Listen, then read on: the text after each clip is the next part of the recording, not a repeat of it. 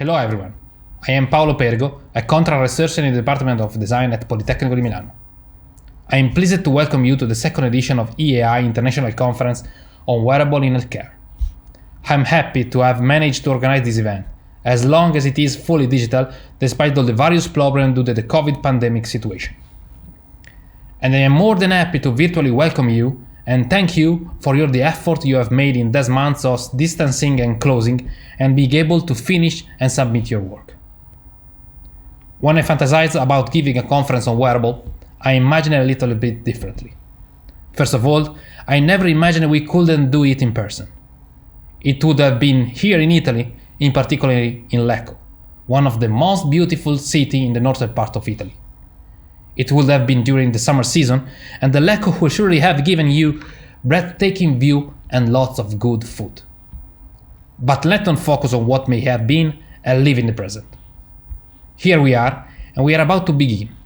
Before starting to show you a little bit about the conference will be like today, I would like to thank all those who helped me organizing HealthWear 2020.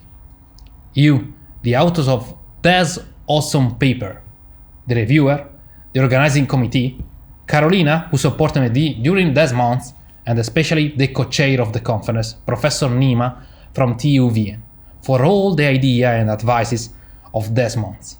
Thanks a lot.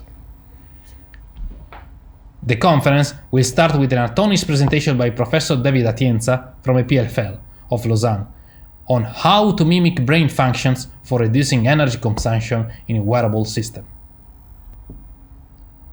Then we will proceed to the paper presentations. The conference will be divided into 4 different sessions. The first one will be on Photoplethysmography and algorithms to improve signal quality and data extraction. The second one will be on IoT and Smart Sensors, applied in different contexts. The third one will be on innovation by design, with papers that will explain new design methods and concepts, and also paper for designing new prostheses. The last one will be on wearable application, with papers that describe the use of wearable in different healthcare situations. Thanks for your attention, and I hope that the presentation will be to your liking and can bring to excellent food for thought. Thank you.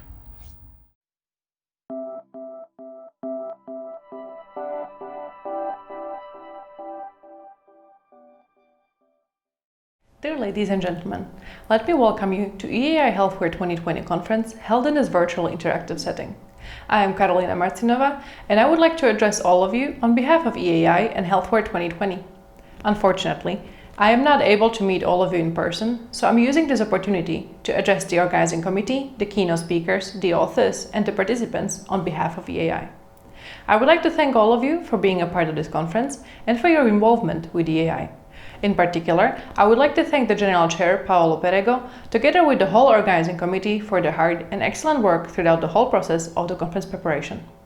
Lastly, let me use this message to invite you to join us again at EAI HealthWear 2021. Information about the next edition will be soon available at the website. Should you be interested in becoming a part of the next year's organizing committee or the technical program committee, please do not hesitate to contact me at my email address below. Similarly, if you're interested in discussing other possible cooperation, a conference, a workshop, or a new event altogether, please contact me at my email address as well. Now, my colleague Michal will present you with what EAI does, who we are, and how you can get involved in our various activities. Thank you for your attention, and enjoy EAI HealthWear 2020.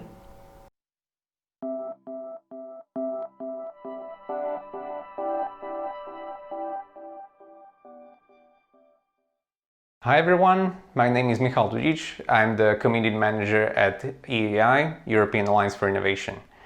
It's my pleasure to welcome you at this conference and say a few words about who we are and what we can do for you and your research career. In short, EAI is a global community for a greener, healthier and smarter world. As of today, we are home to more than 60,000 members from 167 countries, and we reach out to tens of thousands of subscribers. As an organization, we are non-profit from day one, and what is most important to us is that we remain open to all researchers from all around the world thanks to membership that is completely free. We organize more than 100 events annually, such as this conference, and we do so in publishing partnership with Springer. I said in the beginning that EAI is a community, so let's talk about what that means and what it means for you. To put it briefly, we give our members a platform that builds their research.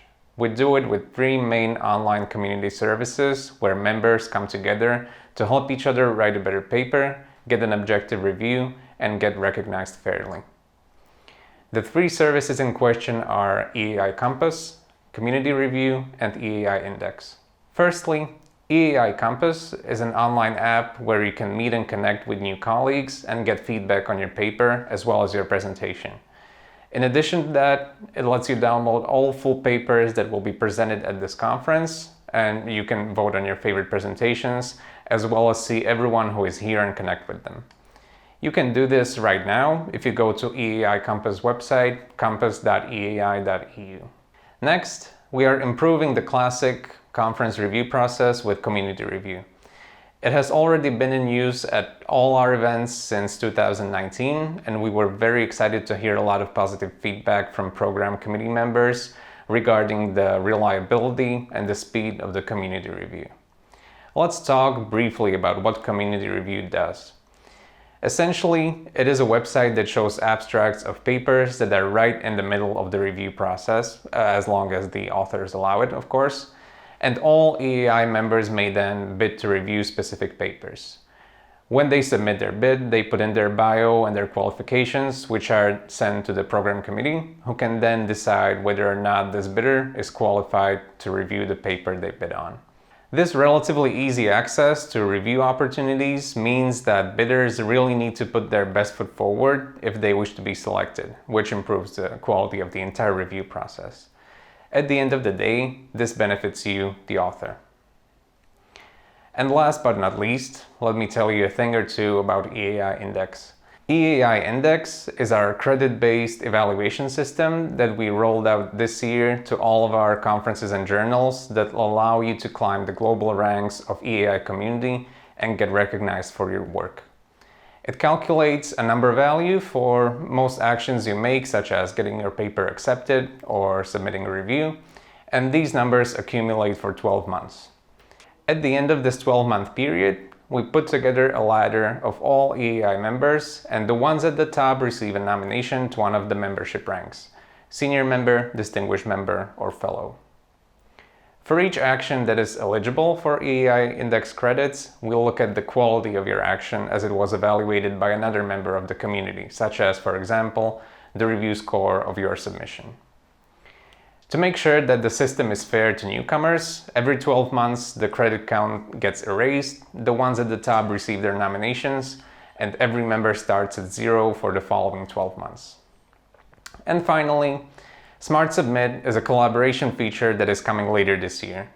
It will allow you to submit your research ideas and your work in progress abstracts to get the kind of help and feedback you're looking for. Maybe you are looking for co-authors, maybe you would like to find a mentor or a mentee, or maybe you want to find out how the community feels about your idea. This is what Smart Submit is designed for. Ultimately, it's about helping you write a better paper and increasing your chances of getting accepted. Again, we will be launching this feature later this year, so stay tuned. And so I'm going to leave you with many different ways to get engaged at different levels. There are lots of opportunities in many of our events and publications, which means many ways to connect with people and collaborate. You may learn more about everything I just talked about at our website, eai.eu. These services exist to help you and to make your lives easier, so we encourage you to send us your comments, ideas, and feedback to community@eai.eu. And if you're interested in volunteering and contributing, you can let us know at the same email address. Don't forget that you can use EAI Compass to vote on presentations in real time to determine which ones are the best, as well as to download all full papers that will be presented today. Just make sure that you log in using the same email address as the one you used to register to this conference. Thank you very much for your attention. Please enjoy the conference, and I hope we will see everyone online soon.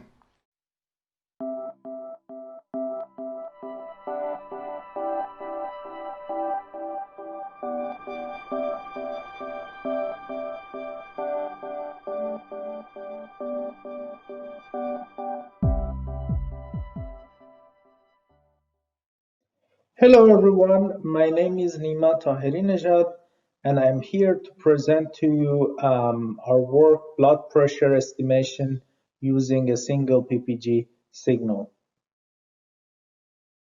So to begin with, I will tell you more about early warning score, the main application for which we developed this algorithm, and how is it used, what does it mean, and what requirements does it have.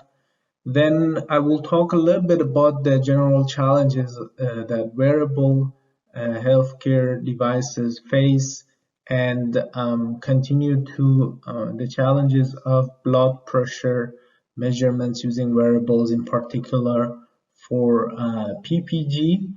And from there, I will bridge into the presentation of the proposed method, and after that, I will tell you a little bit about our experimental setups, experiments, and their results, and finally conclude this presentation.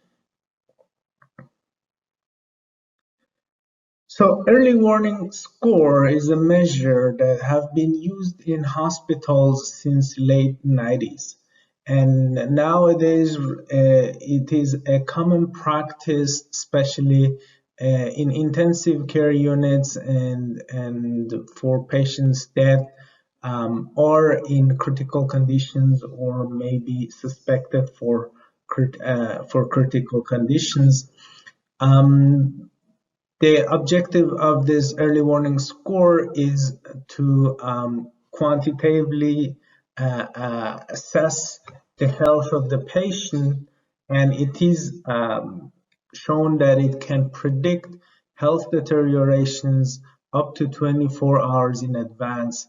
And therefore, this gives the opportunity to healthcare staff to attend and take care of patients that might be in dangerous situations in the next 24 hours.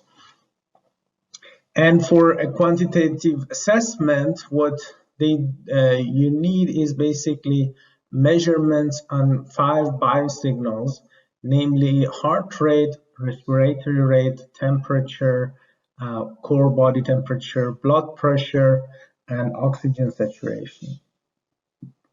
Then you can use one of the early warning score tables. There are a few slightly different versions, but here we see an example of them.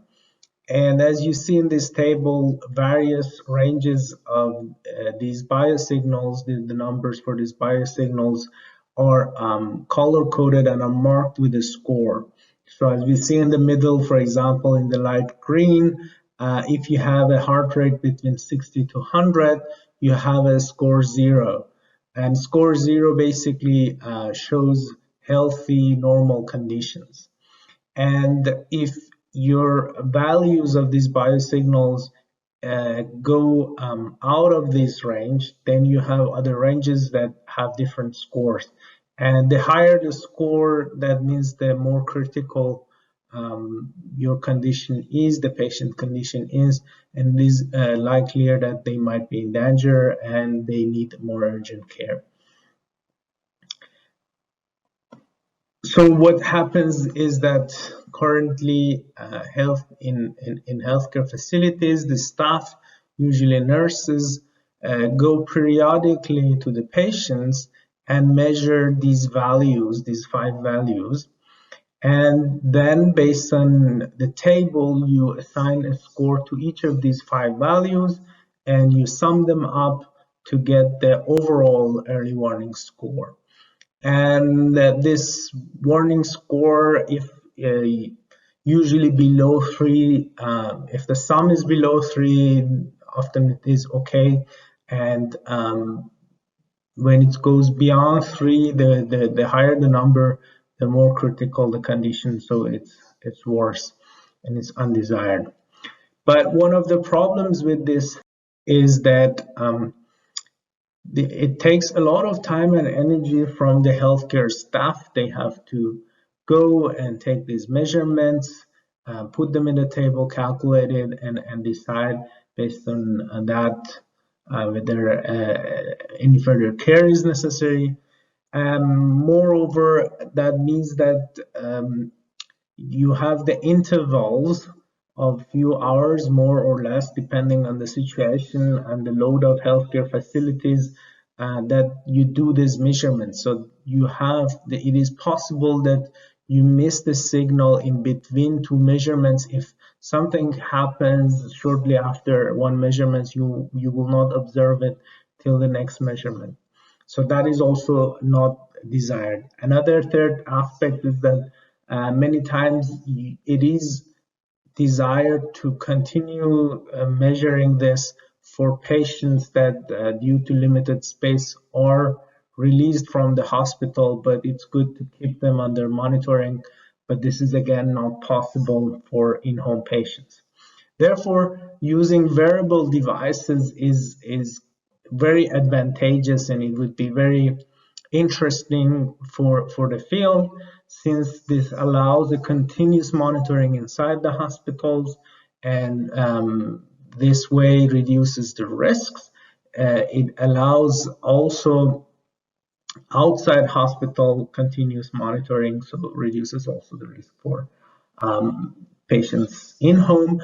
More importantly, it unloads the healthcare staff from doing this task, which we know almost always everywhere around the world, healthcare facilities are already overloaded.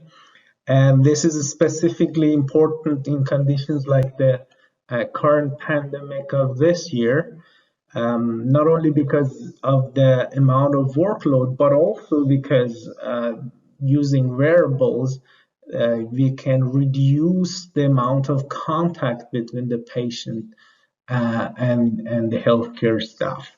So that means that the healthcare staff don't need to go to the patient and measure them and expose themselves to the risk of an infection. So there are many advantages for that. However, there are also challenges. For example, all wearable systems have often very limited computational resources, usually a single core processor with sub-gigahertz operation frequency. That means that limited capabilities of computation, and especially for real-time computation. And the needs grows, considering that we want to do more and more computations and use and calculate different things using the same devices. They also have limited hardware in terms of sensors and actuators. That means that you might not have all the sensors you want to measure the parameters you want directly, and you would need to do indirect inferences. And indirect inferences are much more fragile and sensitive to noise and changes, and they might produce errors result much easier and more often than sensors that do direct measurements.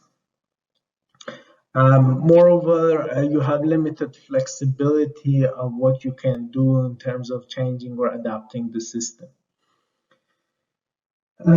We also need to bear in mind that they have very limited energy supplies. They're often working on batteries, which gives them few hours to few days.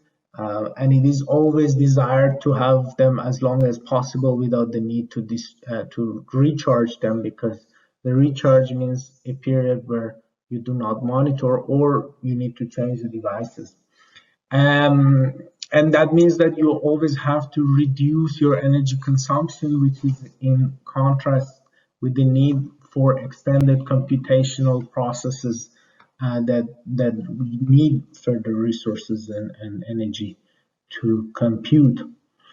And we need to also bear in mind that they are used in a highly dynamic environment.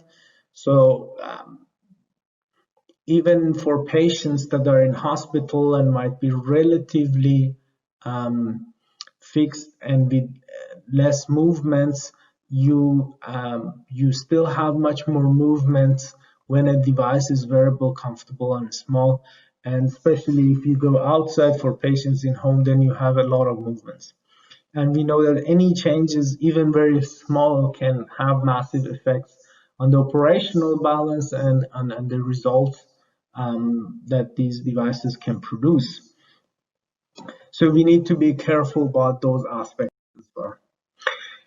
For early warning score in particular, one of the challenges is that these measurement of 5 different values and biosignals directly means the need for having many sensors. And as you can see here, you would not be happy to wear all these devices all the time, even if you're in a hospital. Okay.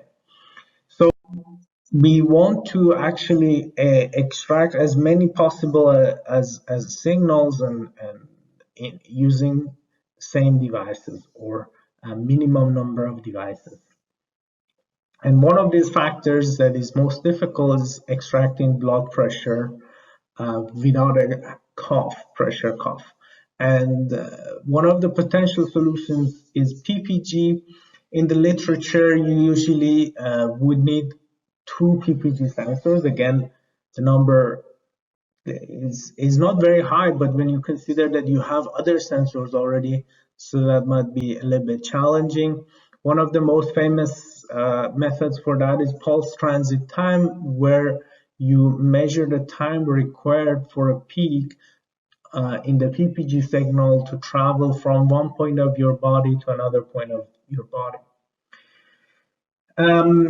Another potential method for extracting blood pressure using PPG with one sensor only actually uses a finger sensor, but that method, which you can find in the reference number 8 of the paper, is dependent and considers many different factors for reliable evaluation. So it uses the blood volume, blood vessel resistance, temperature, pressure between sensor and finger. So as you see, the more you have these parameters that play a part, the more sensitive and fragile is the process.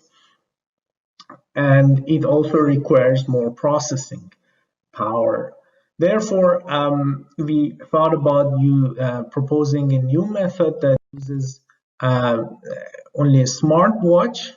In our experiments, the Empatica E4 smartwatches were used. Smartwatches do measure PPG, and this can be used for heart rate measurement as well as respiratory rate measurement. For example, we have other papers where we use this for respiratory rate measurements. And we thought that based on different factors, we can probably find a correlation between points of interest or pins. Here we see the diastolic point, systolic point, diacritic notch, second wave, and the 5th point. So we try to see how do they correlate with the blood pressure of different subjects, and whether we can find a very simple and efficient way of extracting blood pressure using PPG signals. So in the proposed method, we do first pre-process the signal by removing extremely noisy signals. So especially with movement and so on, but it could be also detached signals. There could be many different factors that lead to a very noisy signal that doesn't even look like a PPG. And after removing those, the relatively clean PPG signals are bandpass filtered to remove the movement artifacts, which also includes other artifacts. For example, respiratory rate affects also the PPG signal, and we remove this with the 4th order Butterworth filter. After the signal is cleaned up, we extract the points of interest or pins that I introduced or showed you in the previous figure. And after that, we try to do a linear estimation using a simple linear formula. Now, In our experiments, we basically had 47 subjects in the age of 60 to 80 years old. In the beginning, we started with 36 and then added 11 more. I will talk about that more later on. And the subjects were asked to not consume alcohol, coffee, or cigarettes for 2 hours prior to measurement. And in the session, they were asked to sit relaxed, wear the watch, and also they were measured. Their blood pressure was measured using the pressure wrist monitor cuff BP7S as the ground truth. And then we collected data and basically extracted coefficients that we were looking for. And here you see we did first with all ages all together, 32 subjects. 4 of these subjects actually had signals that were corrupt. We couldn't work with them, so 32 subjects, and then extracted the numbers. Then we thought that since based on the age or with different ages, the shape of PPG signal changes, and some of the points of interest that we wanted are harder to detect. With age, we might be able to improve the prediction. We did actually this age, the separation or grouping into different age did improve the correlation factor, but as we see this slide, it didn't necessarily improve the estimation quality or accuracy.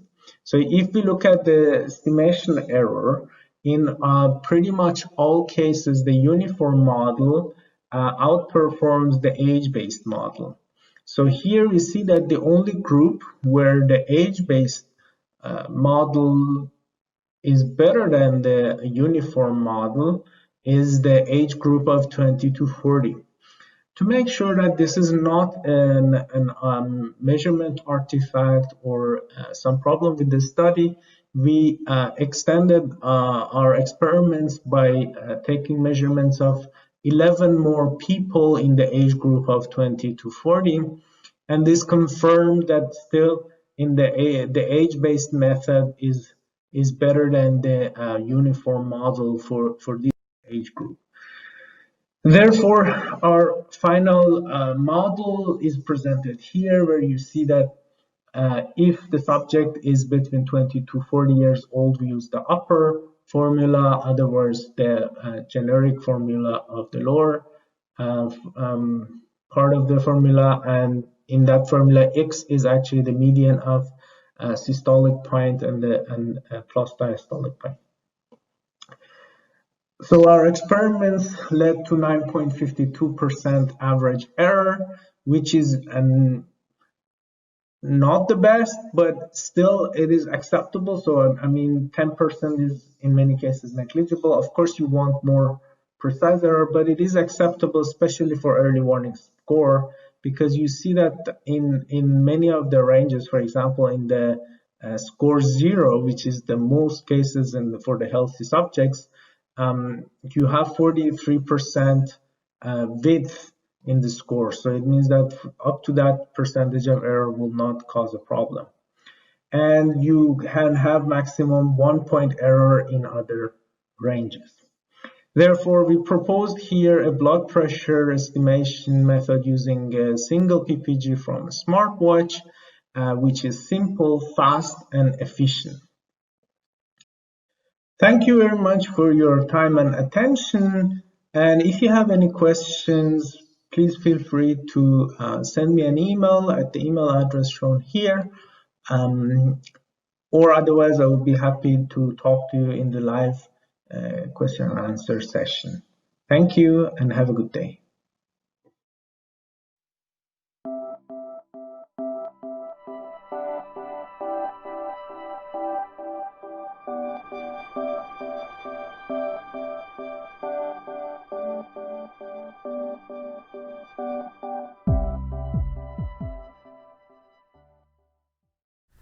Hello, good day everyone. I am Shivam Deburma, a PhD student at McGill University, Canada. I am working under Professor Sharmista Bhatra, we are working on motion artifact reduction algorithms in PPG signal. Here we present a multi-level motion artifact reduction algorithm in photoplethysmography signal using singular value decomposition method. Here is the outline of our paper. In introduction part, we discuss the PPG signal, motion artifacts, and the impact of motion artifacts on PPG signal. In the next part, we discuss about singular value decomposition technique and the proposed algorithm. In experimental results, we show the effectiveness of this algorithm on a PPG signal with motion artifacts. In the next part, we estimate the cardiopulmonary parameters like heart rate and blood oxygen saturation from the processed PPG signal. In the next part, we conclude our work. Introduction. PPG or photoplethysmography is a non-invasive optical technique in which we use a PPG sensor which has this LED and photodetector, as we can see in the top right corner of the image. The LED emits light which penetrates through the skin, and the photodetector can be used either to collect the reflected light or the transmitted light from the skin surface. Based on these configurations, the PPG can have reflection mode configuration or transmission mode configuration. The recorded PPG signal normally has one AC component and baseline or the DC. The DC component, which is the larger part of the PPG signal, is being contributed by the skin, bone and tissues. And the AC part is being contributed by the blood variation in the area where the PPG sensor was placed. During blood flow, the photons of the light source gets reflected by the blood vessels, and this is what contributes to the AC part of the PPG signal. The AC part of the PPG signal can be used to estimate heart rate, and the envelope as well as the DC part is used to calculate the blood oxygen saturation of a human being. The blood oxygen saturation is also called as SpO2. Normally, the PPG are periodic in behavior, but their periodicity changes over time as our heart rate changes over time very slowly, and that is why a PPG signal is called quasi-periodic. Now, over here we see a PPG signal with motion artifacts. As we can see clearly that the presence of motion artifacts completely changes the PPG morphology. It introduces noise. In the first and the second graph in A and B, we have the red and infrared wavelengths of PPG. The optical source or the light source or the LED that we have in PPG sensor, it could have any kind of light color. But for PPG, the red and the infrared wavelengths are very popular. In this setup, we mount one PPG sensor as well as one accelerometer sensor, and then we introduce noise or the motion artifact when we record the PPG. As you can see, when the accelerometer signal captures the motion activity, at the same time the PPG morphology starts getting disrupted, and this is what is the impact of motion artifact on PPG signal. This may lead to false PPG peak detection, and in the meantime also lead to error in heart rate and blood oxygen saturation estimations. Singular value decomposition and the proposed algorithm.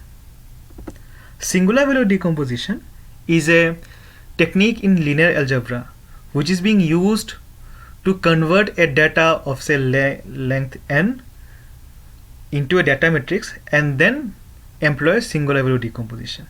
The data matrix is then divided into three matrices, U, S and V, where the U and V are called the left and right singular vectors. The S matrix is called the singular matrix. The S matrix is basically a diagonal matrix with some diagonal elements, which are known as singular values and represented by sigma. Now, for a periodic signal, the S matrix normally have only one non-zero element, that is the sigma equals to 1, when the rest of the part is 0. But for a quasi-periodic signal like PPG, the S matrix will have multiple non-zero elements. Having said that, the singular values sigma 1, sigma 2 and sigma 3, all of them represent the strongest components present in the PPG in a decreasing order. Now, if a PPG has motion artifacts, then the motion artifacts energy also get recorded in some of the sigma values in the S matrix. But towards the end.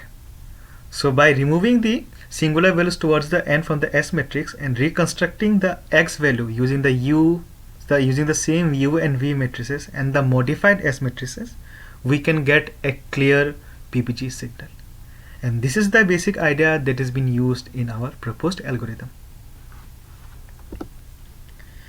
In proposed algorithm, we played with the singular values and we saw if we could get clearer PPG signals or not.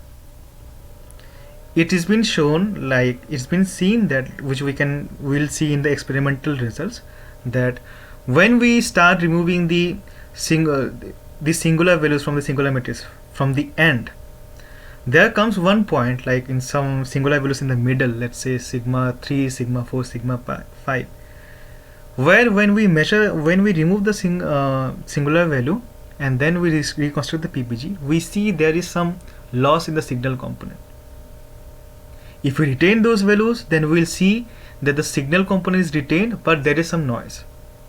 So one singular value at that point in the middle, it is representing some part of the signal component as well as the noise component. These values corresponds to the in-band motion artifact present in the PPG, and this is very hard to remove. So here in this algorithm, we gradually drop the number of singular values. Let's say we have a level of k. At the first k, we use only the first n singular values and generate the PPG. This PPG will have all the PPG signal components and some part of the motion artifacts. In the next one, we drop one more singular values and take n-1 singular values and reconstruct the PPG. Over there, we will see that some part of the motion artifact now got removed, but at the same time some part of the signal component also got removed.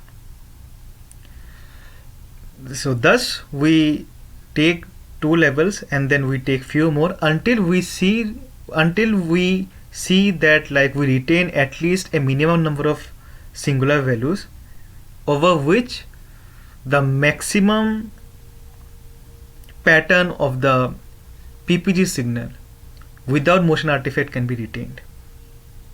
Then all the PPG signals generated from all those levels are added and averaged together. In this way, we compensate for the lost part of the signal components. At the same time, we also compensate for the in-band noise by averaging.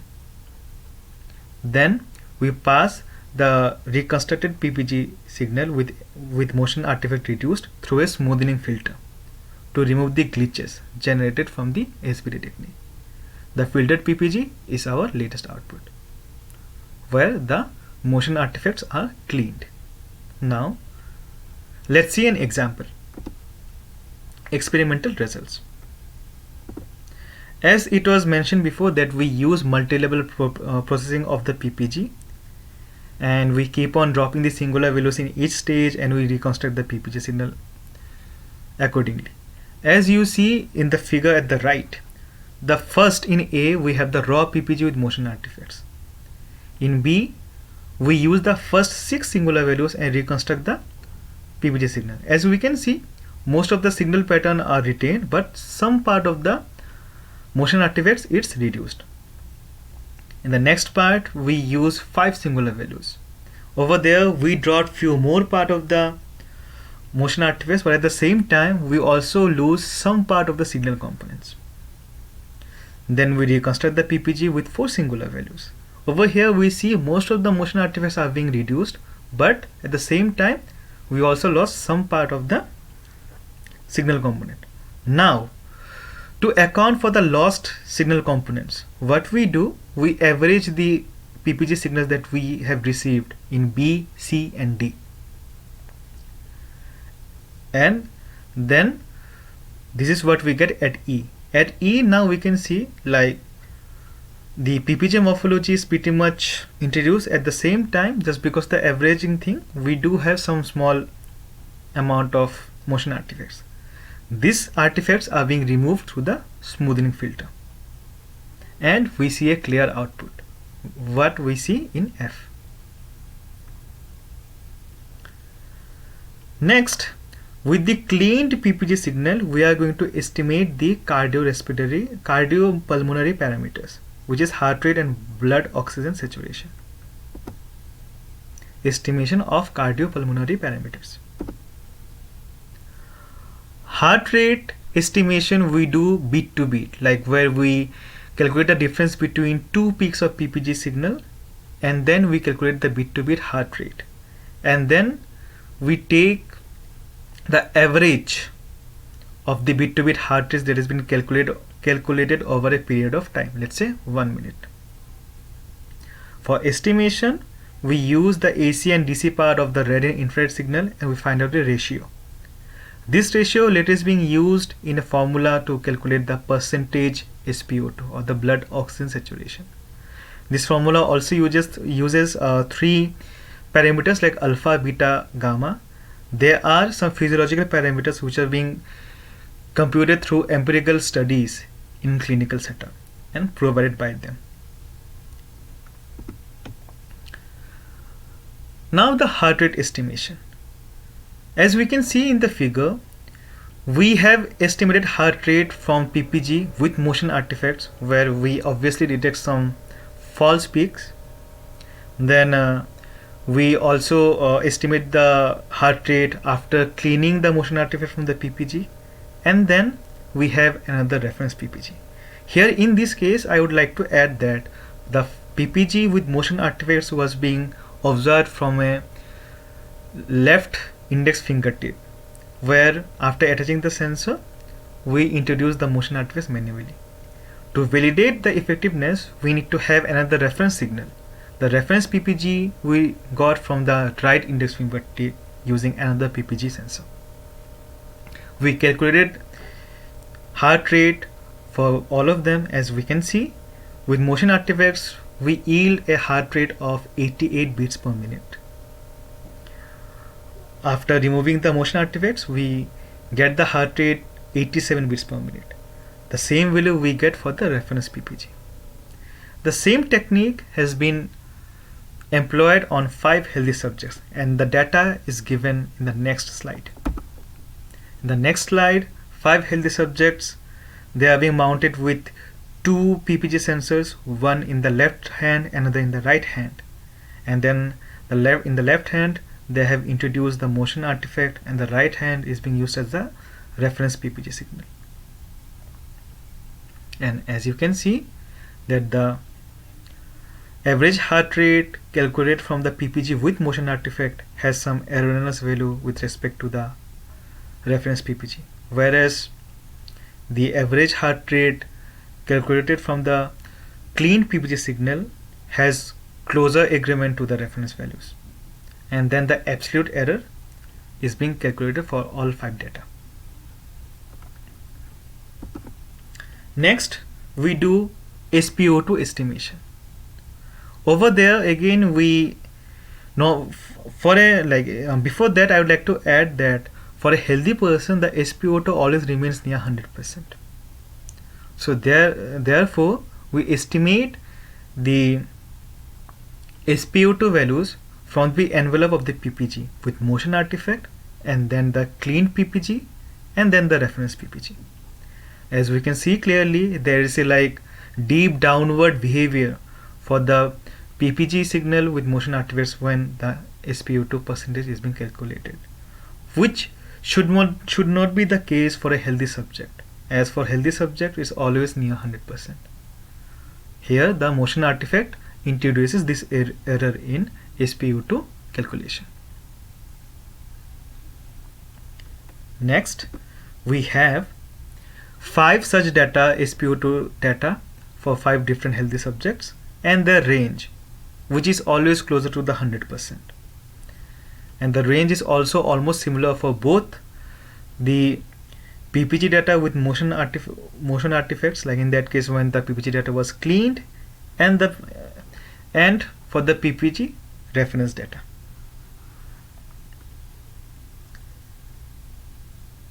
Next, we conclude our work. Conclusion. In this technique, we present a novel singular value decomposition based multi-level motion artifact reduction algorithm. This algorithm is employed on PPG signals with motion artifacts, and then after that we also calculated the cardiopulmonary parameters from the cleared PPG signal. The cardiopulmonary parameters like heart rate and blood oxygen saturation.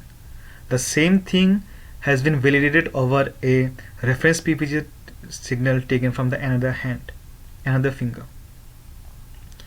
The average error in heart rate estimation is found out to be 0.69% with respect to the reference PPG signal, whereas the average maximum difference in percentage SpO2, which is in short the average spread of the SpO2, is 1.73% for the PPG signal with motion artifacts after we clean the motion artifact using our algorithm, in comparison with the reference PPG signal, which has a average maximum difference or the average spread in the percentage SpO2 1.69%, which is very close. And this is how we show the effectiveness of our algorithm. Please let me know if you have any questions. I would be very glad to address them. Thank you.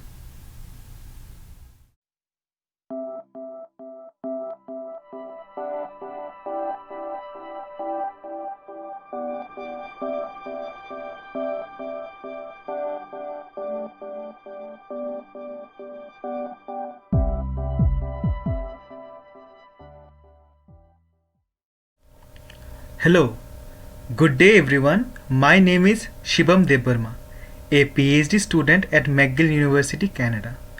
I am working under Professor Sarmishta Bhadra, and we are working on intraoral monitoring of Photoplethysmogram signal or PPG signal to estimate cardiorespiratory parameters. Here is the outline of our paper. In the introduction part, we are going to talk about the PPG signal and how it can be used to measure intraorally. Next, we have sensors and experimental setup, where we show the experimental setup of acquiring PPG signal intraorally at the same time acquire some reference signals for validation. In the next part, we have estimation of cardiorespiratory parameters. Here we are going to see how can we use a PPG signal to estimate cardiorespiratory parameters like heart rate, blood oxygen saturation, and even respiration activities. In the next part, results and analysis, we are going to show the heart rate, blood oxygen saturation, and respiration events derived from the intraoral PPG signal, which is then validated against their respective reference signals. In the next part, we conclude our work. Introduction. Obstructive sleep apnea. It is a sleeping disorder in which the airway of a patient, of the human being who is suffering from OSA, gets blocked as the tongue sleeps downwards, as you can see in the top right corner of the figure. This leads to a blockage in the airway, because of which the patients suffering from sleep apnea will have loud snoring. This is one of the symptoms. One of the treatment of sleep apnea is sleep study, where a patient is required to sleep in a clinical setup. At the same time, the doctor will monitor overnight the patient's sleep as well as the patient's cardiorespiratory parameters, like the same heart rate, blood oxygen saturation, and respiration events. Such setup cannot be done at home. Then we have a possible device which could be used to treat sleep apnea. This is called mandibular advancement device. This sort of device can be put inside the oral cavity, which will make sure the airway will remain open when the person sleeps, as we can see in the picture at the bottom right corner. So the patient will be using these mandibular advancement devices at the same time when the person sleeps. We need to make sure if we could assess the cardiorespiratory parameters as well. This is what gives our idea. First of all, we need to see if we could acquire cardiorespiratory parameters intraorally. Photoplethysmography could be a possible candidate for this one. If this can be done, then such PPG sensor or the photoplethysmography sensor can be embedded in the mandibular advancement devices, and we'll be having the smart mats which can be used at home, like when the patient sleeps. While wearing the smart mandibular advancement device, we can measure the patient's cardiorespiratory parameters very easily. But before that, we need a proof of concept. Photoplethysmography. It is a non-invasive optical technique. The PPG sensor is an optical sensor which has LED as well as photodiode. The LED normally emits light when it's placed near to a skin periphery like fingertip, as we can see in the picture at the top right corner. The LED will emit some light and it penetrates through the skin bone tissues, and some part of the light gets transmitted and the other part gets reflected. Next, we place the photodetector either to detect the transmitted light signals or the reflected light signals. Based on this configuration, the PPG sensor can have roughly two modes.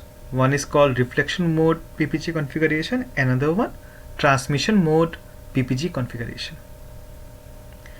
At the same time, the PPG sensor uses LED, so the LED will have different types of optical wavelengths. For PPG sensor, the red and the infrared wavelengths are very popular.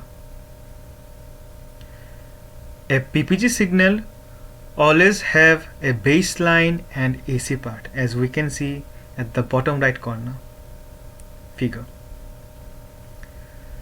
The baseline or the DC part is being contributed by the light which is being reflected or transmitted because of the skin, bone and tissues.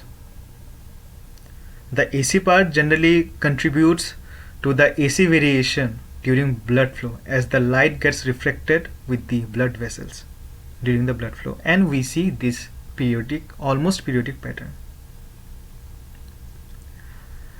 The peaks and valleys of the AC part of the PPG can be used to estimate heart rate and heart rate variation. At the same time, the envelope and the DC part of the PPG signal can be used to estimate blood oxygen saturation as well. The PPG signal directly coincides with the heart activity, and the heart activity depends on the respiration events. So based on the respiration, human beings' heart rate actually changes over a time, and this change also gets captured by the PPG signal. By having a look at the heart rate variation, we can also detect the breathing activities, which we will see later. Sensors and experimental setup. In this setup, at the left side, we see a small PPG sensor along with Arduino board. This small PPG sensor is lightweight and is used to place intraorally to capture intraoral PPG signals. The sensor is being wrapped in a transparent plastic before we put it inside the mouth for safety issues. Next, to validate the PPG we get from the intraoral, we need to have another PPG signal, which is the reference PPG signal that we are using another PPG kit. This reference PPG sensor is mounted on the left index fingertip. Next, we have respiration monitoring. For respiration monitoring, we have one pressure sensor based respiration monitoring belt, which is worn around the waist, and all of the data from all those sensors are taken simultaneously. Estimation of cardiorespiratory parameters.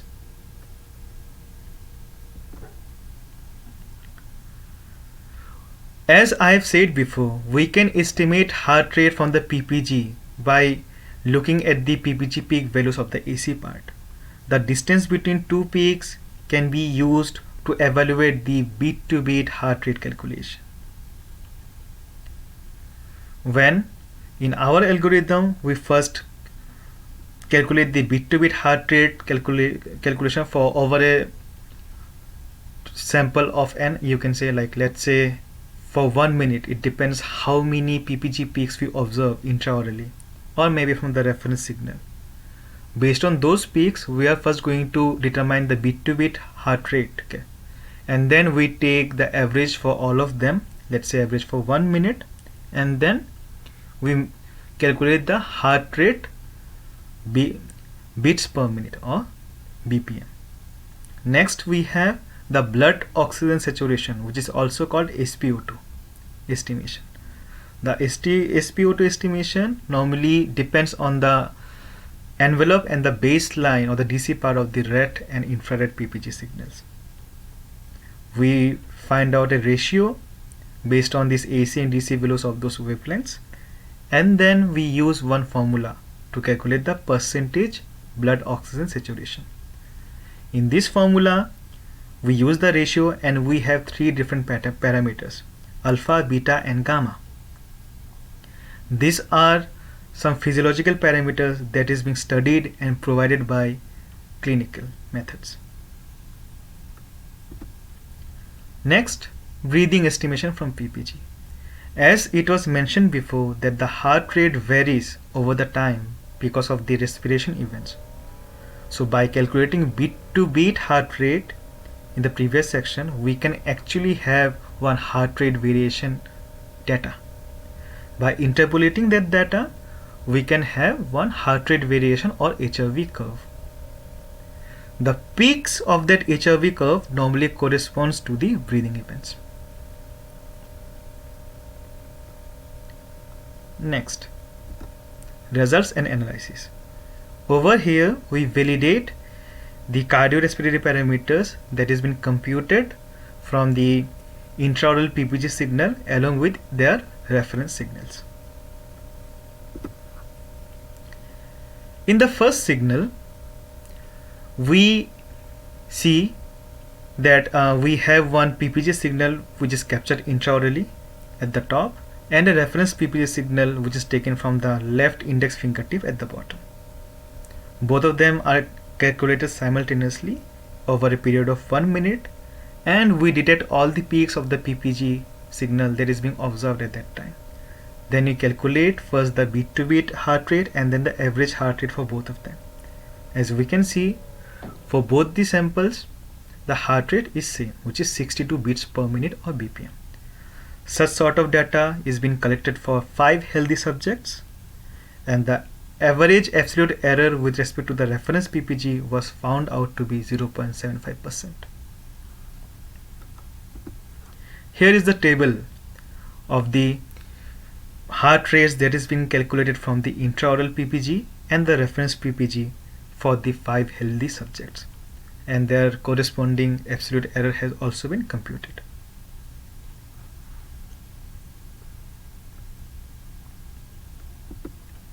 Next, SpO2 estimation. For a healthy person, the SpO2 always remains near 100%. Over here, we estimated the SpO2 values for the intraoral PPG as well as the reference PPG. As we can see from this curve, for both of them, the SpO2 value was always almost near around 100%. Such data was being collected for 5 healthy subjects and presented in the table in the next slide. As we can see, the average blood oxygen saturation range for intraoral PPG as well as the reference PPG for all 5 subjects are being shown. They are in close proximity with each other. The variation is nothing but the spread of the SpO2 range or the SpO2 values. That is, using these variation values we can find out the average maximum variation by taking the average of all these 5 data from the variation column, which we will see in the next section. Next, breathing estimation. For intraoral PPG, we need to first of all verify the heart rate variation or the HRV curve that we derive from the intraoral PPG signal. At the same time, it needs to be validated with a proper method where we directly measure the respiration events, and that is why we have used that respiration monitoring belt. During this experiment, we have done different type of breathing activity like the normal breathing or NB, then the slow breathing SLB, then we have the fast breathing pattern FB, then we have shallow breathing SHB, and breathe hold HB. In this example or this figure, we have 3 types of breathing. One is slow breathing, then normal, and then again slow, and then fast breathing. And the corresponding HRV curve is computed. When we count the peaks for both the data, the peaks that is being observed in the HRV curve is almost similar to the peaks that we have observed from the breathing data, which is the legit one.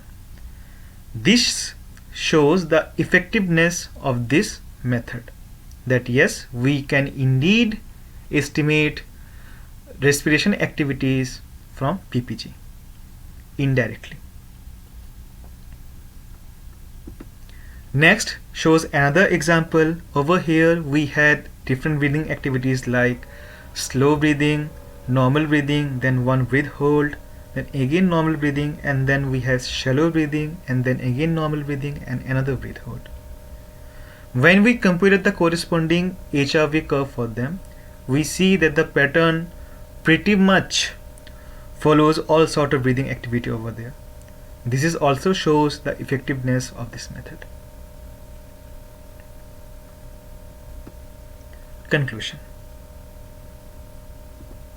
Here we show an example of intraoral monitoring of PPG signal and the use of that PPG signal to estimate heart rate, blood oxygen saturation, and respiration estimations.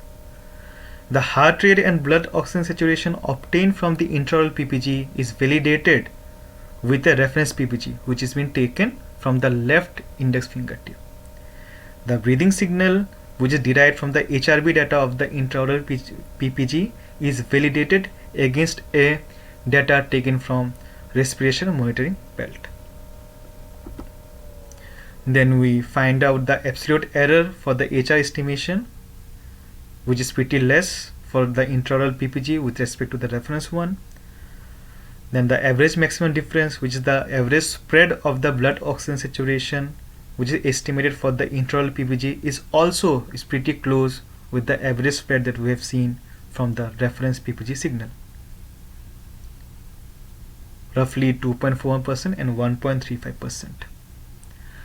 The average error estimated in the respiration events for that two dataset that has been presented over there, it is around 5.83% with respect to the reference breathing signal obtained from the respiration monitoring belt. This is how we can show that the intraoral PPG monitoring could be a potential candidate to assess the cardiorespiratory parameters during sleep study. So the PPG sensor can be mounted in smart mandibular devices, and the patient's sleep can be studied at home for sleep apnea.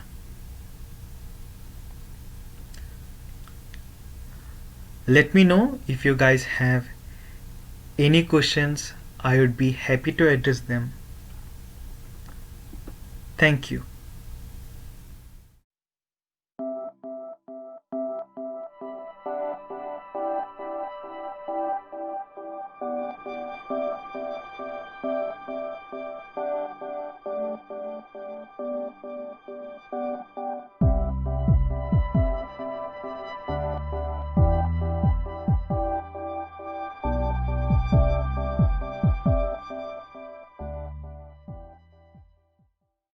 Hi, I'm Laura Rose from Eurecat Technological Center, and I'm presenting a joint work with Meritxell Gómez Martínez, Silvia Orte, Kian Seif, and Eloisa Berguiu on empowering the citizen in the main pillars of health by using UIT.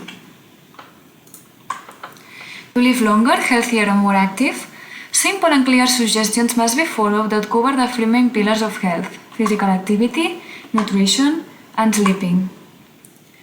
Due to intrinsic and extrinsic factors, people are far to have a healthy life, and thus there is an increase of chronic disease, mental disorders, and premature death. Self-management plays a central role in the P4 medicine paradigm, as it has a beneficial impact on both physical and psychological health status, and it can help prevent these health issues. The use of mobile technologies and wearables, machine learning, and artificial intelligence is being key in recent years to be able to support patient and citizen in self-management. Personalization, adaptation, and scalability are also key properties to leverage when designing and developing software solutions promoting self-management through, for instance, patient empowerment. Unfortunately, many of the mobile applications focus only on monitoring and do not provide personalization or suggestions to improve. They only provide general nudges. In Carpe Diem, we combine monitoring and artificial intelligence technologies to improve the state-of-the-art solutions related to keeping healthy lifestyles.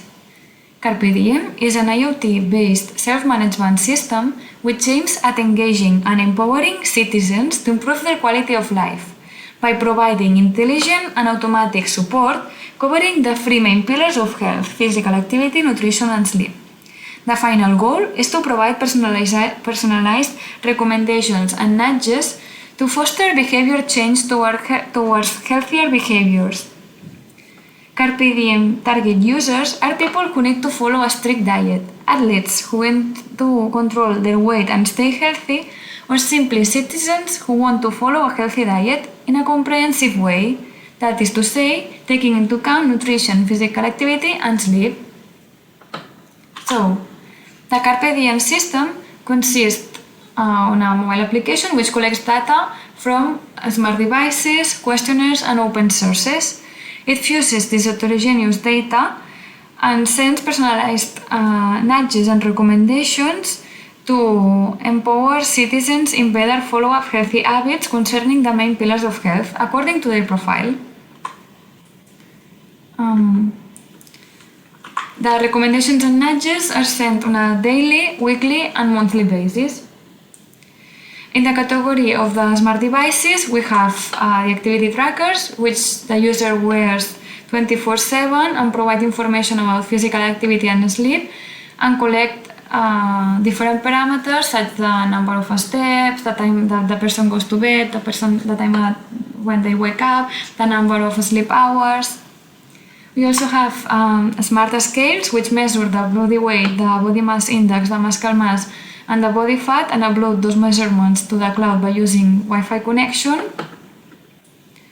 And we also have the Logmill API, which is a cloud-based application capable of recognizing meals through pictures taken from a smartphone camera. The pictures taken by the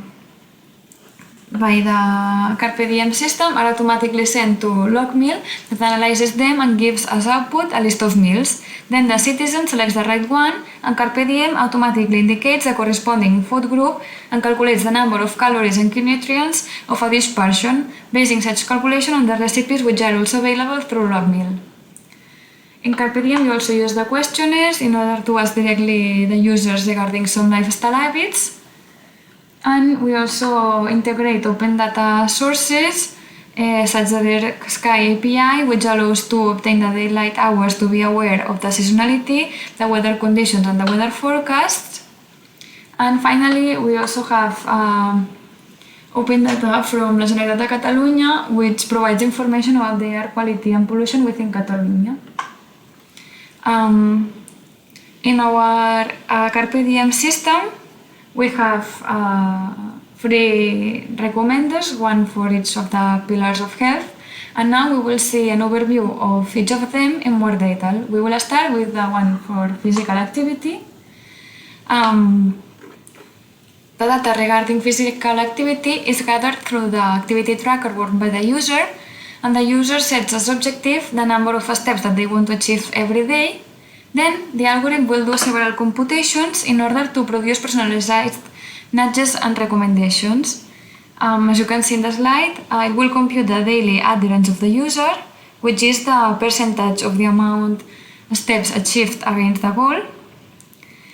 To produce more personalized messages, it takes into consideration several things to produce the message, which is the weather, thanks to the integration of the Sky API, if it's a national holiday, and also it takes into consideration if this day of the week, it's normally a day of the week in which the user has a good performance or a bad performance.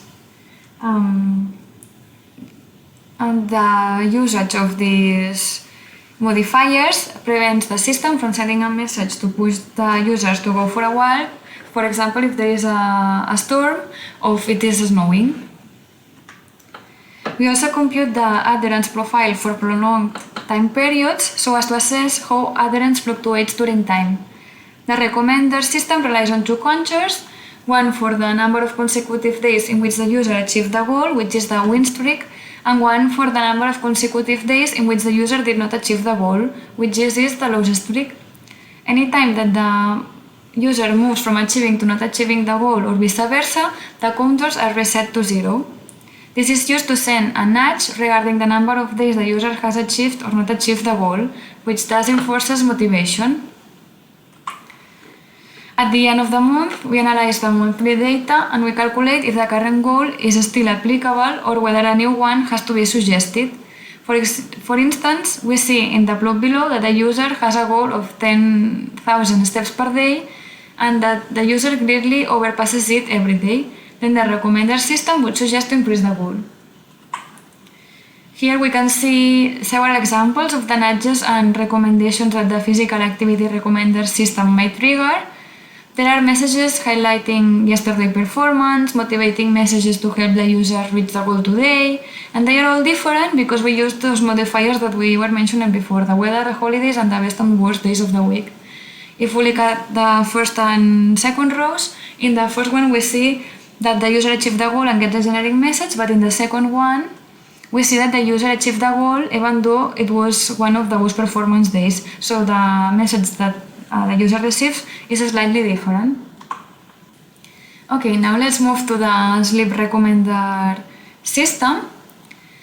The data regarding sleep is gathered through the activity tracker worn by the user, which is worn 24/7, and some questionnaires regarding the sleep and the lifestyle habits. The users must answer weekly the cited questionnaire, which is about how well the user sleeps. If they are smokers, they also must answer weekly how many cigarettes they smoke per day. If they use electronic devices, they also have to answer how many minutes they used those devices before going to bed. And additionally, if they drink caffeine, they must answer daily the number of caffeinated drinks that they took 7 hours before bedtime. Apart from this data, we also collect data regarding the environmental factors, especially temperature, thanks to the integration of the Dark Sky API, and pollution, thanks to the open data from Generalitat de Catalunya. The data is collected every day, and at the end of the month, the users are clustered according to fixed groups of habits defined considering the intersection among 3 categories, defined by the number of sleeping hours, the sleep efficiency, and the satisfaction. The number of sleeping hours defines 3 categories. If the user slept less than the recommended hours or above the recommended hours, which are defined depending on the citizen age and to what is specified in the literature.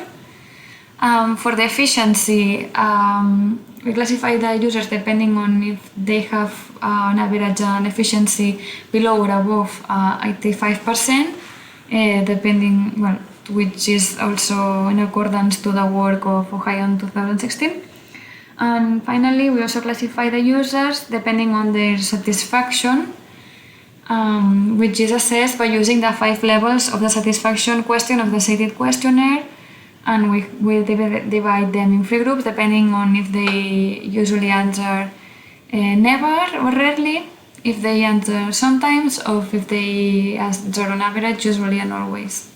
And for each cluster, together with the clinicians from the Biomedical Research Institute in Lleida, we defined a suitable set of recommendations and nudges with the final goal of moving all the citizens to the healthiest cluster corresponding to sleeping the recommended hours and having a sleep efficiency above 85% and a satisfaction of sleep between 4 or 5.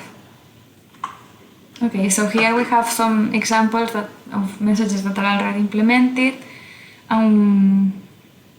We see that the messages would be sent with different frequencies, such as daily, weekly, and monthly.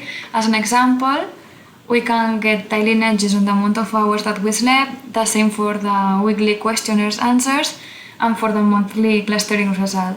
We would also have general advices regarding general sleep hygienic measures that are sent every week, and we would also evaluate weekly how the sleep wake-up cycle is, and if it's not regular, the system would trigger recommendations at convenient times to enforce a more regular one. Now let's move to the nutrition recommender system, which is the last one. The nutrition recommender system follows the specifications proposed by nutritionists from EURECAT. Its main objective is to provide recommendations based on the user profile to trigger behavior change towards healthier nutritional behaviors.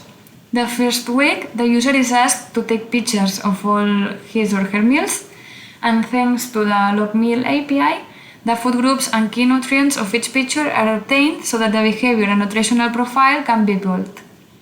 At the end of this phase, the nutritional objective of the user is set considering, on one hand, the food groups to work on, and on the other hand, the distribution and types of recommendations.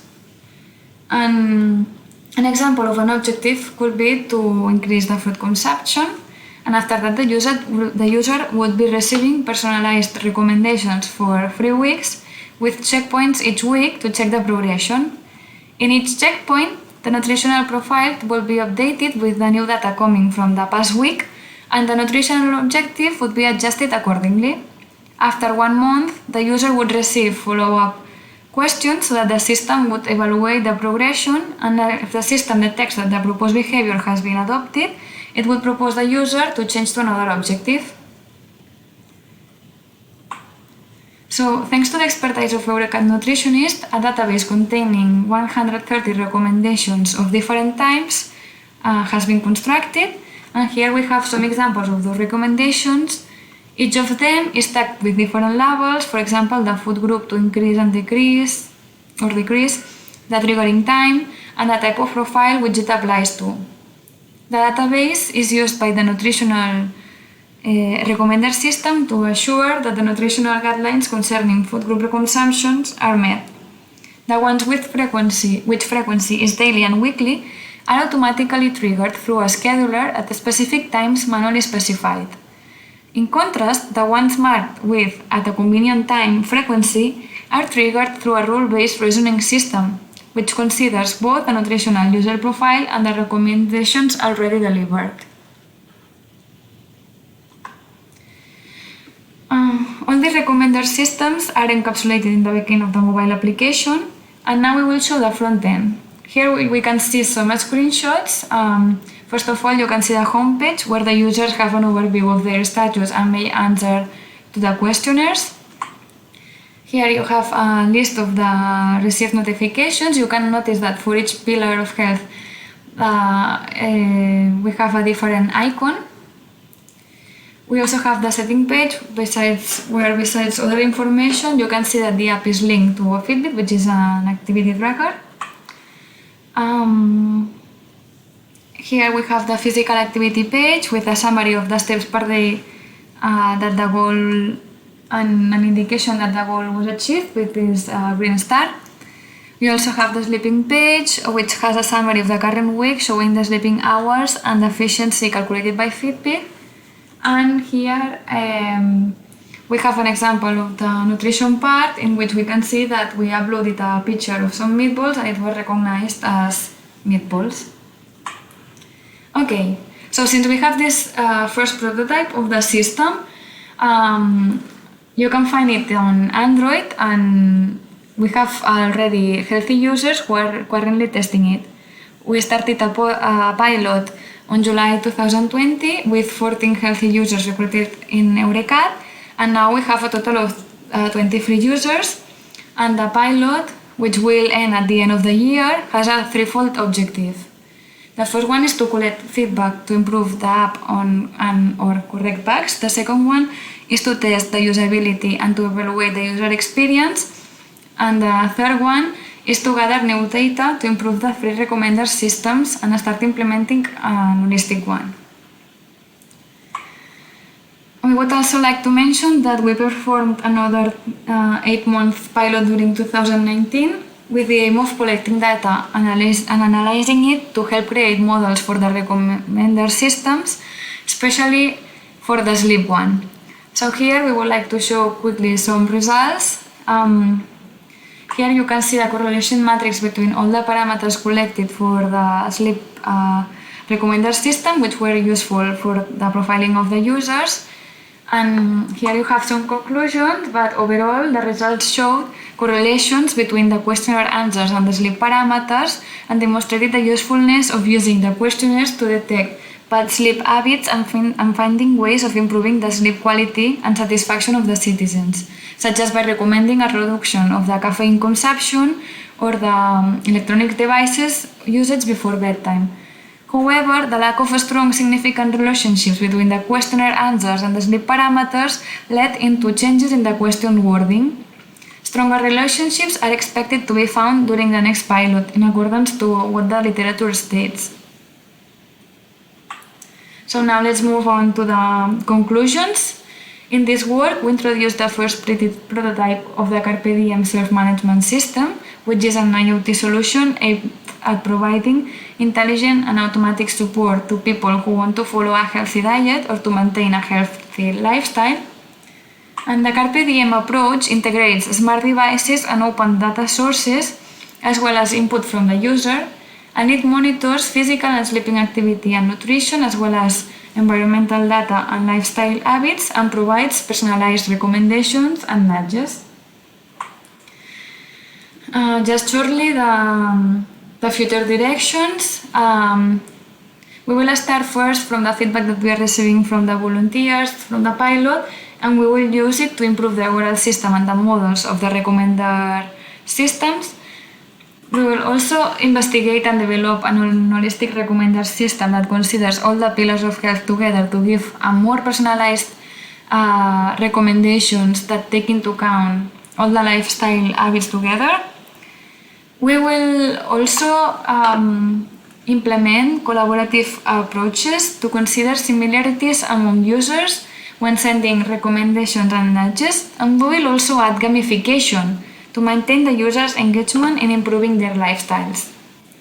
Finally, mindfulness, the fourth pillar of the health, will also be considered and introduced to give support to the citizens in managing anxiety and stress, as well as to improve the sleep quality.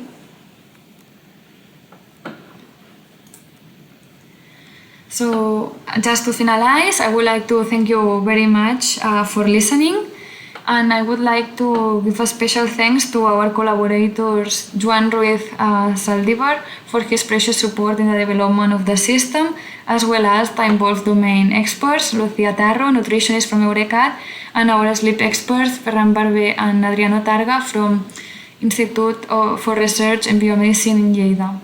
So thank you very much to all for listening, and I hope you enjoyed this talk.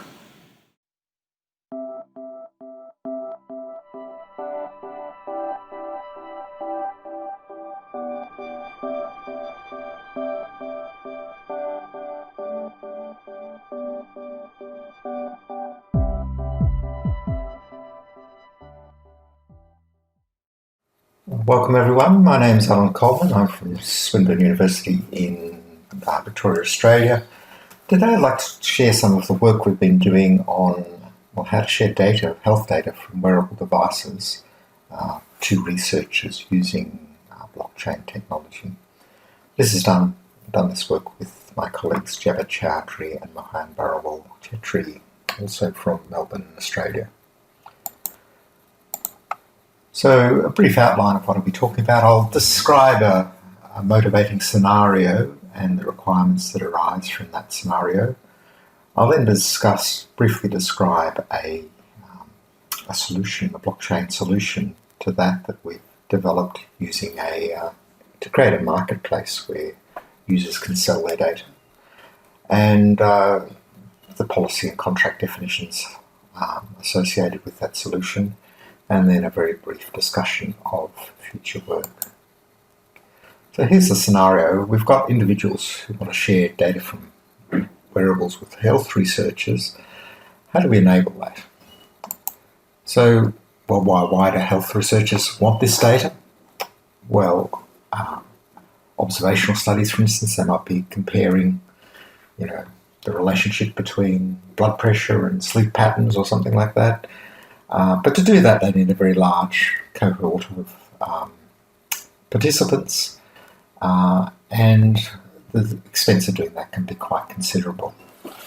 So the problem here is that there's no previous relationship, with the owner of the wearable device and the health researcher. So there's a lack of trust. It's not like a clinical situation where you've got a doctor and a patient, or where you've got clinical monitoring going on. And it also means that probably they're more interested in historical data rather than real-time data, so they're not worried about whether someone's about to have a heart attack or something like that. It's more, what are these patterns over a period of time? Any such solution is going to need to ensure a number of things. Obviously, the user wants to control access to their data. So this work has actually risen from work we've been doing in a broader context. In particular, we've been working on how users can control access to their data repositories and so on, or data stored on the web and various held by various companies. And we all understand it's been a huge amount of abuse of this in terms of companies like Facebook and the like using data they've mined to monetize, whereas the users don't get any direct financial benefit from that. But particularly in the case of health data, we've got concerns about privacy in terms of the identity of the user, the privacy of the data, and also if there's any transactions going on, we also want those to be private. And we also need to make sure that the data is reliable and there's some integrity to that data in terms of what the health researcher is receiving. And of course, health researchers may not have a huge amount of money, and so we want to keep it as low cost as possible. So there's two basic approaches to accessing data from wearables. Firstly, a wearable often has an app built on it, so a smartwatch has an app built on it with a SDK that's interrogating the sensors, and then that information can be stored on the device itself, or possibly that app could be designed to send that data to some external source. But more commonly, these devices come with some sort of syncing mechanism that allows the data to be updated to what we call a data custodian silo. So Fitbit.com, your Fitbit watch is uploading and syncing data to be stored in the cloud. And then these providers make APIs available so that third parties or applications can interrogate that data, provided they've got the right credentials. So it varies a little bit from system to system. So, for instance, Google Fit and Fitbit, Microsoft provide these APIs, but say not Apple. So what are the requirements from the wearable user's perspective? Well, obviously, firstly, they want to be able to specify what data they want to share. So, what device do I want to share from my Fitbit or from my smartphone or whatever? They want to be able to specify what metrics they want to share. I want to share my heart rate, but not my sleep pattern or blood pressure or something. And I may want to restrict when that is shared or when that's monitored. So maybe only weekdays, 9 to 5 or something. Or I want to share it for 6 months, for 6 months of 2021. Might also want to specify with whom I want to share it. So, do I want to share it with university researchers or drug companies or, just anyone who wants it. So once I specified the data, then I want to specify a sale price. How much am I going to get for that data? So, for instance, a drug company that's making a profit with this, I may want some recompense for my data. But if it's a university researcher doing it for the greater good, then I may be happy to give that for free. I want to securely delegate access to their data so that they're trusting a person to access this data. They don't want any other person being able to access it. They want that one person to be able to access that in a reliable manner, and only that. They want to be able to preserve their anonymity, so they don't want parties accessing their data. But they're likely to have to provide a personal profile as well, because the research is going to need, what sort of person does this data relate to? So there's not only the physiological data, but there's also the profile, personal profile. They want to be able to revoke access to a contract. So if they set up a contract that allows a researcher to access the data or advertises it for researchers, they want to be able to rescind this. And then finally, how does the user find these researchers out there that might be interested in their wearable data? So, as I said earlier, this work has arisen from work we've done on data sharing in general. So here's an example of a little screen where they're provided by the system, where the user can enter the type of the parameters that they want to share.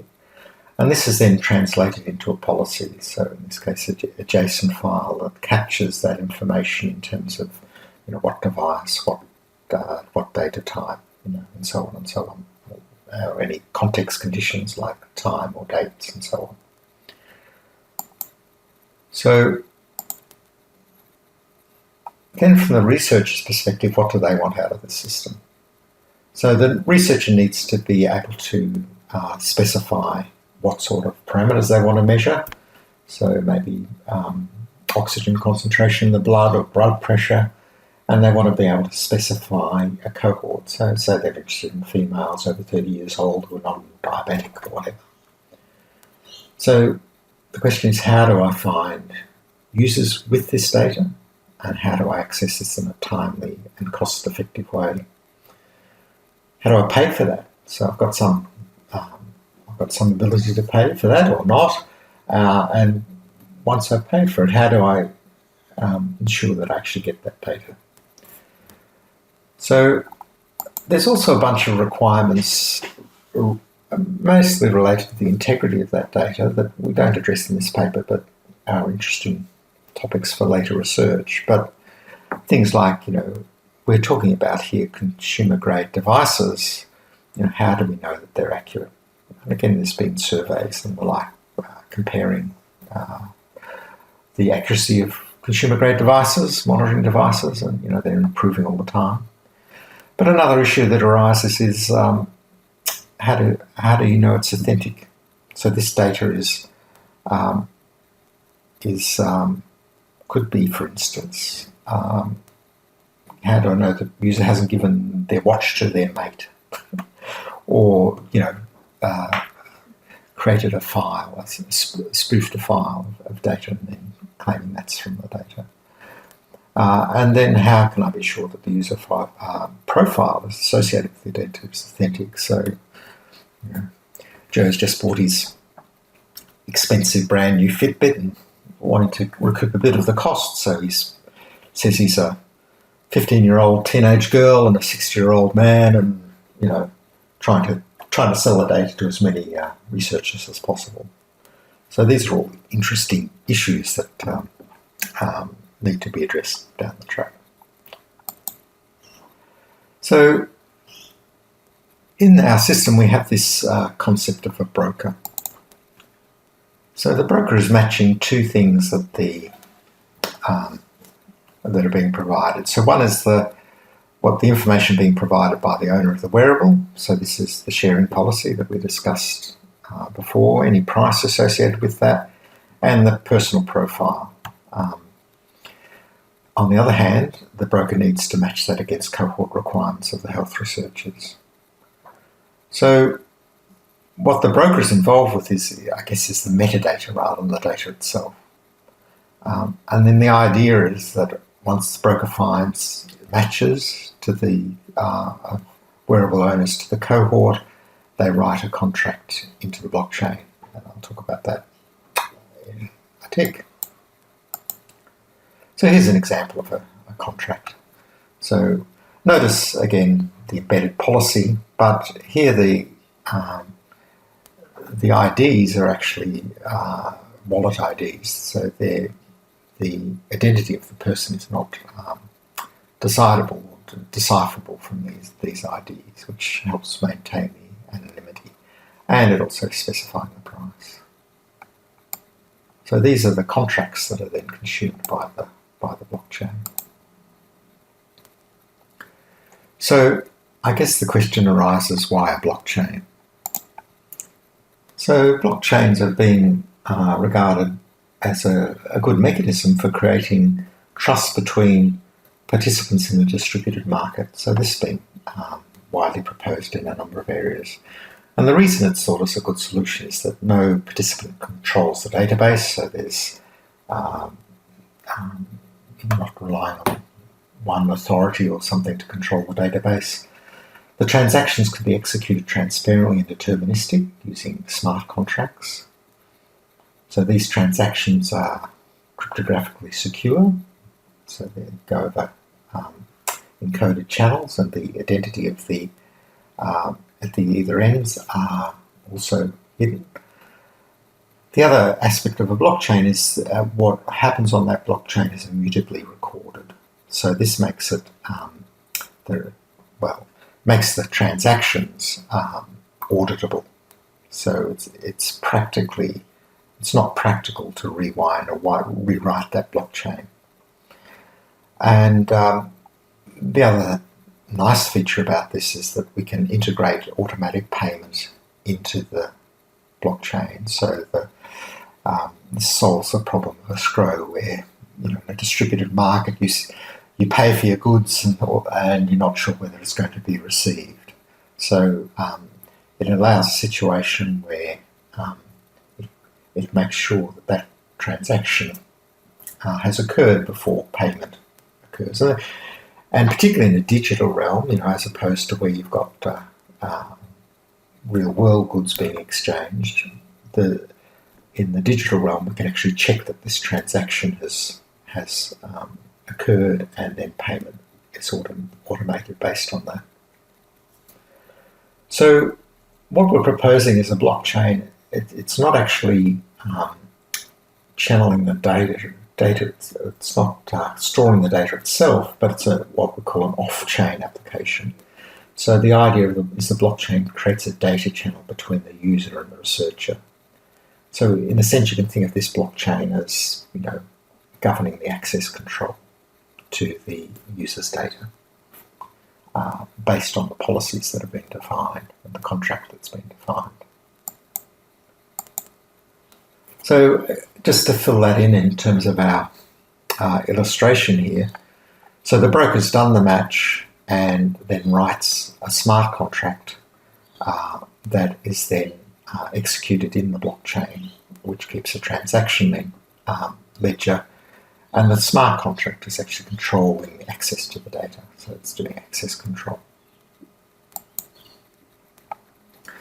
So we then have this research consortium. So it's what's called a permission blockchain. I guess everyone's heard of Bitcoin, which is an open type of blockchain. But there are other types of blockchains called permission blockchains that more tightly control access to the blockchain. It also makes the consensus mechanism much easier to implement, because you don't need, like in Bitcoin, there's proof of work consensus, and this involves solving extremely complex problems, which then burns a lot of electricity, which then makes pollution worse and so on. But permission blockchains are often quite suitable in industry type situations like supply chains and the like, where you've got trusted or semi-trusted parties. And so our assumption basically is that from the user's point of view, a consortium of research institutions is more likely to be trusted than, say, an individual researcher. So, Jane Smith, from some institution the user's never heard of, the user may not be happy to give that information to Jane, whereas they'd be happy to give it to a consortium of established universities and research institutions. So the participants register with that blockchain. Permission blockchain, I guess, again, it's creating a data channel with immutable records and executing the payment, but the key thing is that it can better control visibility of the transactional data. So, for instance, a user can only see the transactions related to them. Similarly, a researcher can see the transactions related to them, but not other researchers and so on. And again, as we said before, anonymity is preserved because we're using pseudo wallet keys rather than real identities. The other key aspect is what we call the data fetcher, and this is responsible for getting the user access keys. So the user registers with the consortium, provides their access keys, and then this allows the data fetcher to extract the data from the data custodian API according to the policy that's defined in the blockchain. And then there's a final step of anonymizing that data. In other words, for instance, if there's location data or there's data in there that might need to be obfuscated or further filtered, that is also done. So again, just to complete that illustration, we've got a research consortium here controlling the contract and access. It could also include the broker, depending on how you wanted to design the system. But then that's controlling this data flow through and the anonymization to provide that to the researcher. So notice again the metadata and the physiological data are kept entirely separate. Finally, there's just a couple of aspects. As I've said before, visibility of transactional data can be limited to participants and the pseudonymity, and again, micropayments can be handled automatically.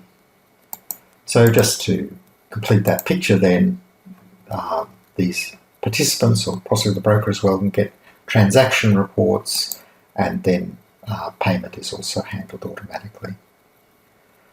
So I think I'm just about running out of time. In terms of future work, it's important that we've got data integrity, as we've discussed. If we're incentivizing a data market, then that opens it up to fraud, gives an incentive to fraud. We need to detect anomalies in devices, but also we've got to make sure that how do we get this metadata in a more secure way, and how do we stop people de-anonymizing users by interrogating the metadata. So a researcher could define a very narrow cohort, say with respect to data, and then figure out with location, and then figure out who that's related to. So that's it. Just some acknowledgements for the developers who worked on this, and thanks for listening.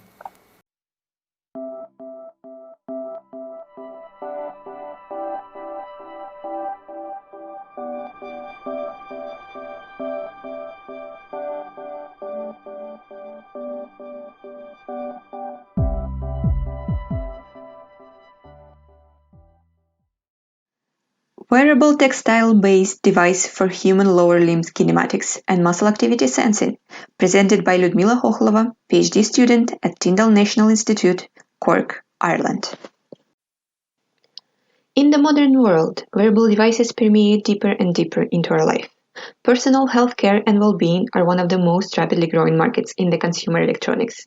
The market volume was predicted to go from around 600 million devices in 2018 to more than 900 million devices by 2021.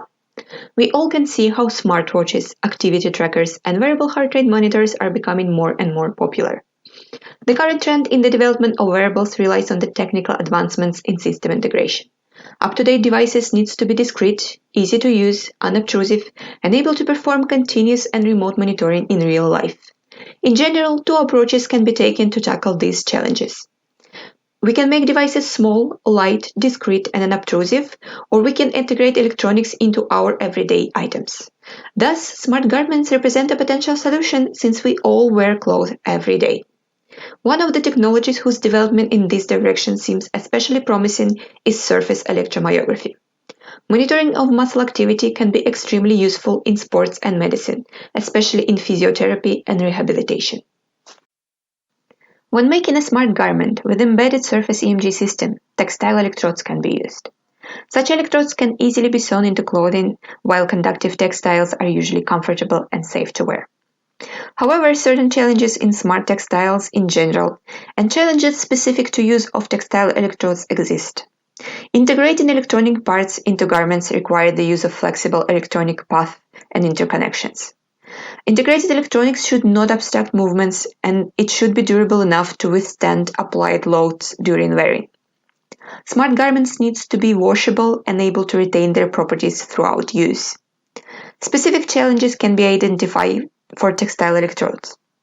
Maintaining a stable skin electrode contact is a necessary condition of acquiring high-quality EMG signal. Textile electrode can be susceptible to motion artifacts more than conventional adhesive ones, and the optimal placement is harder to achieve when the electrodes are embedded into clothing. In this work, we try to address some of these challenges. So in the next few slides, I will describe the engineering solutions and the whole process that was adopted for implementation of this device. The first task in development of smart garment capable of EMG recording is to choose the right electrodes. Various types of materials available were considered as option to improve the currently used electrodes for textile applications. One example of such a material is conductive polymer inks that can be used to manufacture electrodes for EMG. However, according to the recent studies, these electrodes still need further refinement and currently show worse results in terms of washability and electrical parameters than electrodes made from conductive fabrics. Such fabrics are usually made from metal-coated fibers and are widely available and inexpensive. There are three types of fabrics: woven, non-woven, and knitted. Electrical parameters of knitted conductive fabrics are unstable due to the stretching of the fabric. And also woven fabric shows better performance characteristic than knitted and non-woven. That is possibly due to the tighter weave and relatively even surface of the woven fabrics that subsequently allow better skin to electrode contact. So for our device, we chose a nylon silver-coated woven fabric from Schiltex, Germany. And this fabric is safe to use in contact with human skin, even in prolonged periods, and has suitable electrical characteristics. The next challenge that we try to tackle in this work is ensuring a stable skin electrode contact and stable impedance of this contact. It is the major factor in obtaining good quality EMG signals. It's highly dependent on the skin hydration levels. Moistened textile electrode proved to be comparable with traditional adhesive electrodes in terms of impedance and recording quality. However, the textile electrodes tend to dry out. In practice, sufficient level of moisture can be ensured by accumulating skin perspiration under the electrodes and avoiding evaporation. One of the ways to do that was found in the literature is applying polymer solution on the back of the conductive fabric. In our case, a thin polymer sheet was glued onto the base fabric, and then the larger piece of conductive fabric was placed on top. This was done to avoid possible impairment of electrical properties of the conductive fabric, as the polymer solution can seep through during the fabric coating. Another technical challenge in the development of smart garments is ensuring robust yet flexible electrical connections, in our case between electrodes and the conductive path. Embroidered connections were previously reported as a possible way to achieve that, so we used this method adapted to our specific case. Thin stranded wires with the reinforcement thread were attached to the electrodes by sewing them with a conductive thread. Wire core was twisted into a loop and secured in place with several stitches, and then the stitches were also placed along the edge of the conductive fabric. This technique allows us to get a flexible connection that is durable enough under mechanical stress and also washable. Currently, stitching is done manually, however, sewing or embroidery machine can be used in the manufacturing process. Electrodes then were sewn together on a base fabric with 2 cm inter-electrode distance, and the fabric was additionally strengthened with several lines of machine stitching to prevent it from stretching during movements, since it can result in changes in inter-electrode distance and affect the recorded signal. It was previously reported in literature that soft padding can help reduce motion artifacts. Therefore, an additional layer of felt was added to electrode pairs underneath the base fabric. The electrodes then were sewn onto leggings in the positions chosen according to CNM guidelines. 4 thigh muscles and 2 calf muscles were included. The following slide presents the general view of the prototype. You can see that to simplify the prototyping process, we used mass-produced leggings as an outer layer.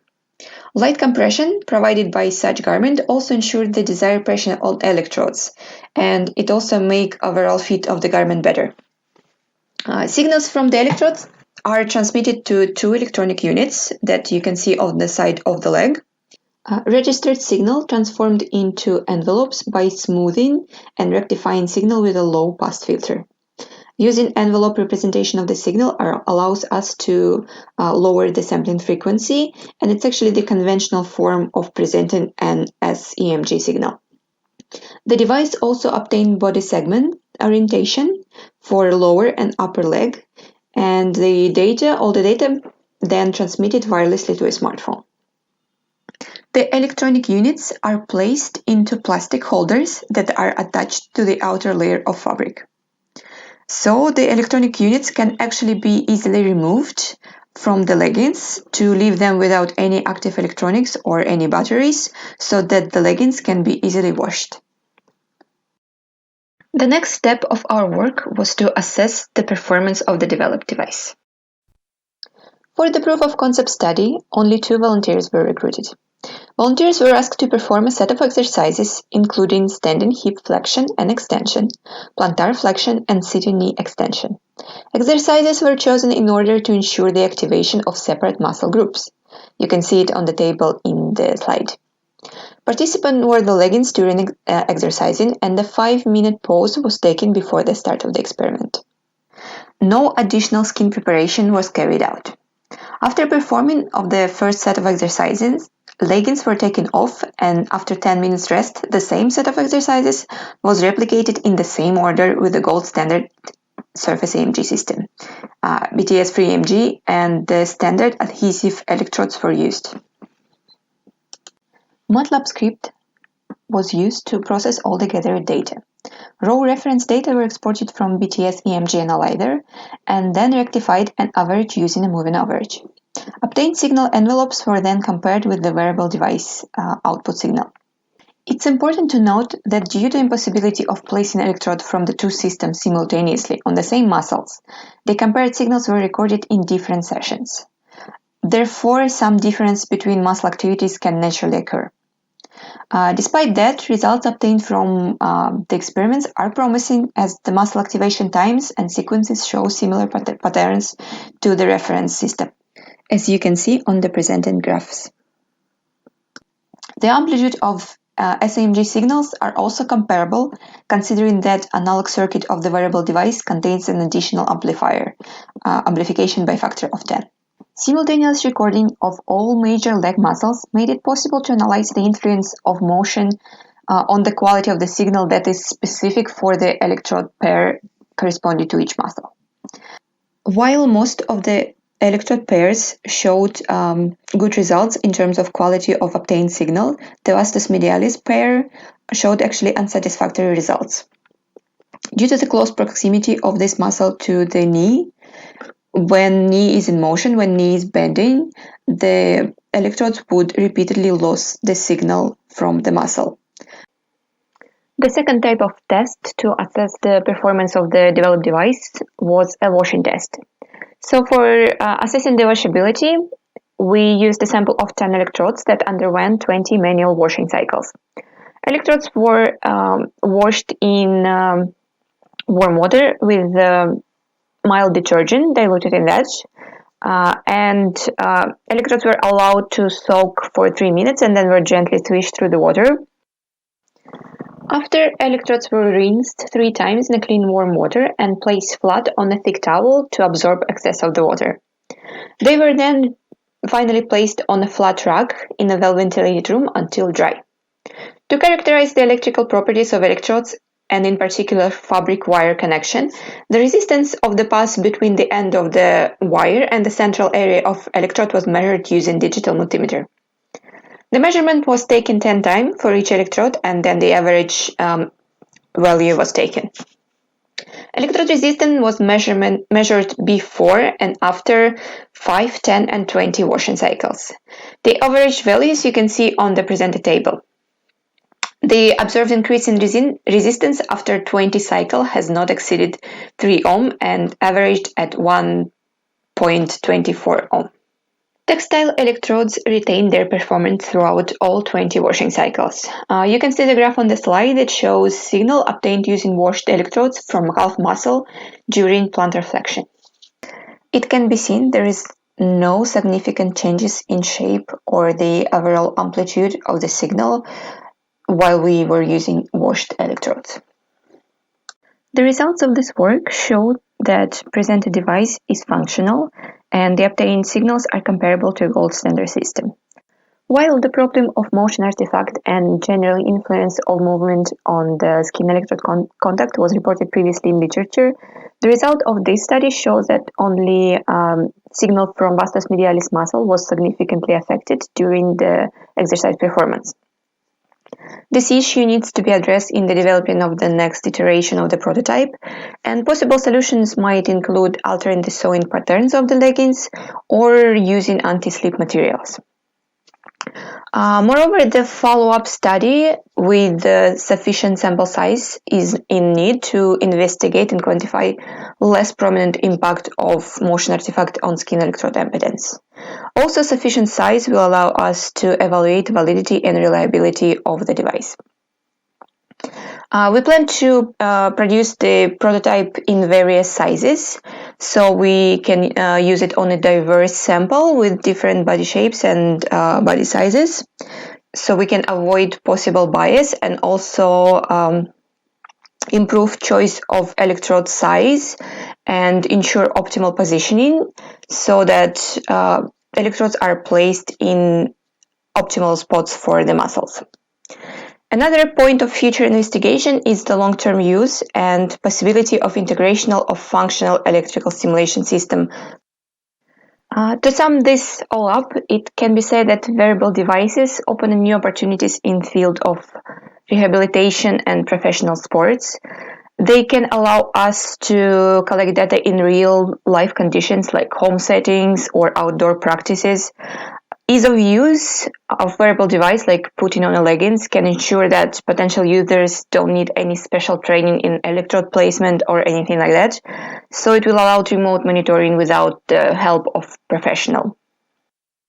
There is a lot of potential in the field of smart textiles and wearable smart garments, but still a lot of work needs to be done, and we and other researchers will continue to work on that.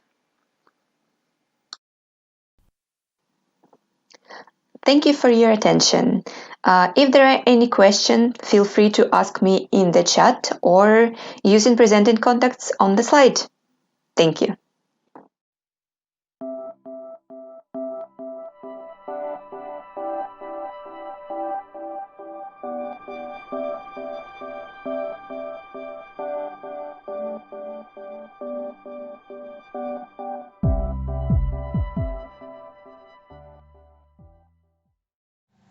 Good morning, and thank you to be here. We present an integration of wearable inertial sensor and mobile technology for outpatient functional assessment, a paradigmatic application to evaluate shoulder stability. Today, we present a multi-purpose, practical and feasible mobile application for rapid 3D motion tracking for indoor and outdoor in order to assess patient mobility. Modularity allows to plug specific and customized modules in the application and employ wearable device to acquire 3D motion data. The application was tested in a real clinical context to assessing the shoulder mobility in order to automatically identify the presence of symptomatic or asymptomatic humeroscapular dyskinesis. In this work, we identify a set of primary key indicator called a shoulder primary key indicator. The proposed system demonstrated to be practical and effective solution in most clinical contexts.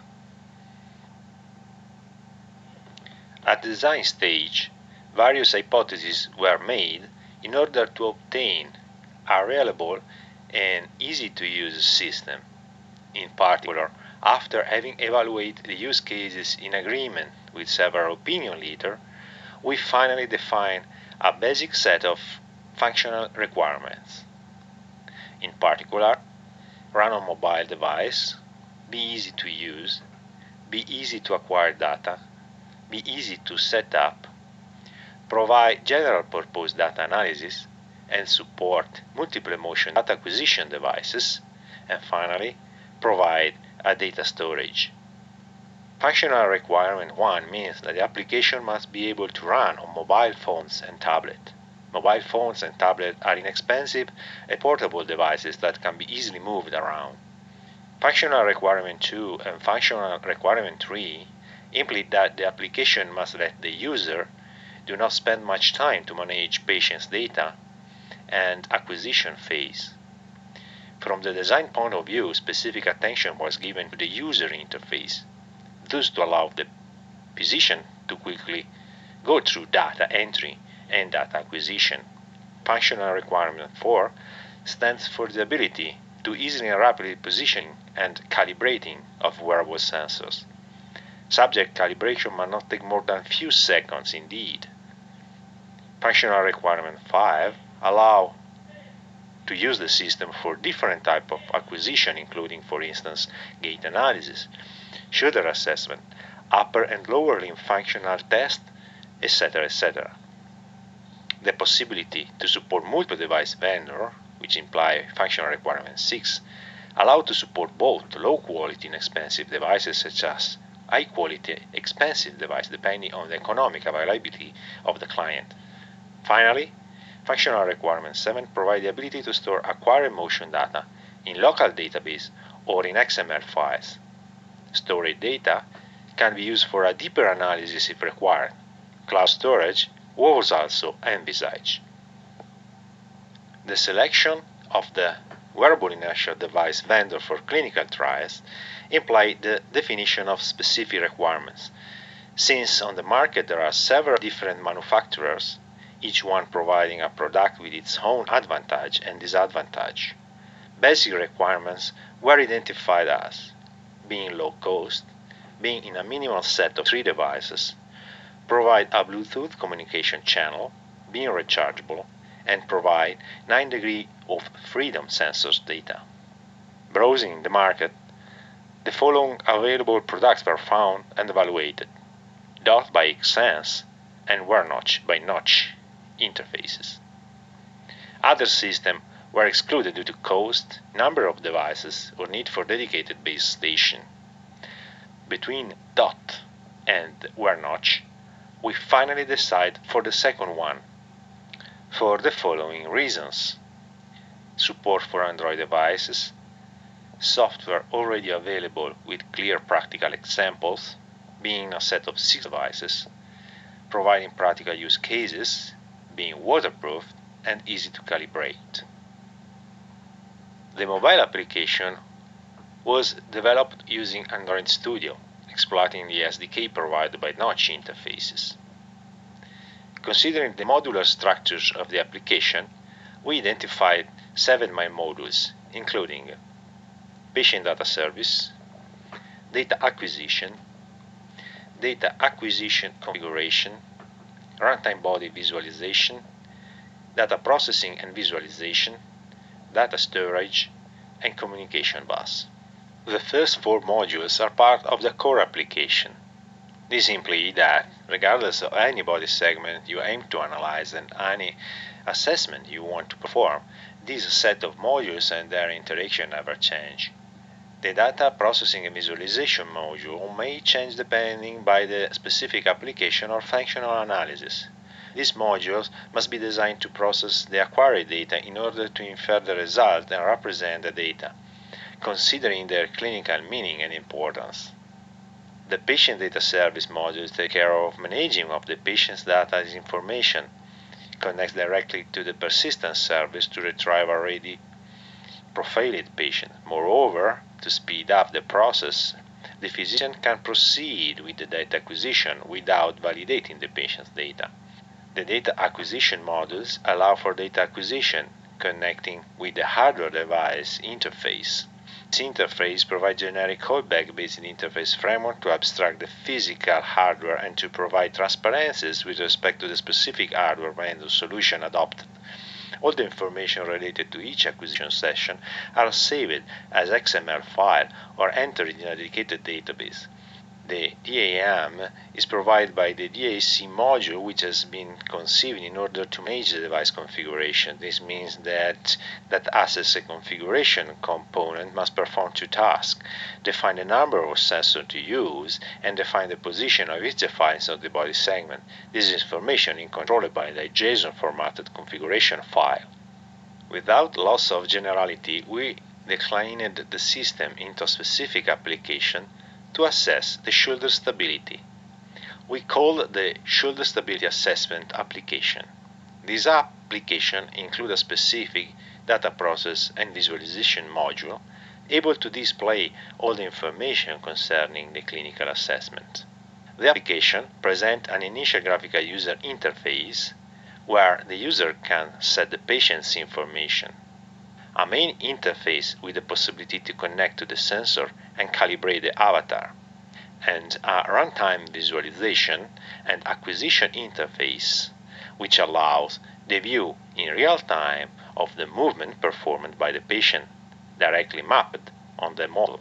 The mobile application was tested on field with a dedicated data processing visualization model to assess the shoulder stability in order to discover presence of dyskinesis in the scapular-humeral joint. The data process and visualization module for this specific use case was addressed to the possibility to identify asymptomatic shoulder dyskinesis by using a set of shoulder primary key indicator. As INAFE reported, the role of the system was extract this specific primary key indicator from the motion data acquired during the execution of defined task and report them to the user to support clinical decision. The shoulder articular complex is made of synovial articulation and functional articulation. This means the shoulder is a complex structure characterized by the wide mobility at the expense of an overall instability. The shoulder consists of 4 distinct articulations: the glenohumeral joint, the acromion-clavicular joint, the sternoclavicular joint, the scapulo-aortic articulation. This biomechanics characteristic give to the shoulder articular complex a huge sensibility to various pathological disorder, acute disorder, and chronic disorder. Lesions of soft tissues of the shoulder are second only to the vertebral spine lesions in terms of disability costs. All the data were acquired on the subject, standardizing the setup. Specifically, the subject was seated on a stool with standing vertebral column and both arms lying down along the side of the body. The A of the stool was set in order to have a proximal 90 degrees angle on the knee. With the patient in seated position, 3 wireless inertial devices were specifically positioned on the acromion, the humerus, and the radio. For all the sessions, all the wearable devices were placed by the same person who was previously trained in this operation. The device on the scapula was placed on the posterolateral side of the acromion. The device on the humerus was positioned on the distal lateral side. The device on the radio was used to check the configuration, communication, and real-time features. In this work, we did not take into consideration the thorax movement of the subject while executing the requested task, since we experimentally verified that the thorax compensation was at most neglectable. Before recording the data, the subject was asked to simulate the movement just to verify that the task and train for the exercise. The subject was required to execute a minimum of 3 to a maximum of 5 movements. Between each movement, a pause of 5 seconds was applied to not include muscular fatigue. The rhythm of the movement execution was manually driven by an external trigger. In the definition of the primary key indicator, we kept into account the functional relationship that is present among different rotation angles. Each primary key was extracted from an angular value by performing several hypotheses on their progress in time, mainly considering the graph on the left side for what concerns abduction movement, and for what concerns extra rotation movement, we can mainly identify the following primary key indicator.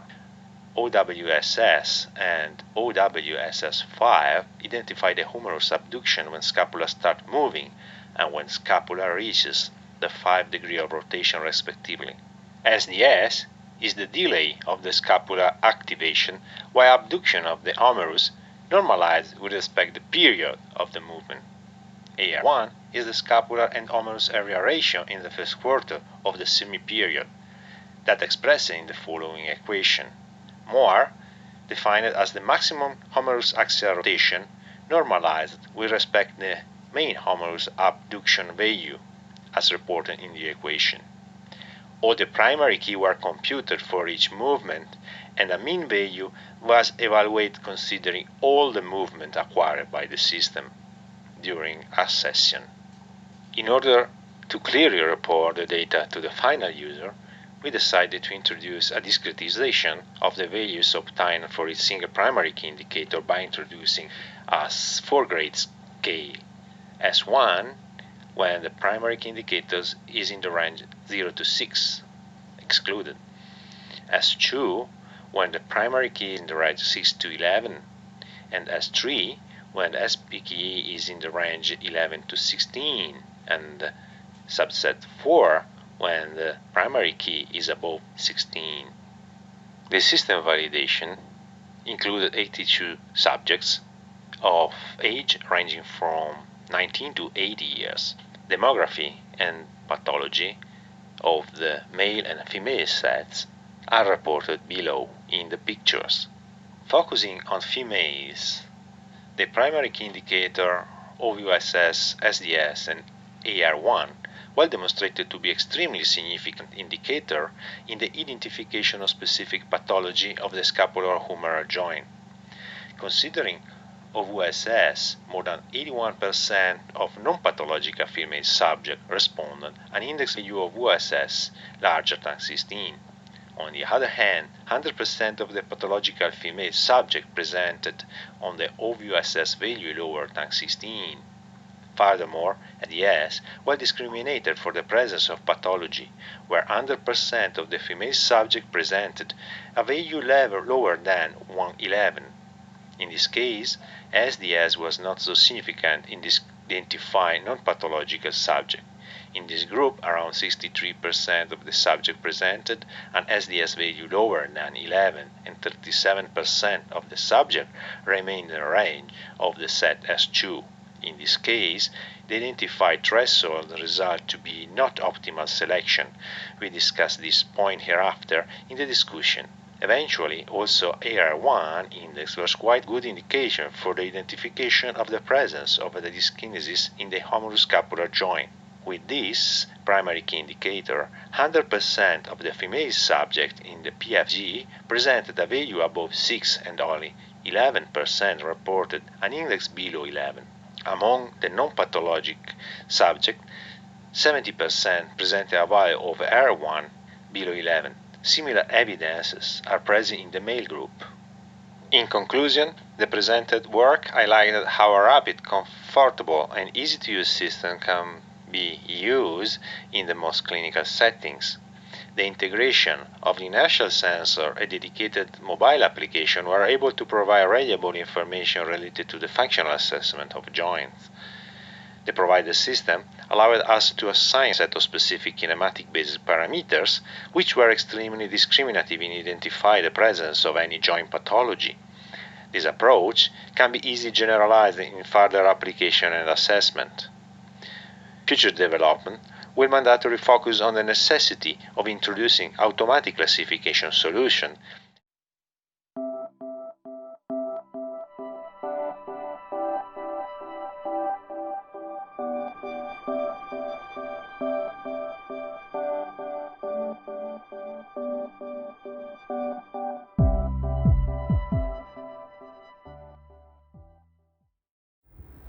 Hello, I am Paolo Perego, researcher from Politecnico di Milano. In this presentation I'm going to show our design study on wearable device, and in particular a design perspective and development implemented for a new multimodal wearable system for motor rehabilitation.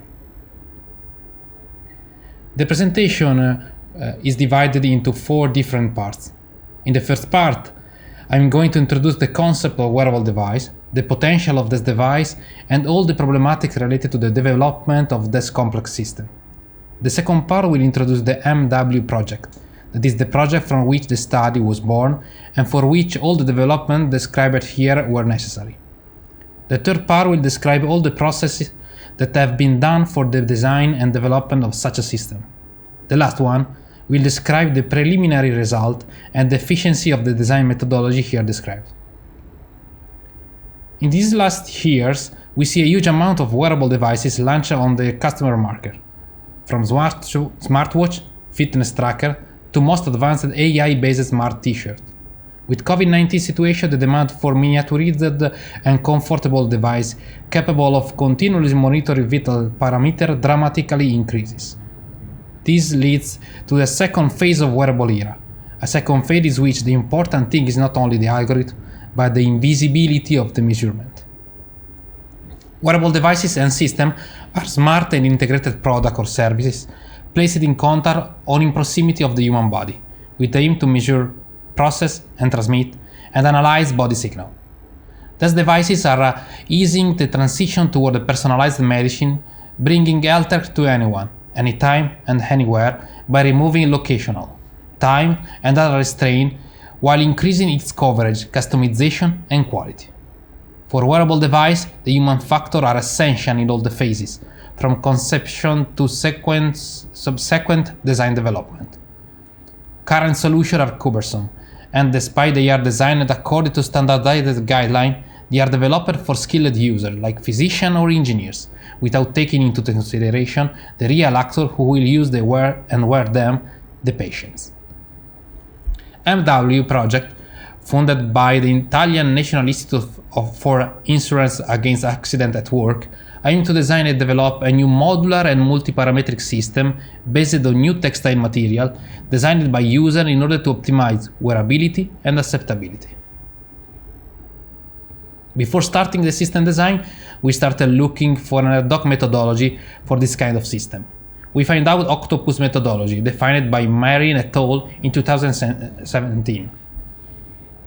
Octopus methodology is the result of an ad hoc study in which authors involved different actors with the aim to create and optimize methodology for motion capture wearable system.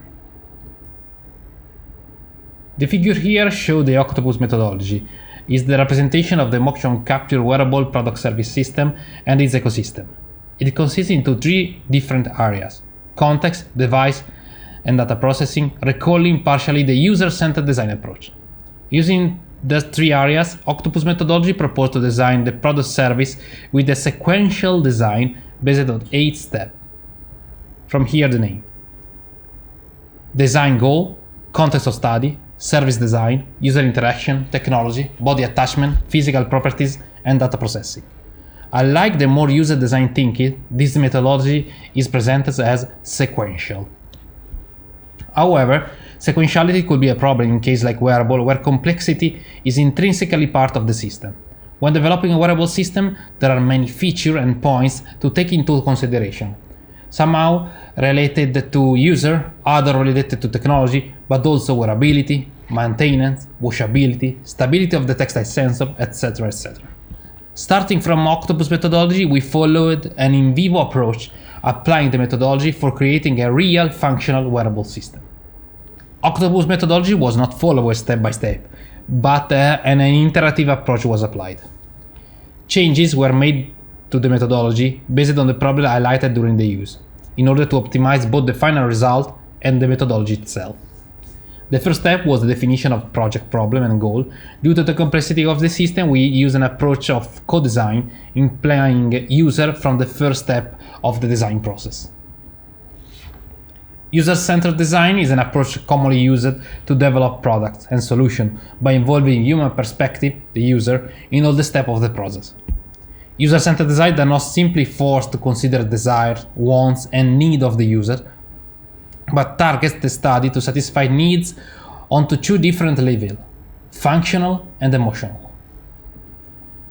Due to the complexity of wearable systems as ours, we ask for the collaboration of different actors like patients with relatives, physicians, physiotherapists, healthcare operator, engineers, and technologists, in order to gather different data from the different users implied in the design and using it in a wearable device. We use two different approaches, quantitative and qualitative methods.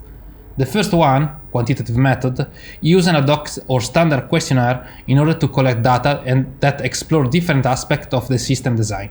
Quantitative data is able to give us number, quantitative data.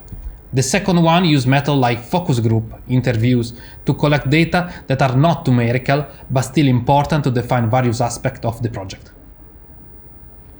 In our project, we use a questionnaire made by means of web application, different focus groups. in some cases followed by the interview and in others followed by paper questionnaire, we collect also data starting from market analysis and also patent research in order to clarify the environment where we are going to develop our system. We made a first focus group with all the main actors which are involved in the use of such a system.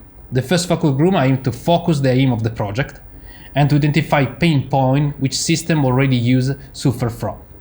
The first focus group is the most difficult one because moderators have to take into consideration to not bias the conversation with personal idea. For example, starting the conversation with the example of a Wi-Fi connected device could bring to bias possible answer on connectivity and usability. Data collected by means of the first focus group have been then analyzed. Results allow a first draft of the system, opening new possibilities for material, technology, and human factor. In fact, the contamination of different figures and knowledge within the focus group have made it possible to instantiate a conversation on multiple characteristics of the wearable system, also allowing a pre-analysis of user acceptability. Using the first draft, we organized a second focus group in a rehabilitation hospital in Italy. We invited healthcare operators, but in particular post-stroke, paraplegic and quadriplegic patients. This focus group had the objective to retrieve data about our first solution draft. Discussing from the first development step with future user allows us to highlight problems of use that consequentially entail different developments. Intervention in the early stage allows us to save time and costs. After the focus group, we asked some participants to take part in a one-to-one interview. This allows us to improve the data collected during focus group and to deepen the topic underlined by some actors. Moreover, all the participants were asked to fill a paper questionnaire composed by questions on Likert scale in order to collect data about usability and acceptability. After all focus groups, interview and questionnaire, we create also a web questionnaire in order to collect data on daily activity and preferences on technology and wearable devices. These data are very important when developing the wearable system. In fact, these allow for creating personalized exercise which fit the daily activity of the user. Moreover, these data allow to understand better the work-related injuries in order to optimize the wearable size, shapes, and position. Combining the data from web questionnaire with data from human factor, like anthropometric tables, allow for developing a suite which highly acceptance. Moreover, using human factor, we develop different sizes but also different wearing methods. In fact, being a product for wearable rehabilitation, movement of patients are often limited, and the use of normal rehabilitation tools is almost impossible if done alone. Thanks to the human factor data and qualitative data from the previous analysis, we developed different solutions in order to ease the wearing phase. Thanks to Zangler's paper, we moved then to study the effect of wearing an electronics device on a body. We studied both the position of different textile sensors for improving the quality of the signal, while maintaining the wearability and comfort as the main pain point, and also if the position of electronic device could cause impairment in the movement or prevents proper assembly of the system itself. The figures here show 4 different analyses on placing an electronics device on a human body. From this consideration, the system requires to include 3 different signals: ECG and heart rate, respiration and breath rate, and movement. The development process continued with the study of different textile materials in order to understand which best reply to the feature of washability and signal quality expressing during previous analysis. Therefore, we selected silver yarn both for signal quality, the signal visible in the slide is a proof of quality of our textile electrode, and washability. The selected silver yarn resists up to 50 washes. From the point of view of respiration signal, we studied 2 different methods, textile strain gauge and impedance method. The first one required the use of textile strain gauge with a determined elasticity, At least one of the strain gauge needs to be placed on the chest in order to record expansion and contraction of the chest due to pulmonary ventilation. This method is able to give good result also during physical activity with all the movement of the chest related to the movement, but it's not recommended for people with breathing difficulties because the elasticity of the sensor can cause tightness in the chest. The impedance matrix instead give good result in relative steady situation and do not require the other sensor with respect to ECG's electrode. For this reason, we select the second method in order to use less electrodes as possible in order to reduce the cost of production of the suits itself and simplify both the electronics and the connection between textile and electronics. The first result of all the analysis brings us to the development of a full suit composed by two parts, upper and lower part, which can be used separately or together. The parts were composed by different number of sensors. Moreover, the sensor on the chest is different from the others because it uses also ECG and respiration monitoring and not only movement monitoring like the other on the other part of the body. We then work again with user in order to better understand the user experience while adopting this system. From the last analysis, we modify the suits in order to mirror the upper part on the lower part so that the same device can be used. Inertial measurement units have been placed on center of mass in order to optimize movement data acquisition, and in order to improve usability, we use different colors to identify device correct positions on the suits. Moreover, wearability has been improved by means of a lateral zip to facilitate the wearing from the side. We developed two different electronics devices, one only for movement detection and the other one both for ECG, respiration and movement detection. Connectivity designed by means of interview with user is very important for usability. For this reason, we developed a Bluetooth 5 connection, which can be used with most of mobile devices on the market and allow also for mesh capability. Sizes and shapes of electronics board and the case were another important part of the development. We iterate many times, starting from cardboard to different 3D printed parts. The image show all the process of iteration with changes in size, button size, color, material, and so far and so on. Also, the battery is related to the size of the shape and the shape of the device. For this reason, we prefer to select a battery that lasts 24 hours of acquisition, but allow for small size. The system is composed by different devices. For this reason, a battery charger is mandatory. In the development phase, we design an ad hoc battery charger for multiple devices. The design includes user gesture analysis with a aim to optimize usability. All this stuff were printed by means of Formlabs SLA printer. The last part was the mobile application. In order to test all the system, we developed an ad hoc mobile application for Android devices. The application developed in Kotlin language is able to control multiple devices and save data in files which can be then processed offline with Python application. This is not the final application, but it needs for testing the system. The same hardware will be used to build the final one.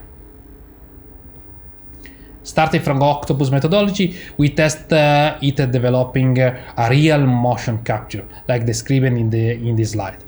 Thanks to this, and with the user study, we find out that communication technology is one of the most important parts of the system design usability. Communication technology type change the way to interact with the system and how easy it to connect with it. Moreover, the presence or not of cloud component underline the possibility to personalize the system with an ad hoc experience, exercise, and feedback. For this reason, we think that communication technology and cloud part is one of the main components of a system like this. With these two main changes, we define a new methodology that we call full stack 10 days approach. Full stack underlines the fact that it includes all the parts of the project: UX, hardware, software, mobile technology, and so far and so on. The 10 tail describes the 10 steps to take into consideration when developing a wearable system, from human factor to data communication system. The 10 steps are part of a 3 big main area: brief analysis, end user definition, co-design with the user, feature definition development. The preliminary result with the final development system underline a very good acceptability and usability. In this December, we are conducting tech with user to study also efficiency and reliability of the system we create. We think that our 10 tails approach could be very, very useful for the creation of new wearable system technology. Thanks for your attention.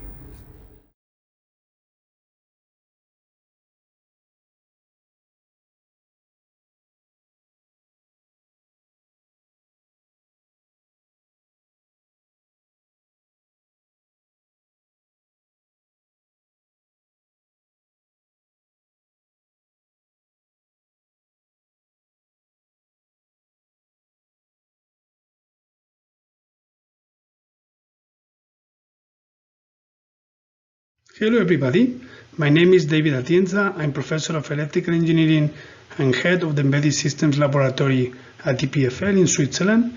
And today I'm going to talk about how to mimic the brain to create energy minimal and adaptive smart wearables. The first part that we need to understand is why these wearables are needed today. In order to do that, we need to look back on how our society has evolved in the last years, where we have today a growing amount of elderly people among us, and this aging population has resulted in having a larger number of diseases that we need to deal with. In addition, what we have observed is that there is a larger amount of chronic diseases that are affecting all of us. And by 2020, this will represent almost 60% of the global burden of diseases worldwide for all ages, particularly elderly population. As a result, we have observed an increased cost of the healthcare system with skyrocketing in the coming years to the point that it will reach almost 5.9 to 6% by 2022. Now, if we look more carefully at these chronic diseases, also called non-communicable diseases, what we can realize is that a significant part of them are due to cardiovascular problems. Another part are due to cancers, or what they call malignant neoplasm situations.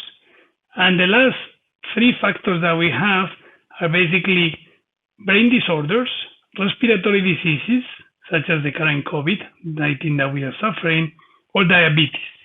Now, if we try to understand what are the main factors to create these diseases, we can see that there are fundamentally four main risk factors that really dramatically aggravate these disorders. The largest part of these disorders are heavily influenced by tobacco consumption, unhealthy diet, alcohol, and physical inactivity. The consequence of all these behaviors is really dramatically affecting the amount of cases that we have to deal with at the healthcare system. As a result, we need to find the ways to monitor all these factors in a way that we can solve these situations in a very predictive and advanced way. As a result, we need to find ways to monitor personal lifestyle habits, and wearables is one of the solutions in the new IoT era. Now, considering that we need to create this whole ecosystem using wearables to monitor our habits and our daily behavior, we need to consider we need to monitor not only human beings, but also objects around us. And we need to do that in a continuous fashion, in such a way that we can correlate different factors of the effects of our daily behaviors and the interaction with objects in the final health lifestyle of the person. This typically, considering the IoT context, we can do it thanks to the existence of the big data analytics frameworks and machine learning algorithms that can run in cloud computing infrastructures. Now, if we want to try to find a way to combine all these elements, we need to really develop a complete ecosystem and framework that can actually allow them to interface and interact and exchange data in a sustainable way. So how will this really work? Let's look at two cases of typical NCDs that we need to solve. The first one is cardiovascular.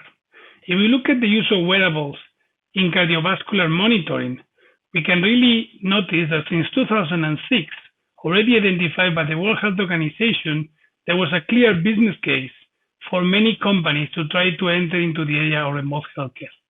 Whereas 50% of the deaths at that moment in developed countries was already caused by health and behavioral lifestyle problems.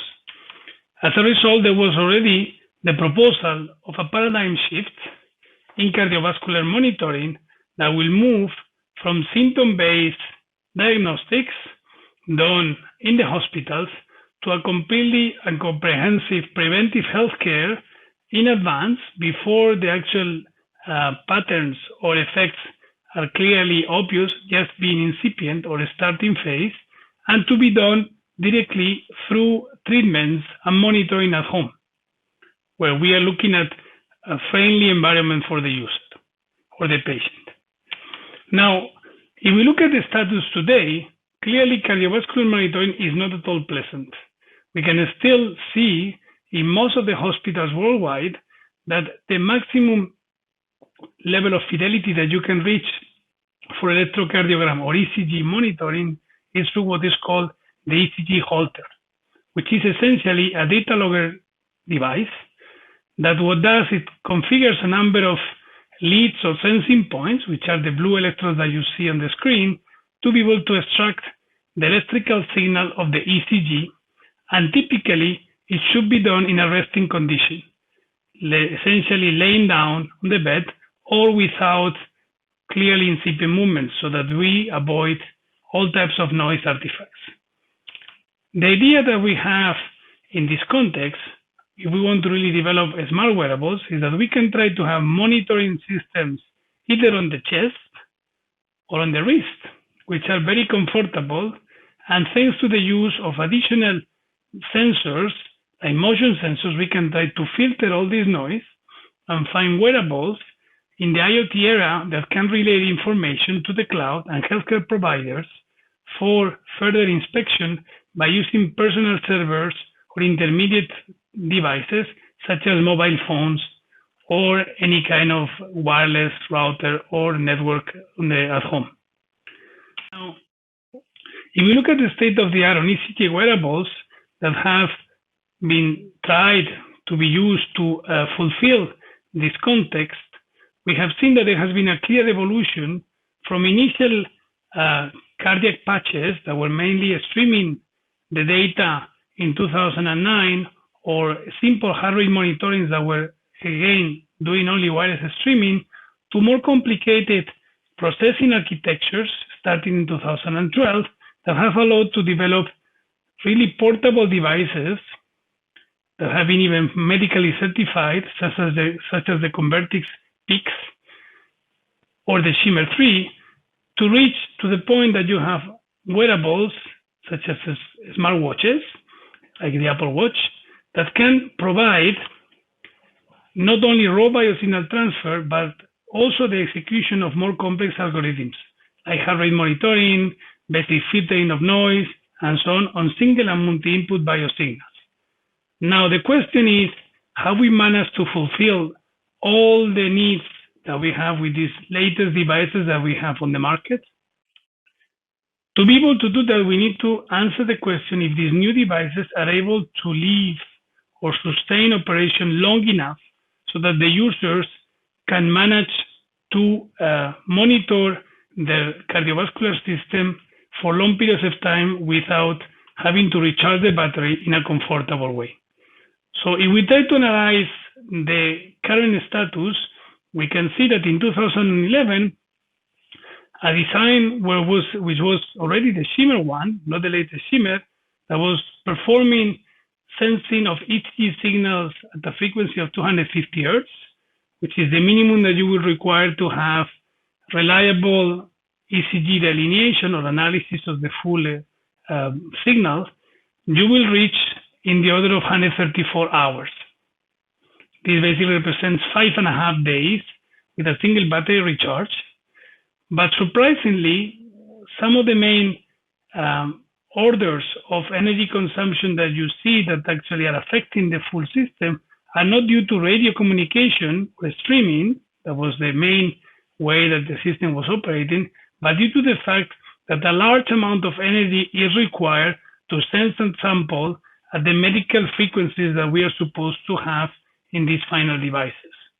Now, if we look at the evolution of this technology to the latest wearables that we have today in 2019, we can see that this has improved, but not dramatically. We have only been able to gain 1.5 days, roughly, moving from 5.5 to 7 days of monitoring. And we have increased the accuracy of the system by including new data processing algorithms that were not really added in the original system. However, we are still having a significant amount of the energy that is spent on sensing and sampling, and the radio communication has not decreased at all. So the main question that we have now is, how can we improve the existing or current wearables to get the new generation of wearables that can really fulfill the needs for cardiovascular monitoring? In order to do that, we need to answer two questions. We need to find ways to reduce the data that is sensed and sampled in a way that we can analyze less data, and we can stream also less data, only the data that is relevant to the doctors. The second question is, if we really want to make these wearables more independent and autonomous to be able to enable home monitoring, remote monitoring, they need to be able to include more complex biosignal processing without compromising system lifetime. As we see on the figures, we see that the increase of the processing on the sensor has rapidly increased the portion of the pie chart that is related to data processing. And we can observe that if we increase slightly more today with the current architectures, the data processing will easily be surpassing even the energy of the radio communication. However, we can still do a lot of processing on board. How much?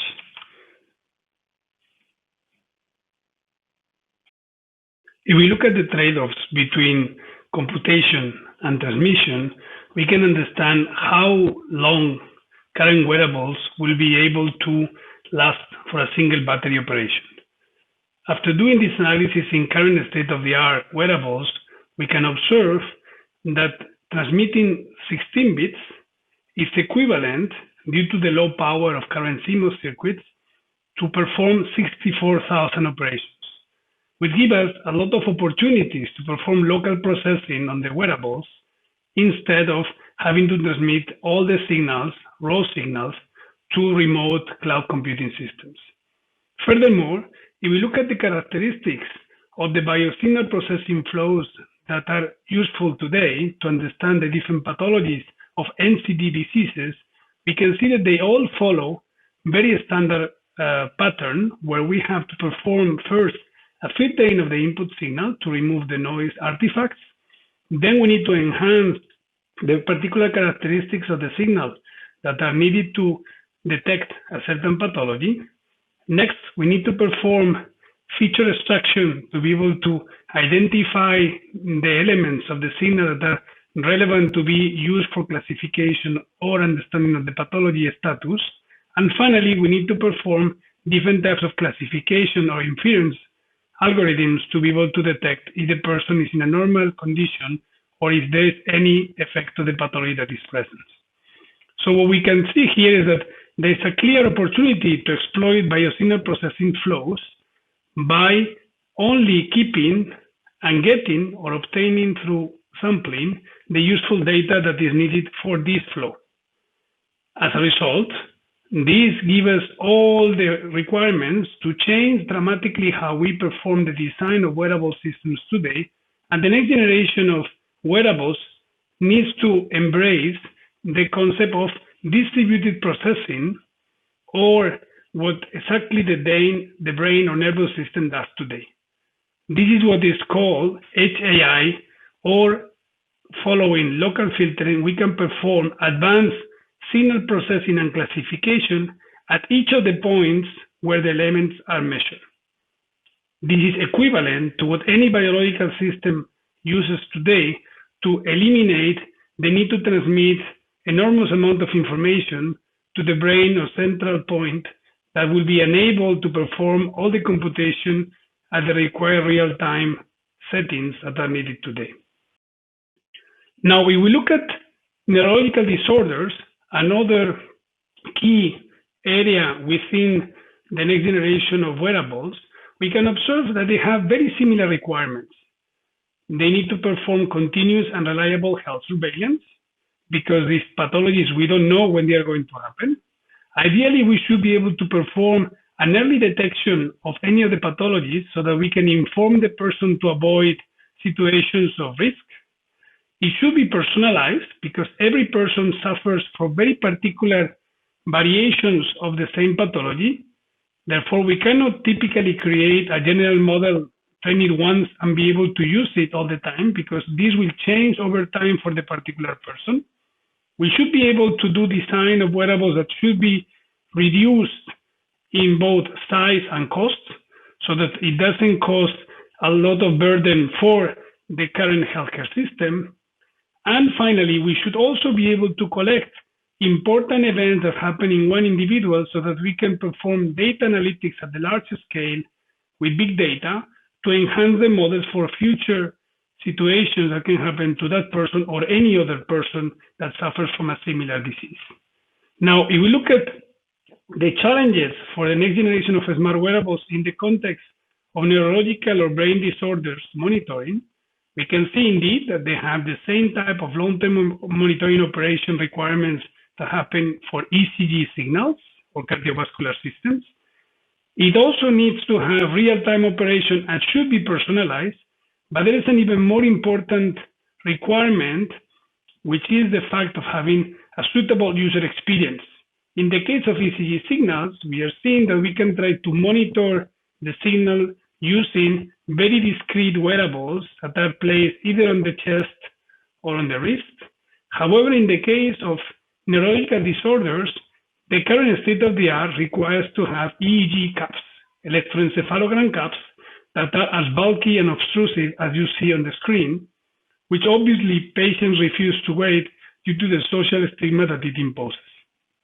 As a result, we need to get not only personalized and long-term operation, but we have a third requirement to the previous two questions that we have for cardiovascular systems, which is the fact that we need to get good accuracy with sensors that are not typically placed in optimal positions, that will be on the head, but in peripheral positions, such as probably near the ear or alternative biosignals. So we need to use a number of HAI systems that are combined to be able to get exactly the same accuracy, ideally, as we will get with EEG sensors.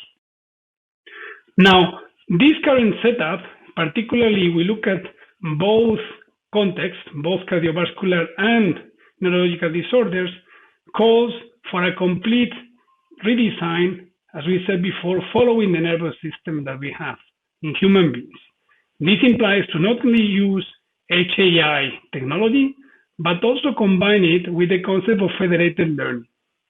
As a result, what we need to create is a distributed monitoring of multi-parametric sensing of biosignals that should be activated or not whenever they are needed. As a result, we need to have, for example, glasses that monitor electroencephalogram signals in a discrete fashion, combined with smart watch that can be used to monitor ECG signals at the same time whenever it's required, and both of them interacting with accelerometers and other sensors that can be in a coordinator or fog AI sensing system that is the one that converges or computes the global integration of all these biosignals. In other words, performs data processing after data fusion.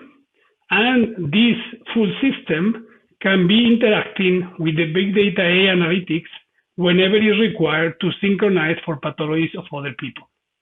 As a result, we need to do two parts. We need to create HAI wearables that are adaptable to different pathologies. They need to be low power, having multiple sensors, but they only need to be activated whenever they are needed.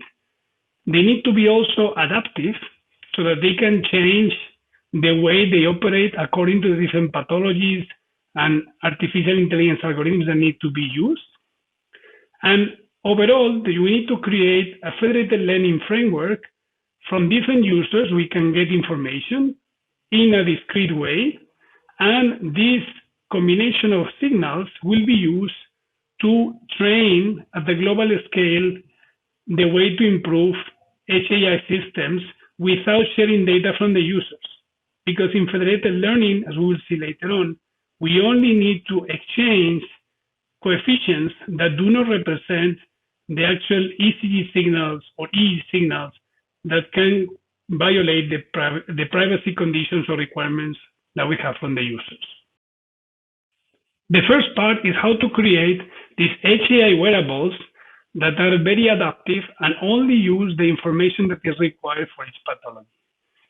To do that, we need to rely on a new approach, which is called event-based sensing.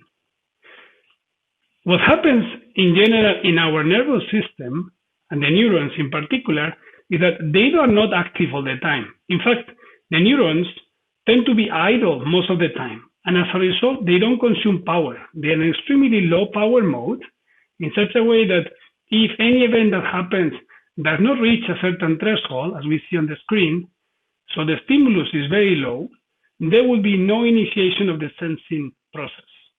This is what is called fail initiations. And as a result, the signal will be pretty much not captured, will not be consuming power, and the neuron will not be triggering any reaction in the actual sensing system. Then, whenever something happens that is really important and relevant, the neurons will react to events as a consequence. And then we will have information that is only regarding this specific event, and we'll be able to filter all the non-relevant features that we have on the system. So the challenge here is, can we design event-driven wearables that actually are able to exploit the same type of sparsity nature of events that happen in neurons? The answer is yes. If we look at the case of ECG signals, we can see that they have a very complicated nature over time, where you have to detect, in general, to detect any pathology, different type of fiducial points, the P, the Q, the R, the S, and the T, which are the relevant elements for the doctor.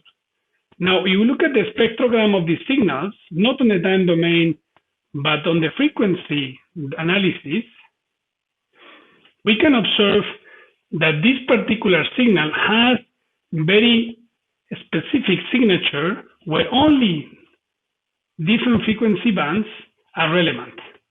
Particularly, you have very different features and characteristics with high frequency and low frequency sets, and they change over time dramatically.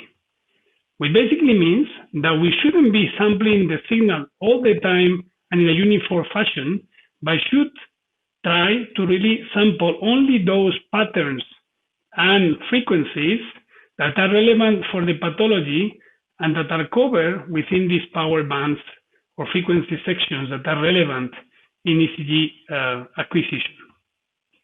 Now, if on top of that we consider that we are only using for the time being frequency and time domain analysis, we are limiting ourselves too much.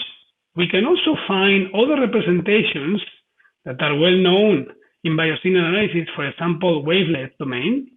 If we use the wavelet domain, we can see that this initially very complicated signal, that is the ECG, is even more sparse in nature. We not only need to have very few intervals, but even a dramatic number of these intervals for a certain pathology that we want to capture, and even not having enough strength that is relevant to reconstruct the signal. So we can just use very few samples, and this one will allow me to reconstruct almost with 100% accuracy the complete relevant part of the signal. This is what is called compressive sensing or compressed sensing. After understanding the sparsity nature of many biological signals, in particular ECG and EEG, as well as the event-based operation of our nervous system, we can try to create new type of event-based sampling approaches for the next generation of HAI wearables. What does it imply? It implies that we will not have a system sampling all the time, but we will have our ADC operating only when a certain threshold appears.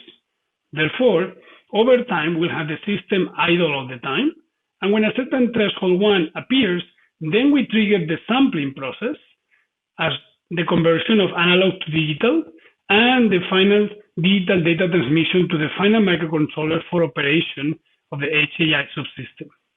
Then we can trigger another threshold, which can be perfectly different, a new threshold 2, considering the particular pathology that we want to analyze.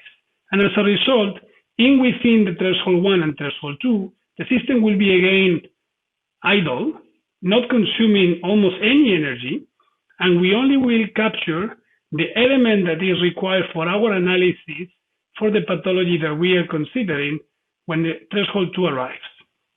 If we repeat this operation multiple times for different thresholds, we can see that we can obtain, in the end, a full signal, but with level crossing strategy that allow us to have the sensors most of the time off, therefore not consuming any energy. Now, on top of that, if we look at the characteristics of the signals, in other words, the sparsity that we have seen that comes on the ECG, we can see that we can even use this concept and apply the concept of specificity and sensing adaptive to each of the dynamically tuned elements that we want to sense. In other words, if we look at the ECG, you can see that the samples can be definitely adapted to a certain threshold, but on top of that, we can focus or concentrate most of the samples in the particular element that can be interesting for us, for example, to understand the QRS complex in particular. As a result, if we combine the concept of event-based sampling with the knowledge of the biosignal characteristics for the pathology that we want to detect, we can create a new self-aware adaptive sampling scheme that can have an ECG signal that is, instead of operating at the classical uniform sampling rate of 360 Hz, be very adaptive, performing a detailed reconstruction of a certain frequency that is much lower, like 10 times lower than the original one, and go even lower in sampling frequency for intervals that we know that is not really performing any kind of interesting or relevant detection for the particular pathology we are looking at. At a certain moment in time, when we see that the signal has a certain signature or characteristic that is very different from the original relaxed condition that is no pathology observed, we can dynamically switch in a matter of few milliseconds to a completely detailed reconstruction using new thresholds that will allow me to perform a very detailed reconstruction again and have overall the system that is very adaptive to the particular physiology of the ECG signal of the person. What does the overall result of that? That we can have a system that can have extremely low average sampling frequency in the order of 200 times less than what you have in the original system, but also be able to have a quite high heart rate detection performance, almost as good as you had if you were really doing the classical high frequency sampling. If you look at the results of applying this type of a scheme according to the American National Standard for Ambulatory ECG Performance Analysis on the complete database of FISHNet for arrhythmia-based detection, we can observe that these initial conclusions hold very well. If we look at the classical strategy of monitoring at the 360 Hz with uniform sampling, we can evidently get a level that is close to 100%, which is what doctors use today, but it requires have extremely high energy consumption for the new generation of wearables that will again bring us back to the low operating time with a single charge. Now, if we start using the compressive sensing approach by sampling less, we can see that we can reduce a lot the sampling frequency, basically by a factor of 7 almost, but that brings down the accuracy from 99% to 94%.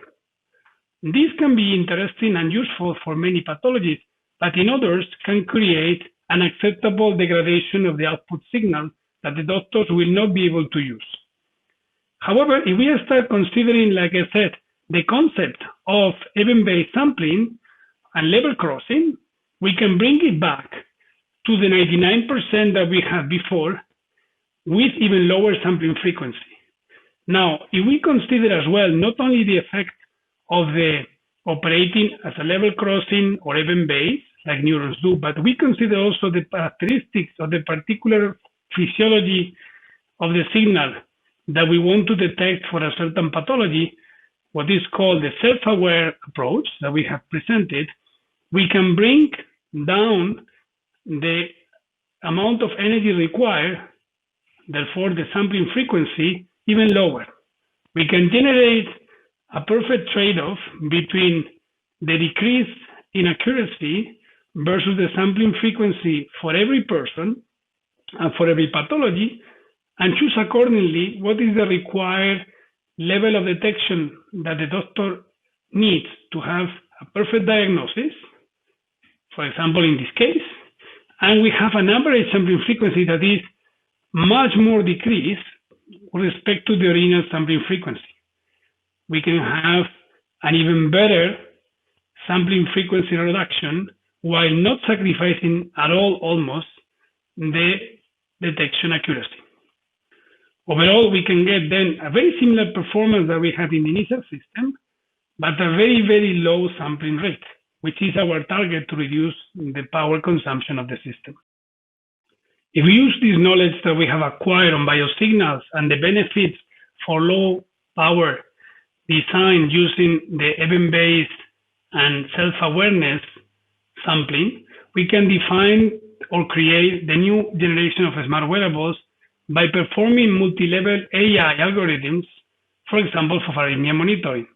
In this case, we can have systems that will be able to perform in real time noise filtering by using low complexity integral computing by acquiring the signal using the self-awareness concept that we discussed.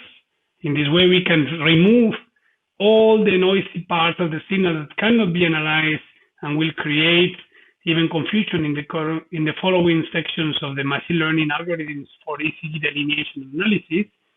We can then perform the full ECG delineation with the segments that are relevant for the certain pathology that we are looking at. And finally, with the help of the doctor, we can define arrhythmia models that are those required for the specific patient that we are looking at. Then if something comes up, automatically the system will be able to detect locally what is needed to be displayed to the medical personnel, such as they can perform a more detailed analysis for complex pathologies and provide feedback to our smart wearables in a way that the system can be improved for the particular patient that we are looking at. If needed, because we have very low requirements on computing and storage, thanks to the very low sampling frequency, we have enough space to perform the storage of the full ECG signal that is acquired for long periods of time, in case we need to really use it for the particular patient to improve the model. Overall, we can get a system that is very much adaptive to the person and at the same time extremely low power. This new generation of HAI wearables provides key benefits for the healthcare system.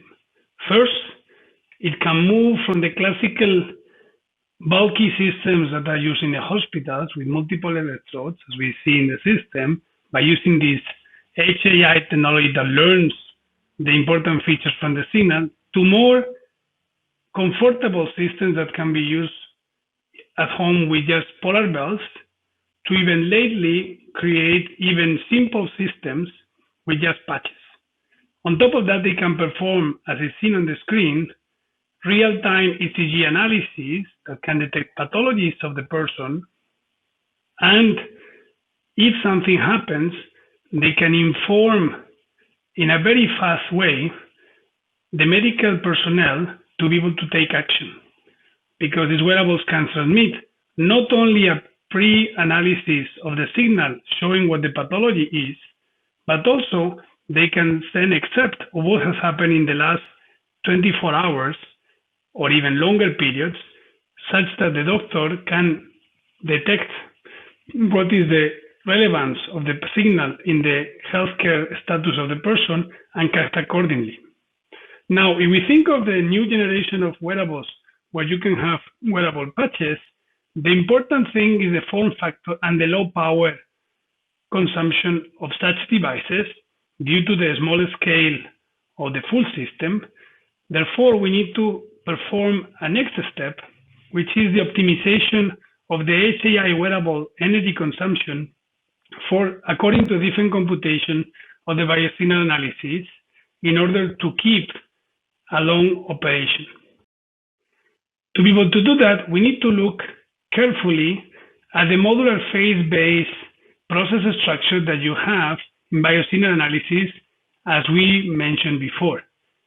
We can see that we have a first phase that is filtering, we have a second phase that is enhancement of the signal, the third phase is a feature extraction process, and finally is an HAI analysis to detect normal condition versus a certain pathology. As a result, we look at the different computation phases to be able to adjust accordingly the resource needs. This can be exploited by performing power gating and clock gating whenever a certain sensor or module is not used. We can also optimize the use of memory according to each of the different phases by having multiple banks that can be independently powered up or down. We can also have optimization techniques for each of the different phases that exploit parallelization phases according to the particular type of analysis done, either per lead, per window of the signal, a pipelining of the different phases, etc. We can also perform efficient synchronization of the use of different sensors by having perfect event managers that can synchronize the effects. And finally, we can consider the application or inclusion of a specific biosignal operators that can be implemented by hardware accelerators that will create the concept of heterogeneous computing in wearables, and that will be able to exploit different patterns between the different phases of these modular phases that we have seen for biosignal analysis. As a result of these opportunities for optimization of the HAI hardware computing platform, we have a new generation of open source system on chip that are being proposed, which include a number of optimizations for each particular biosignal phase. First, the platform is very heterogeneous, so they typically need to include a main core or fabric controller, which is the platform coordinator, that will be able to orchestrate the system and decide when each of the single elements that you have in the system should be switched on and off. Then we have a very complex memory architecture composed by multiple banks that enables the reduction of the energy spent in the memory subsystem. Then, according to the multiple phases that we have in biosignal processing flows, we have a number of processing cores that will enable the execution of the different kernels for different input biosignals or leads at any moment in time. And we have custom applications or kernels that need to be executed that are not going to be optimally performed in this course. We can have the inclusion of application-specific accelerators or coarse-grained reconfigurable accelerators that will be able to perform these operations with even lower power and energy consumption than typical processors. Overall, to be able to enable this multiprocessing and application-specific execution, we need to have a very parallel and high bandwidth memory interconnect, which is providing all the access to the parallel memory hierarchy that we have. And overall, we have the platform coordinator core that will be able to synchronize the different blocks and scale the power according to the requirements of the particular application that we are looking at the level of the complete system-on-chip domain. These new platforms are starting to be available in the industrial side, and a good example of it is the GAP8 based on RISC-V processors, which also includes multiple accelerators for different types of application and AI algorithms. We have assessed the efficiency of these new heterogeneous multi-core SoC platforms, including the reconfigurable part with the CG arrays on different types of biomedical kernels. And our results clearly indicate they are highly beneficial, both on performance and energy. From the performance viewpoint, these platforms can reach up to 7.2 times speed up with respect to single core architectures in kernels where the parallelization is highly efficient, such as morphological filtering, when you want to combine different biosignals, filtering, relative energy, and root mean square when you want to merge or do data fusion for different types. Then even on those platforms where the algorithm mainly that is used is not really highly parallel, such as delineation or bit classification, you can reach speed ups of up to 5.2 times with respect to single core architectures. From the energy perspective, overall, if we combine these speed ups with the fact that we are optimizing the energy consumption of the memory, plus efficiently sampling the data, what we achieve are, at the system level, improvements of up to 60% for the next generation open source HAI wearables. Even though this new generation of HAI wearable systems start becoming available, we have a fundamental problem to use them correctly because of the lack of labeled data. The main problem is that today, medical AI relies on supervised learning, which implies that we need to have expert medical personnel to label the data that is coming from the sensors. Furthermore, we have a lack of personalization, which basically means that we only have one single model in general for these wearable systems, and retraining uses deep learning on very expensive cloud computing systems that require acquisition of large volumes of data. This is very time consuming because we have data coming from multiple users, but with very expensive periods that are not really relevant to be analyzed. As a result, we need to expand the user interaction to be able to identify when we need to really retrain and which pieces of these large volumes of data coming from wearables are relevant. Overall, we need to rely on less supervised approaches and also exploit the user feedback so that we can have multiple levels of AI and federated learning that can be efficiently used in HAI wearables.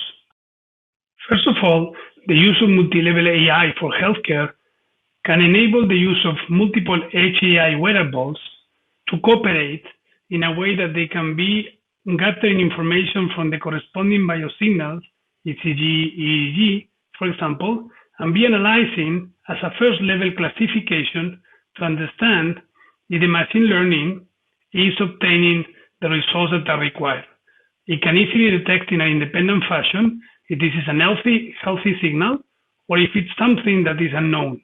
In case it is unknown, thanks to the data collection unit, we can combine the inputs from these multiple HAI wearables to see if with a more complicated second level machine learning algorithm, we can detect if something is happening in elements that are not understood in the individual way for each AI sensor. Finally, if we see that this is even not sufficient, at that moment the data collection unit or the coordinator can communicate to the cloud to perform more sophisticated and complex machine learning algorithms. As a result, we have a very scalable multi-level AI system that can require or use different resources according to the complexity of the pathology and the current situation of the user. Second, besides enabling multiple levels of AI, the use of several HAI wearables addresses the problem of user comfort and social stigma in remote healthcare monitoring. If we consider the case of epilepsy monitoring, we could design glasses that can reduce the social stigma by having only 4 EEG electrodes embedded in the frame that can perform real-time analysis of EEG signals to detect, on the one hand, with a simple microcontroller, if the input signal is normal, or if something events happen in the system, it can trigger the use of machine learning accelerators that can be executing complex signal processing flows by filtering, feature extraction, and machine learning for analysis and classification. In case these elements are not sufficient to detect a certain pathology, it can trigger the use of the additional smartwatch and even the chest patch to detect in a very non-intrusive way any pathology that the person can have. This solution can work very well in most of the cases. As we can see in the video, we get extremely high accuracy on average. Nevertheless, as the signal is evolving, we can see that for some particular cases, for several subjects, the quality of the geometric mean decreases quite dramatically. Why is that? Well, because not everybody is the same. We have different pathologies that correspond to different effects in different subjects, and as a result, we need to have personalization in place. How can we do personalization? Personalization is enabled by self-learning in the new HAI wearables. The point is that even though the system is very smart and the algorithms can be trained with large volumes of data, the fact that every person is different requires adaptation. So how can we get adaptation from the system if we don't know when an event is going to happen? We can use it thanks to the user interaction or user feedback. So whenever we get new data, we can actually have the system finding out if these are typical epilepsies or patterns that are well understood by the system or normal brain activities. But then there are a small portion of the system that will be unable to detect if these are input signals that are related to noise artifacts or actual variations of the renal seizures, because our brain will be evolving over time and every person will have a certain evolution of the pathology. However, thanks to the feedback with the user, with the second wearable, which would be the watch, what we can have is the user providing us input saying that something has happened to the person in the last hour, and at that moment we can trigger a retraining of the renal algorithm running on the glasses that will help really figure out if this renal input that was not clearly labeled as epileptic seizure or normal brain activity can then be tuned accordingly and find out what the event may be. This type of approach can be providing additional benefits for the person and increase dramatically the accuracy from levels that are below medical standards, around 87%, to clearly bounds that are within medical standards, around 95 to 97%. This brings me to the conclusion of the talk. First, clearly we need to evolve our healthcare system with new smart wearables in this IoT age to be able to have a sustainable, from the energy perspective, and personalized remote healthcare system.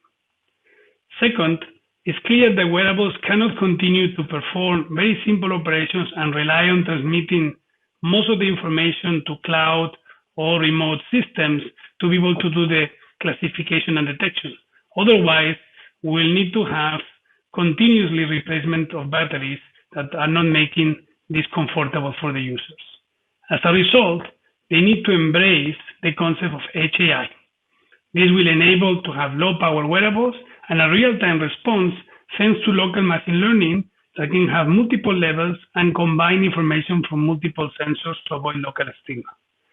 Finally, the use of federated learning can enable even a step further in the next generation of wearables by improving accuracy of the diagnosis with personalization by exploiting the information from multiple sensors and even patients at the same time as having a preservation of the privacy of each of the individuals.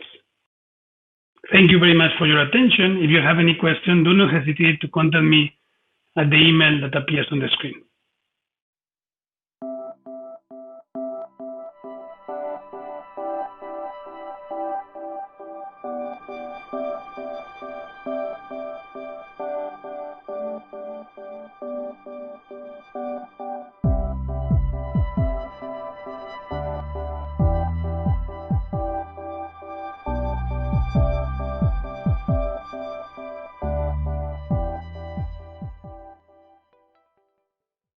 Good day, everybody. Thanks for watching this presentation. I'm Colas Ariel, PhD student at Cibernano and Université de Lorraine. I'll present you our contribution Quality by Design development of a patient mobility e-monitoring system.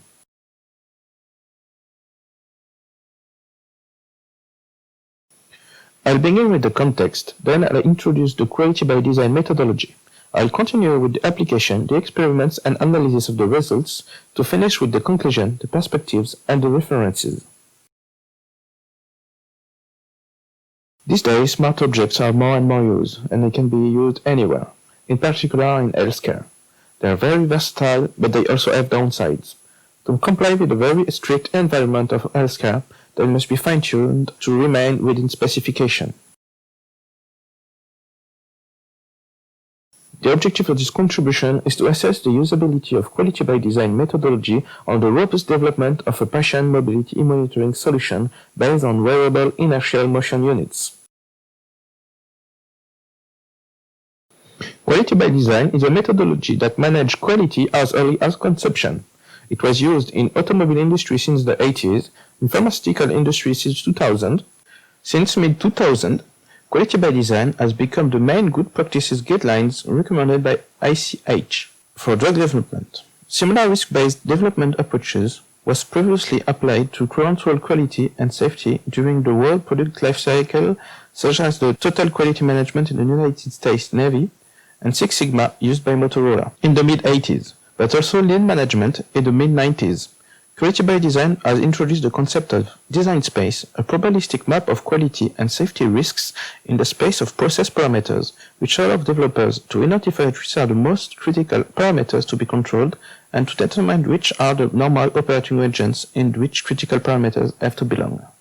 It is based on risk analysis methodology, and it uses statistical modeling tools such as design of experiments, DOE, or multivariate regression. It also aimed at reducing cost and time of development by minimizing additional unexpected resources not already allocated. The Quality by Design workflow can be summed up by a cycle decomposed into 8 key steps, but only the first 5 ones were implemented in this study case.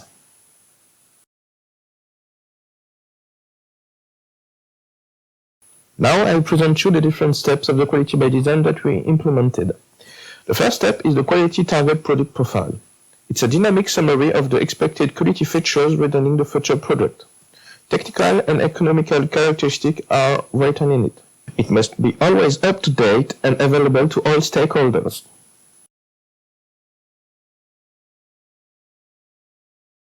The second step is the quality attributes definition. Quality attributes are physical, chemical, biological property or characteristics. They can be viewed as outputs of the system. They must be within an appropriate range to ensure the quality of the product. Numerous methods can be used to identify them and assess their criticality. Here are a few of them: the summary chart or the fail mode and effects analysis. The third step is the process parameters definition. Process parameters are design or manufacturing factors, and they can be viewed as inputs of the system. They have significant effects on the quality attributes. They may be monitored or controlled to ensure that quality attribute specifications are fulfilled. A common tool to enumerate them is the Ishikawa diagram.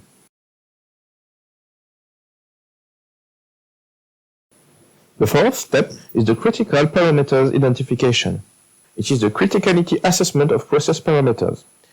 It identifies the main parameters to focus on. Common tools to identify them in the design of experiment are Taguchi design or Plackett-Berman design. It allows to reduce the number of experiments and rank factors effect. The last step is the quality attributes optimization. It identifies the relationship between critical process parameters, or inputs, and the critical quality attribute, or outputs. Common design of experiments used are central composite design, the box-Penken design, or the dollop design. It collects informative data with a parsimonious number of trials. The relationship between critical process parameters and critical quality attributes are described with response surface models. The last part of the diagram is the auto-specification diamond. It outlines the region where the quality product is not acceptable. It necessitates investigation in order to highlight the reasons of unacceptance. In order to correct this, we must return to the previous steps of the quality by design methodology to adjust the settings and repeat the process. Now I'll present through the application of the quality by design methodology to our solution. The first step is then to describe the quality target product profile. The point of our system is to collect, monitor, and characterize the mobility of patients for targeted applications such as electronic clinical outcome assessment, adapted physical activity, or home care monitoring. The wearable sensors will be worn on the waist, on the wrist, the foot, or the ankle, using belt, bracelets, or shoes. They must be used in the patient's home, an hospital, a clinic, or a retirement residence. The sensor used here is a MetaMotion sensor made by Ambient Lab Inc. It possesses an accelerometer, a gyrometer, a magnetometer. It also has 8 megabits of flash memory, a LiPo battery, and a Bluetooth Low Energy Smart technology. The second step is to identify quality attributes. We have found 6 quality attributes. The first one is the memory of the sensor. It must last above 30 minutes. The second one is the autonomy of the sensor. It must last above 16 hours. The third one is the data uploading duration on the data uploading period, and it must be under 30%. The fourth one is accelerometer's data integrity. It must be above 80%. The fifth one is gyrometer data integrity, and it also must be above 80%. The last one is magnetometer's data integrity, and it also must be above 80%. The third step is to identify process parameters. A cause-effect diagram, also named Ishikawa, was used for each quality attribute to list all the potential causes that could affect the quality attributes of the medical device. Causes were grouped into major categories to identify and classify these sources of variation. We have found 7. The first one is the sampling rate. It has 2 levels, low frequency or high frequency. The second one is the number of sensors, either accelerometer and gyrometer or accelerometer, gyrometer, and magnetometer. The third one is the data upload mode. It corresponds to streaming the data or storing them and uploading them later to the smartphone. The fourth one is the data uploading period. In the case of storing and uploading later the data, we can choose to either record for 15 minutes and upload, or record for 60 minutes. The fifth parameter is the Bluetooth mode, either it is on or off during 1 hour. The sixth one is the sensor to mobile phone distance, either it is under 5 meters or greater than 10 meters. The last one is a wall type, either it is no wall at all, a thin one, or a thick one. There are also inputs that cannot be controlled. They are defined as disturbance, such as temperature, humidity, battery's age, or memory capacity. The effect will be described by random variable in the risk analysis model. The remaining factors are split up into 2 groups. The factor under consideration will be gathered in to be studied in the next step, while the estimated irrelevant parameters will be kept consistent during the experiment. To identify critical process parameter, we use an ANOVA model, described as the formula here, where we can see U1 to UP, which are the process parameters, and B1 to BP, which are the coefficient of the significance of these parameters. To assess the criticality of all factors, we ran different tests. The first one were about autonomy and memory operating duration, and tested U1, U2, and U3. The second one were about data upload time, and tested U1, U2, and U4. And the last ones were about data integrity, and we're testing U5, U6, and U7.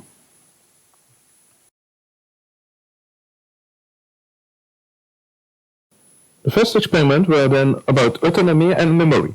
About the autonomy one, it was a one-off experiment, and the worst-case scenario. It features accelerometer, gyrometer, and magnetometer sensors activated, with high sampling frequency, 25 Hz, 50 Hz, and 25 Hz respectively. It lasted for 22 hours, and at the end, the battery charge level was at 53%, which is enough to comply with the specification described in the step 1. The second test was about memory.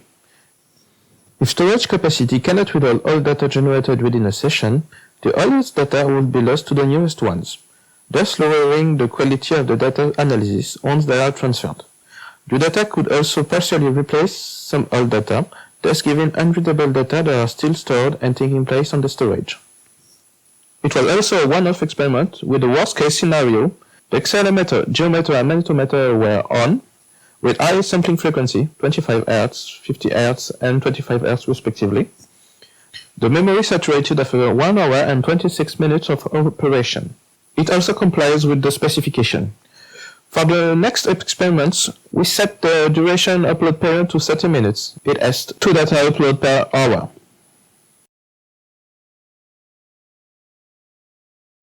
The risk encountered on data upload duration is to miss an important motion event during the period of time.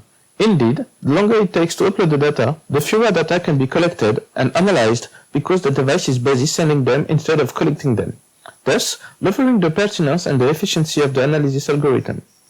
This can, in the end, provide faulty results. The experiments concerning data upload duration featured a full factorial design with 3 parameters and 1 output. It consisted in 8 experiments, duplicated and randomized.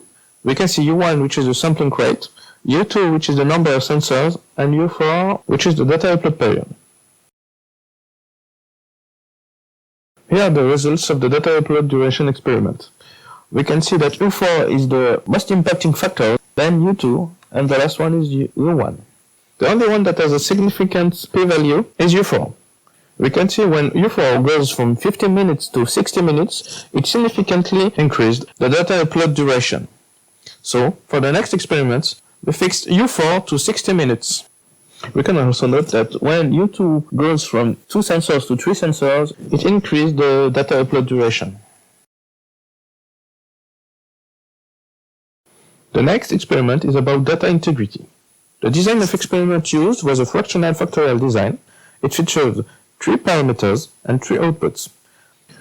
The parameters were the Bluetooth mode, the sensor's mode for distance, and the well type. The outputs were data integrity for accelerometer, data integrity for gyrometer, and data integrity for magnetometer.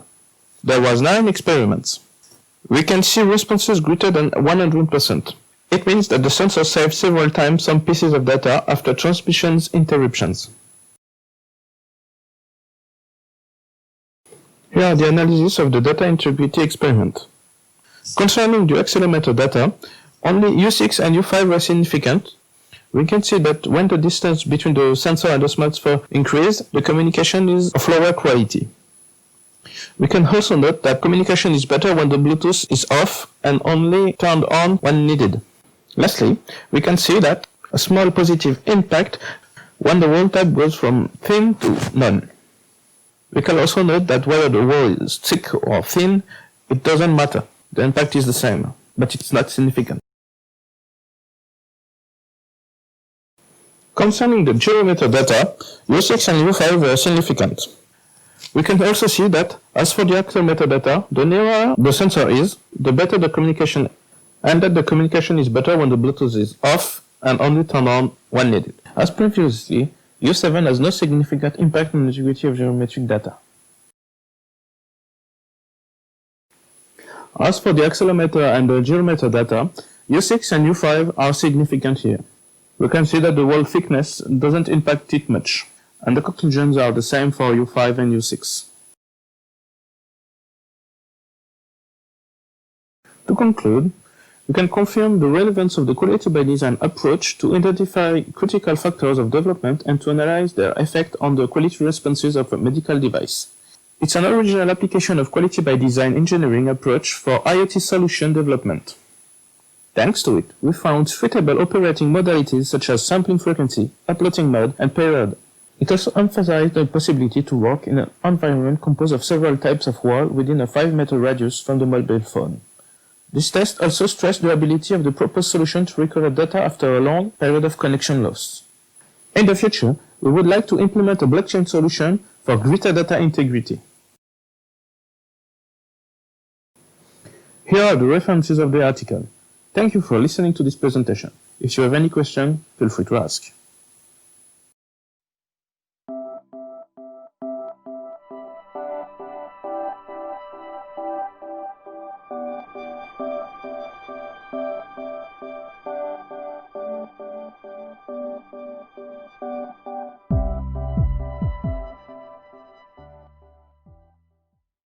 Hello, I am Patrizia Bolzan, Research Fellow at the Department of Design of Politecnico di Milano.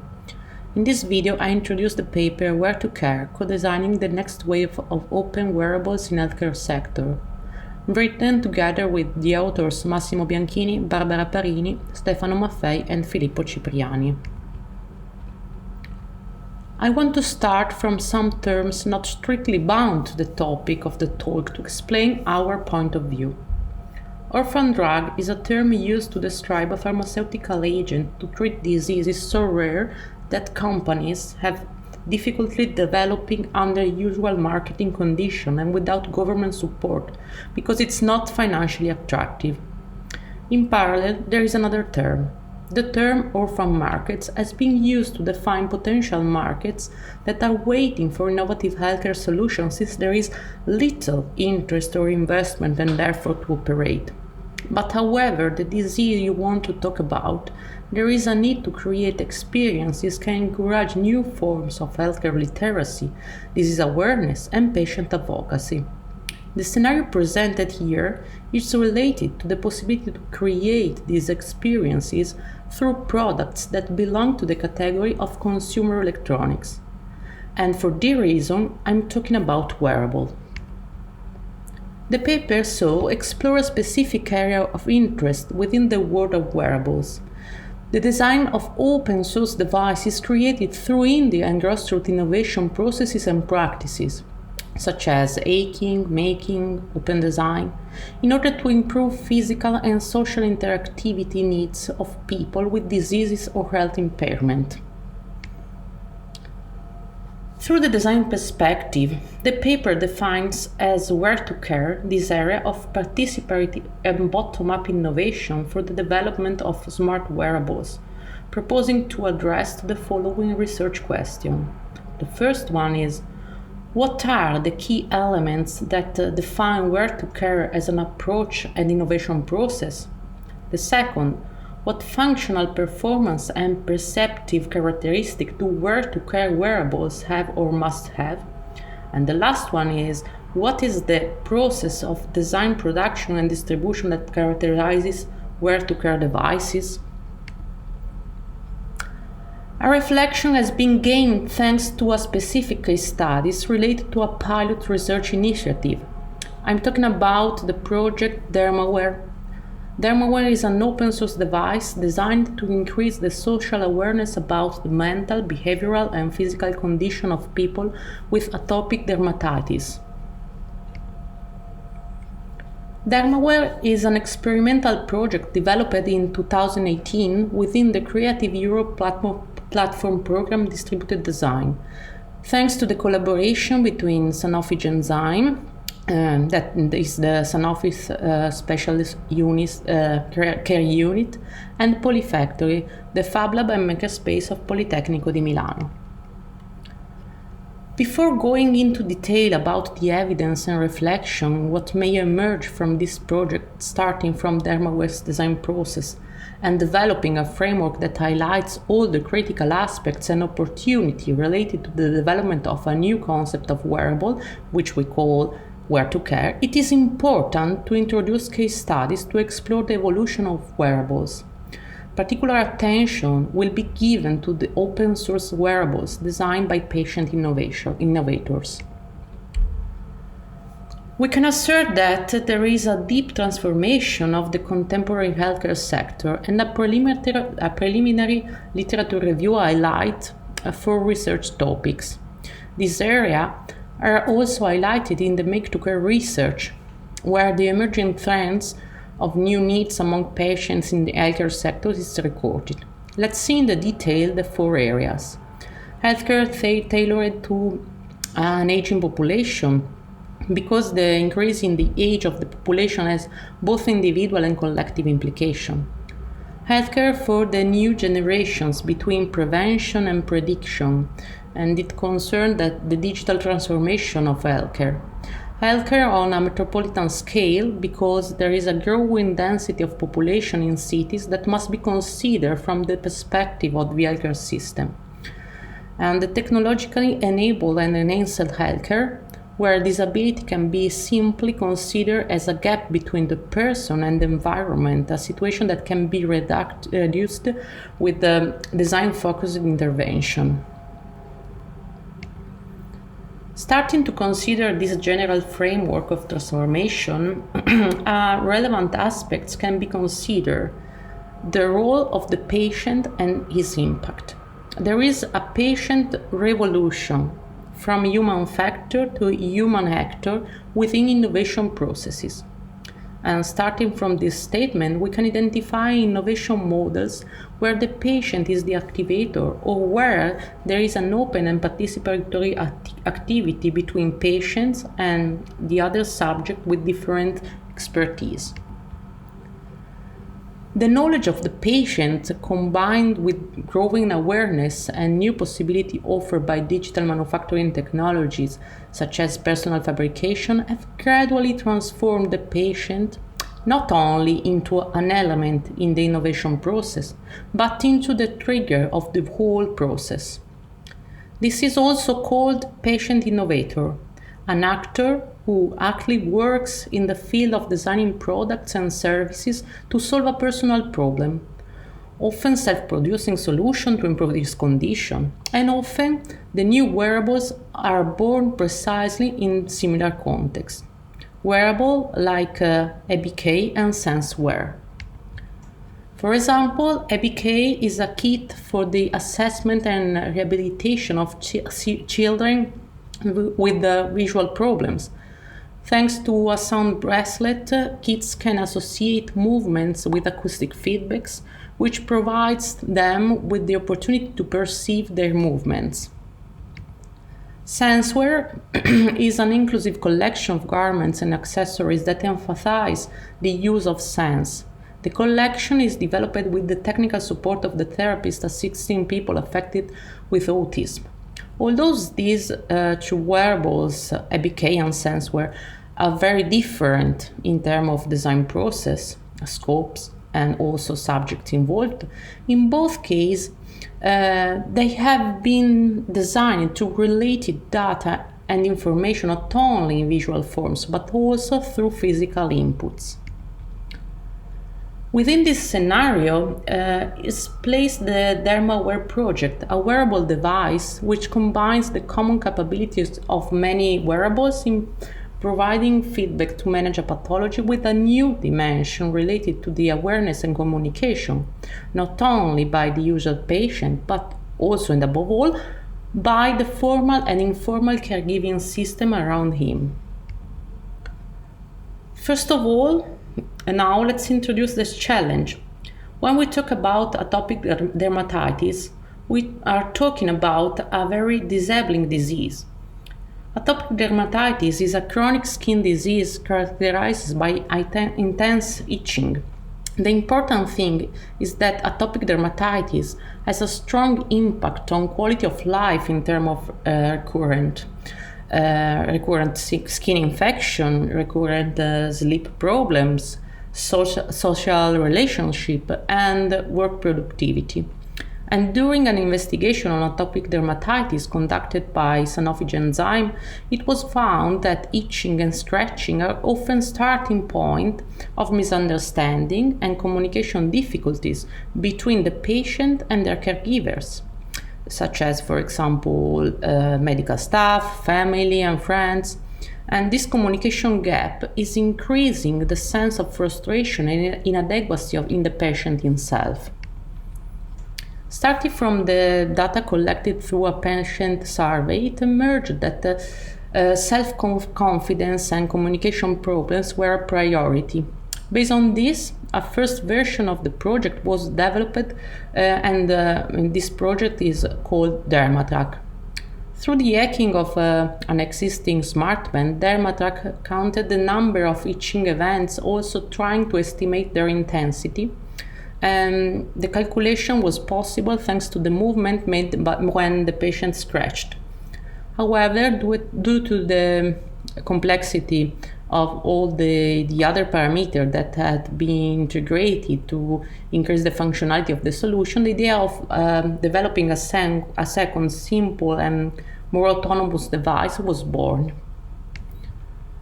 And the new device, DermaWear, was born as a part of the FabCare initiative for the Creative Europe program distributed design market platform. Behind the FabCare, there is a types of products such as aids and prostheses that can be designed using open source knowledge, software, and hardware, and then this kind of product can be materialized in FabLab, combining maker skills with digital manufacturing technology. The challenge of FabCare is to demonstrate how an open source approach offers advantages for the patient, for the healthcare system, and stimulate also the production system thanks to the digital manufacturing technologies that are inside the FabLab and the makerspace. The advantages offered by open source in the development of consumer wearables are to develop totally customized solutions that do not constitute an alternative to the existing consumer wearables market, but create an additional market option. To develop different versions of the same solution in order to satisfy several purposes related to a pathology such as monitoring, treatment, learning, awareness, etc.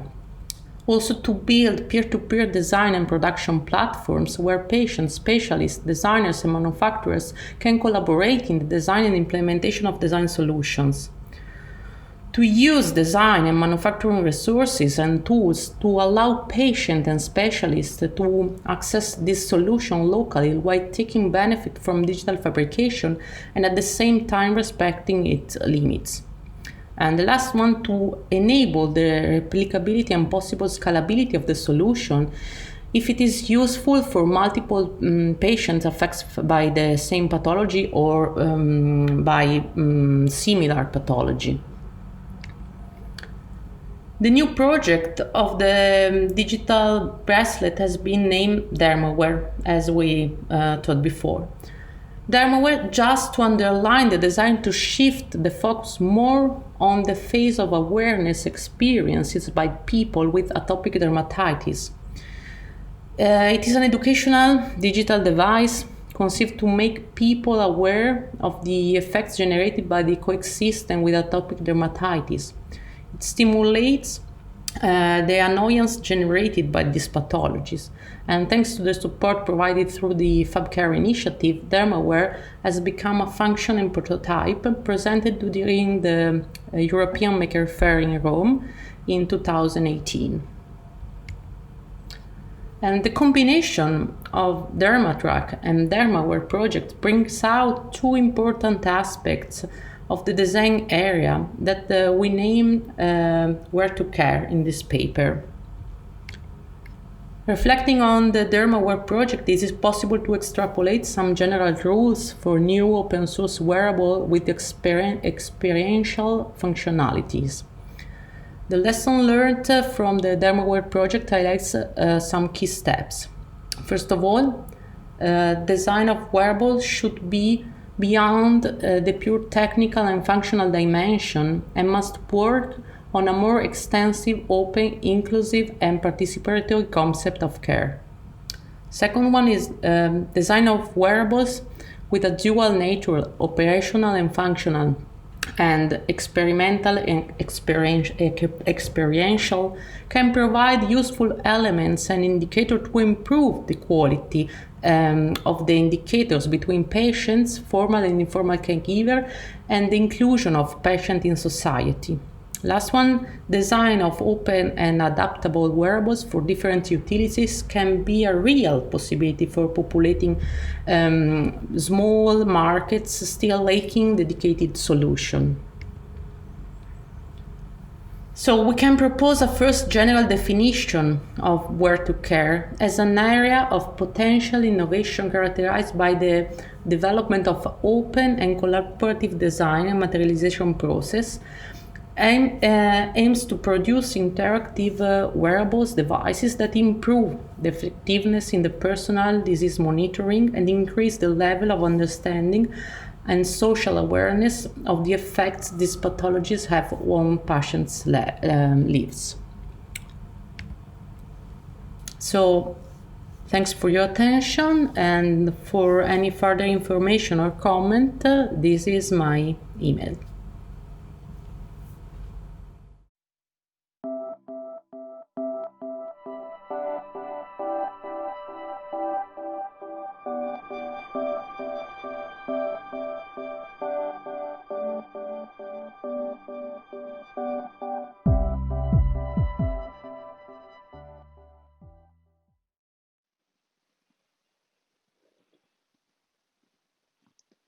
The evolution of science and technology, thanks to the convergence towards design, allows the design of devices based on the hybridization of research, knowledge, professions, methods, and techniques.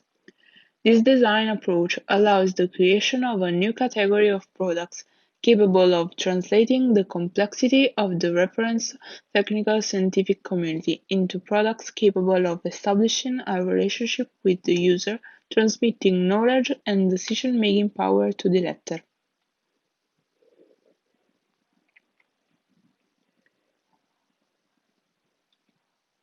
To arrive at the creation of similar artifacts, designer cannot ignore a fundamental question linked to ethical responsibility. Designers are in position to give shape to objects related to the universe of scientific disciplines, and for this reason they must fully understand their methods and contents, interpret them, assimilate them, and translate them, ensuring a faithful and effective and efficient use.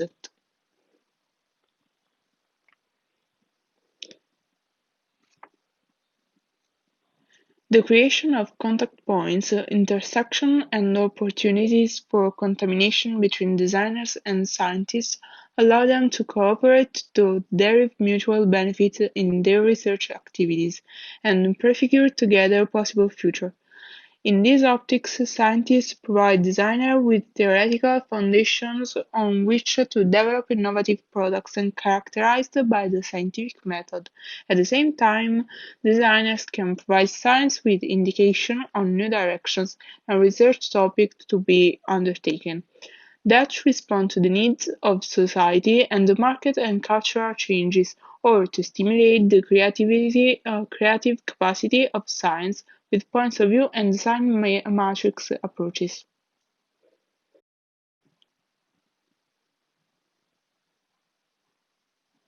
The last decade has led to a significant advancement in medical research concerning the testing of new techniques that allow achieving a form of improvement in the quality of life, both for patients undergoing transitive treatment and for those reporting a permanent trauma.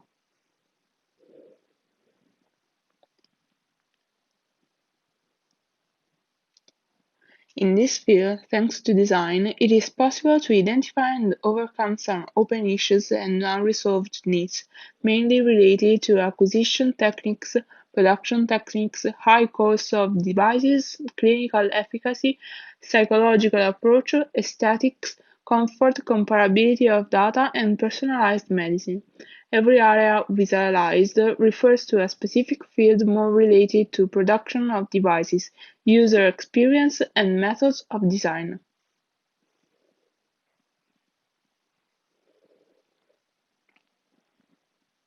In an attempt to solve these issues, it is possible to make use of digital tools and technologies, mainly related to that allow us to design custom-designed wearable devices with respect to the specific needs of patients, with a high level of personalization of the individual device, and at the same time a standardization of processes which allow the design and production process to be kept rigorous and controlled.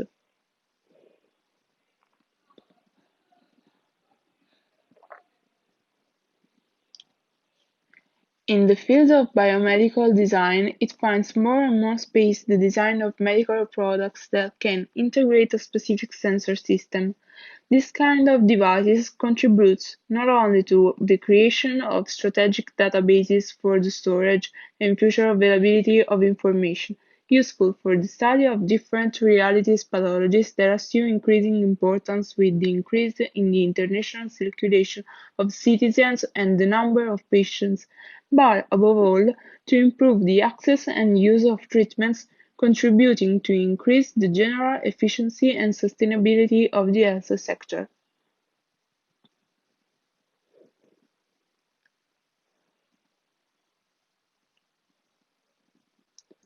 Related to the idea of citizens and biomedical design as a common good for society, it is important to underline how the research proposed is aligned to international programs such as UN Sustainable Development Goals and Horizon Europe clusters.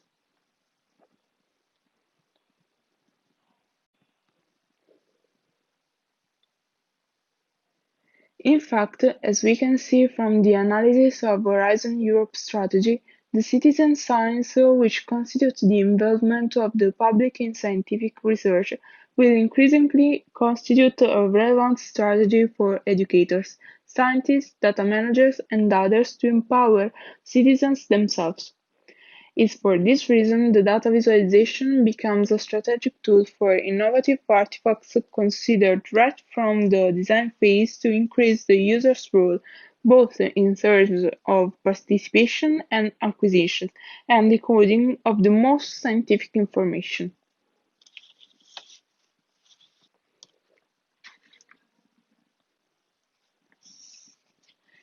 Information design, and in particular data visualization, constitutes that branch of visual communication involved in the transmission of information through diagrammatic mappings in an attempt to clearly communicate more or less complex information to those who need to understand them.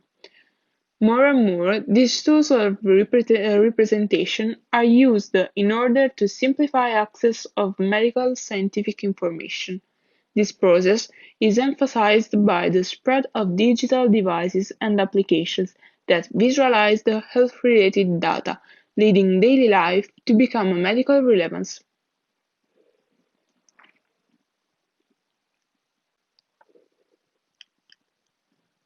Sensors and biosensors inserted on clothing items such as watches, t-shirts, shoes, bands, useful for non-invasive measurement, can detect and measure various biological parameters, such as heart rate, respiratory parameters, oxygen saturation, body temperature, blood pressure, glucose, sweat, brain waves, and provide information on the user's lifestyle, physical activity, sleep, nutrition, and more, as well as on specific therapeutic procedures, for example, magnetotherapy, diabetes management through skin patches, EEG monitoring for epileptic patients, and more.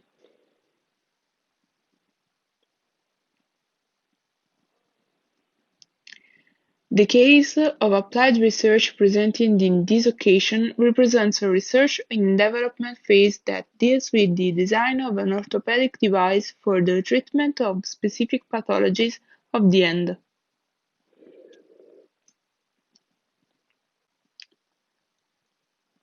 Physical and rehabilitative medicine, also known as physiatrics, is a branch of medicine that deals with the prevention, diagnosis, therapy, and rehabilitation of a disability, working on patient autonomy and improving it.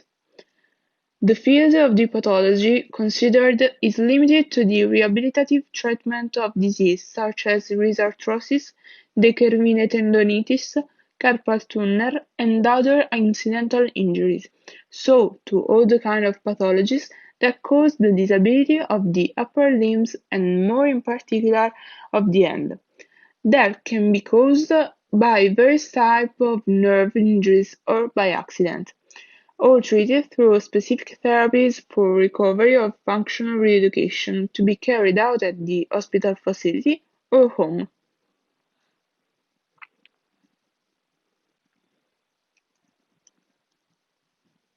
The analysis of the state of the art highlights the difficulty for the user to use this kind of devices independently, as it is difficult to wear and program it. Among the main problems we have complexity, heaviness, invasiveness, bulkiness, difficulty, and integrating with daily life.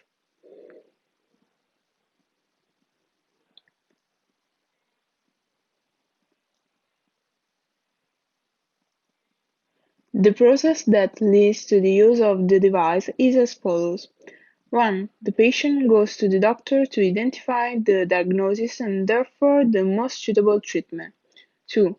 The doctor detects and digitally processes the patient anthropometric data, therefore identifies the size of the device and most suitable exercises with respect to the therapeutic treatment that the patient will have to perform.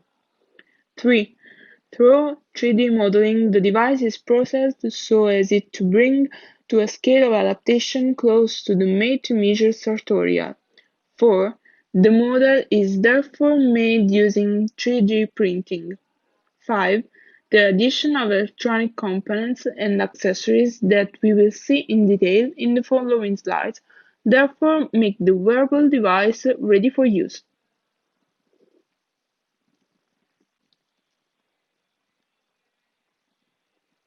Here we can see some images of the exploded view of the device.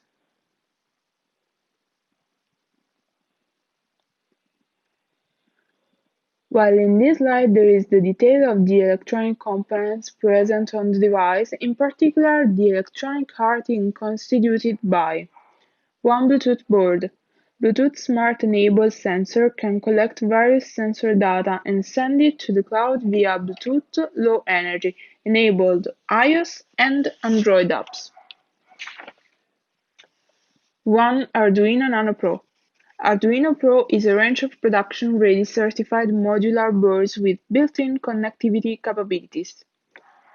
4 elastic for each knuckle of the hand, based on the therapy and the anthropometric characteristics of a patient.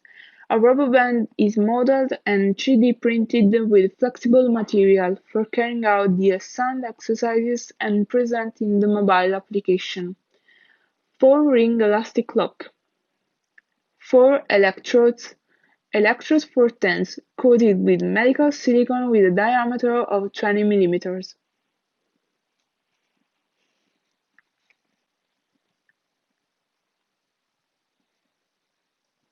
The collected data through specific computer languages based on MySQL database and JavaScript for the conversion of data into code and consequent display are converted into mapping studied with a dual language. In fact, both a front-end interface is provided, which offers less medical and more emotional feedback to the patient, linked to gratification and to incentivize the user in carrying out the therapy thanks to the achievement of the required results, and a backend interface dedicated to the doctor, more technical and linked to scientific visualization, to allow him to keep trace of the progress and actual performance of the assigned therapy.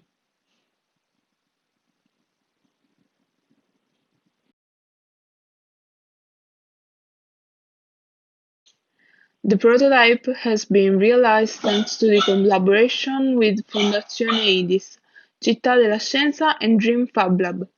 The prototype in black resin was created using the Formlabs SLA Form 2 printing, chosen for its high definition and the type of materials that can be used.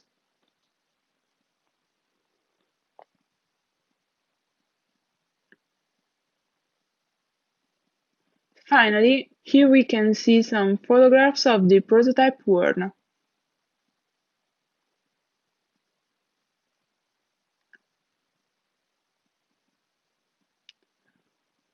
Also with the elastic end ring for carrying out the assigned exercises.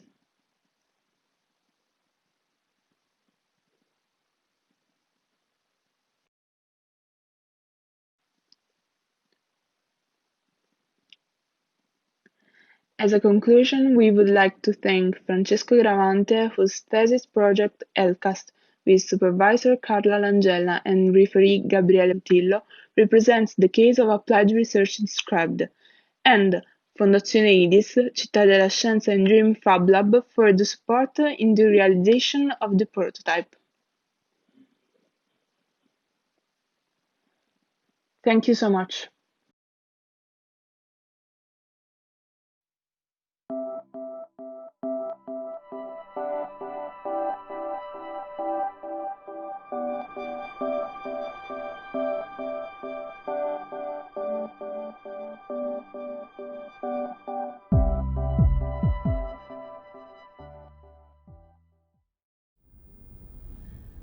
Good morning, I'm Roberto Sironi. I'm a researcher at the Design Department of Polytechnic School of Milan, and today I present design of an innovative integrated system for upper limb prosthesis, which is a research we are conducting together with Centro Protesi INAIL and CNR, Consiglio Nazionale delle Ricerche.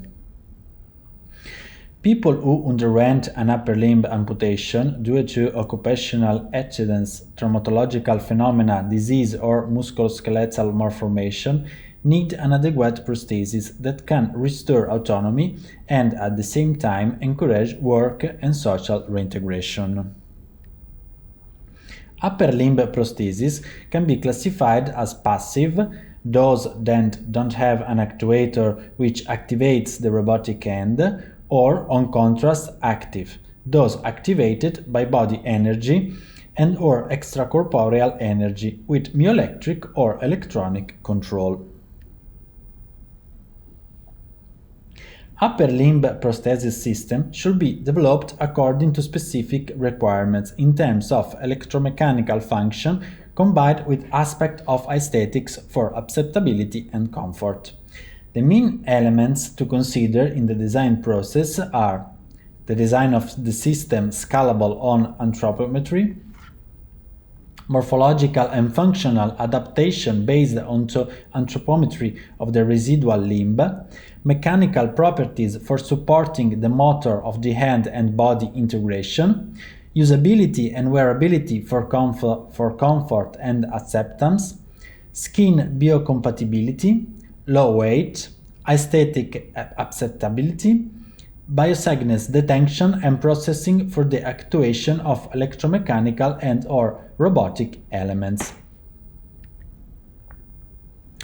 Although the development of prosthesis evolved a lot in recent decades, combining the manual skill of the orthopedic technician with technological know-how in terms of material and sensor, some critical issues remains and must be analyzed and tackled with designing the prosthesis. From researcher with user, the problems concern in particular the relationship between stump, socket and prosthesis, are retrieved from literature and here below summarized.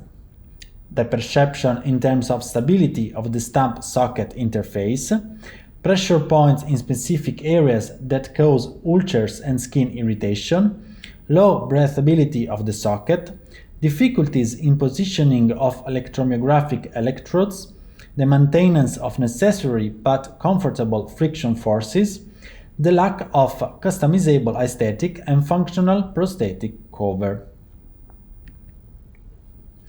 The aim of the MAPS project is to improve the prosthesis through the design of an integrated system based on innovative multifunctional materials and developed according to the user-centered design methodology.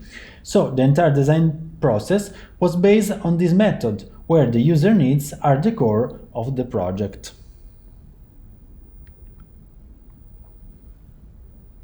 Focus group was chosen for the user analysis and it carried out at the Centro Protesi INAIL. The focus group was attended by 6 patients with radial and transradial upper limb amputation with different types of prosthesis, both active and passive, and the simultaneous presence of 7 actors, including technologists, bioengineers, designers, and material experts. Participants were asked to describe the activities they carry out in their daily routine, considering awakening, personal hygiene activities, meals, work and study, sport and leisure, with the aim of understanding and evaluating how they use the prosthesis in these activities. The result of the focus group highlighted a series of user needs, which can be summarized in this slide. Excessive systems weight, problems related to the stump socket interface in terms of perception of stability, difficulty in dressing and undressing clothes, in particular as regards friction between the prosthesis and clothes, difficulties in cleaning and hygienization of parts, skin irritation due to the poor breathability and local point pressure, overweighting of the electronic parts during the summer with consequent malfunctioning, high cost for replacing of EMG sensor in case of failure, difficulties in wearing the prosthesis. Here in the picture you can see the 2 areas of the stump identified as the most problematic ones in terms of skin irritation and sweating phenomena. Based on the result emerging from the focus group, the project team has defined the following design requirements for the development of an innovative prosthesis system. It has to be integrable with pressure sensor for the monitoring of pressure points, morphologically fitted to the volumetric daily variation of the stump, increase the wearability in dressing and undressing clothes and of the prosthesis itself, washable, economically sustainable in terms of replacement for breakdown or malfunctioning, reproducible for easy substitution, integrable with the electronic components of the robotic hand, aesthetically fine and customizable. Now let's see how we approach the project. CNR ICMATE designed a 3D print metastructure called Hypermat that is configurable according to the individual anatomical shapes needs of the user, with a mapping of the distribution of the surface in relation to the functional areas of the prosthesis. The Hypermat was designed as an integrative solution between prosthesis and socket, which is conceived as a combination between the metastructure that perform mechanical function and sensored textile liner for the detection of biosignals. Innovative materials have been developed to integrate the ergonomic functional characteristic of the Hypermat, phase ship materials and graphene-based multilayers. These materials was inserted into the Hypermat shells to improve the thermal exchange between inside and outside, with the aim of decrease the sweating phenomena.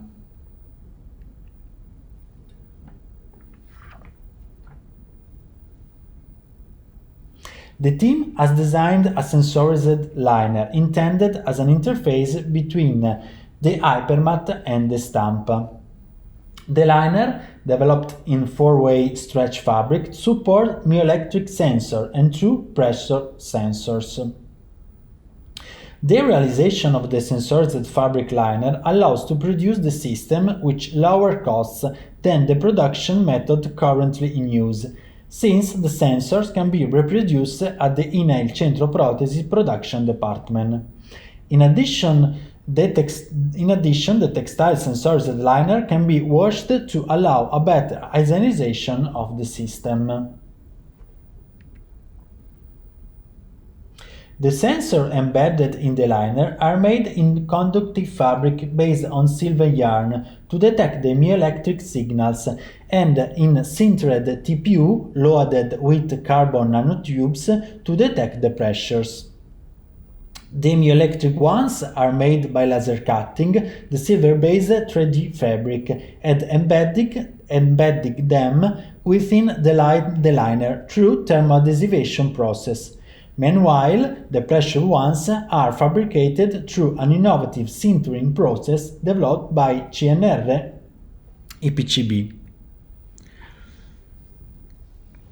The myoelectric and pressure signals are carried by the sensor to the terminal base of the liner by conductive filaments that are inserted inside metal probes. These probes, 3 for each of the 2 EMG sensor and 2 for each pressure sensors, are mechanically inserted and welded inside a upper connector made of polymeric material, on which a connection plate is inserted.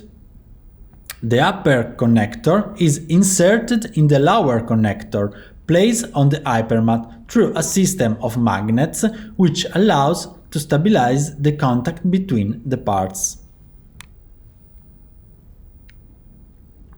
Here in these slides we see the connectors. The upper one is attached on the liner and it magnetically connects with the lower ones. The sensorized liner was completed with the electronic board, which allows to detect the signals from the pressures and EMG sensors. The electronic system was equipped with 2 motion gravity digital board for acquisition, processing and transmission of EMG signals, a custom-made board for the acquisition of pressure sensor signals, 500 mAh battery. Here in this slide we see the first prototype of the liner and a top view which shows the liner inserted in the hypermat. Next step of the project will be the data acquisition testing, prototype refinement ensuring more stable connection between the sensors and the connectors. Positive preliminary comfort test was done with users. Now we are planning intensive usability test with a panel of users of the EAI HealthWear for the complete assessment of the system. Thanks for your attention.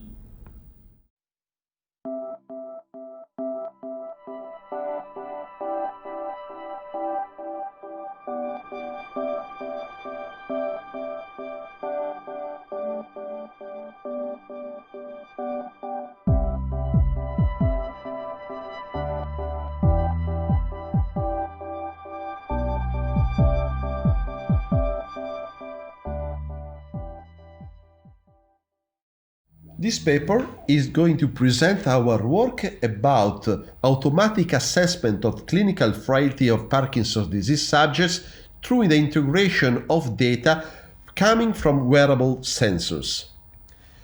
Parkinson's disease is a neurodegenerative disease of the central nervous system due to reduced levels of dopamine in the substantia nigra. It is characterized by a progressive and chronic disorder, in particular in charge of the movement and balance of human beings.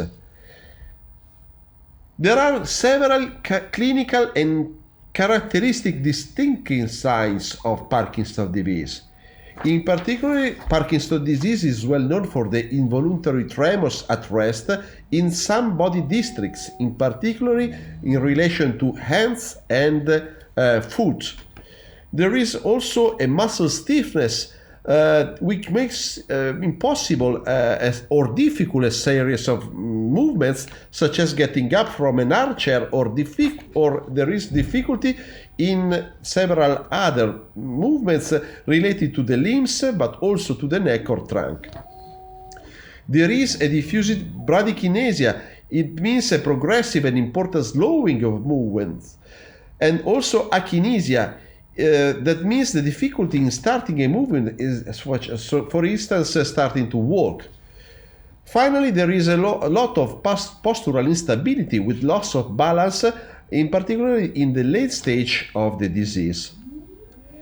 Due to the fact that Parkinson's disease in particular affects motor behavior, motion capture techniques have been extensively applied to the study of Parkinson's disease.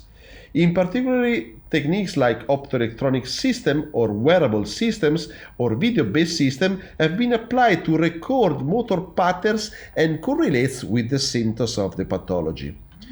Nowadays, wearable solution could offer simple and continuous monitoring in order to assess the evolution of pathology or even the efficacy of treatment. In some cases, thanks to their specificity and also very good reliability, they could support also early detection of the pathology itself. The rationale of this study is to integrate two kinds of evaluation of the Parkinson's disease. First, a clinical assessment. We use the clinical frailty scale that have been developing in order to evaluate the level or severity of the frailty affecting elderly people, and also apply to the evaluation of Parkinson's disease subjects. And the second part is related to the previous work that we carried out in terms of validation, development and validation of a wearable actigraph capable to collect biomechanical parameters of human gait. It is based on a single IMU applied to the pelvis of the subject. Our approach developed an automated analysis of the motor pattern recorded through accelerometer and gyroscopes in order to have an automatic evaluation and report of several functional tests. In particular, we focused on 6-minute walking test, time up and go test, 10 meters test, and 50-meter test. Putting together these two things, our study aims at answering at these two questions. Is there a method and an algorithm for an automatic classification system of the frailty level of Parkinson's disease patient that is based on the recorded biomechanical outcomes in standard functional test, starting from 6-minute walking test and TUG test? And secondly, how these functional tests can be predictive for patient state or frailty?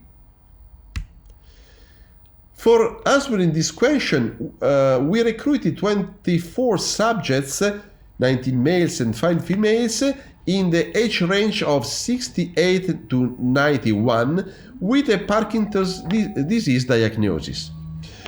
All these tests and the recruitment was carried out at the Atienza Servizi alla Persona Piero Radelli in Milan. All subjects were able to walk alone, eventually with some aids. To produce the automatic assessments, some anthropometric measurements on the lower limbs have to be carried out and inserted into the software. They are the inputs for the biomechanical model. Shoes are included for anthropometric measurements on the initial setup.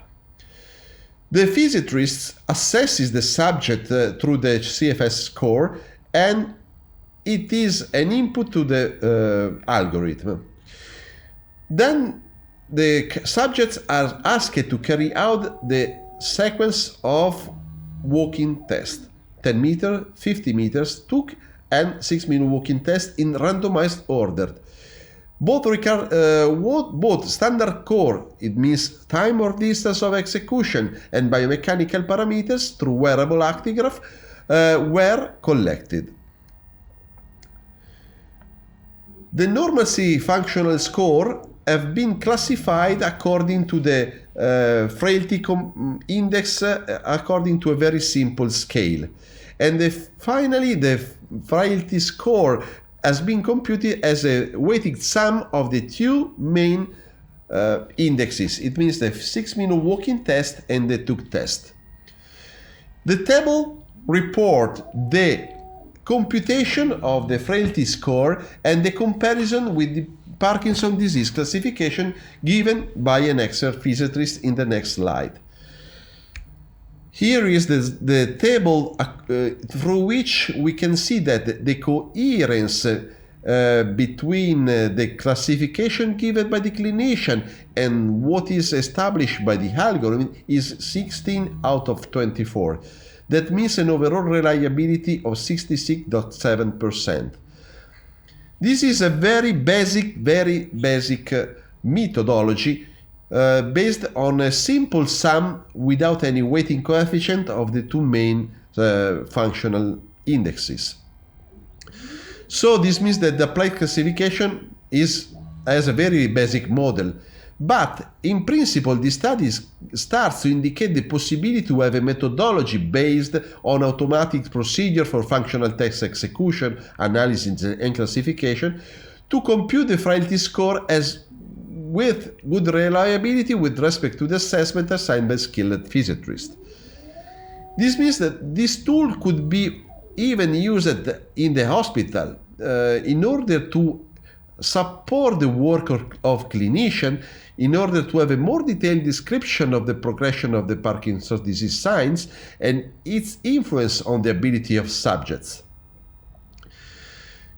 Third, this study applies a very easy to use wearable sensor, and this means that there is also the possibility to put this technology available for domiciliary solution to carry out standardized tests or for periodic and continuous follow-up at home, at home to the subject, and they are very important in the management of the pathology.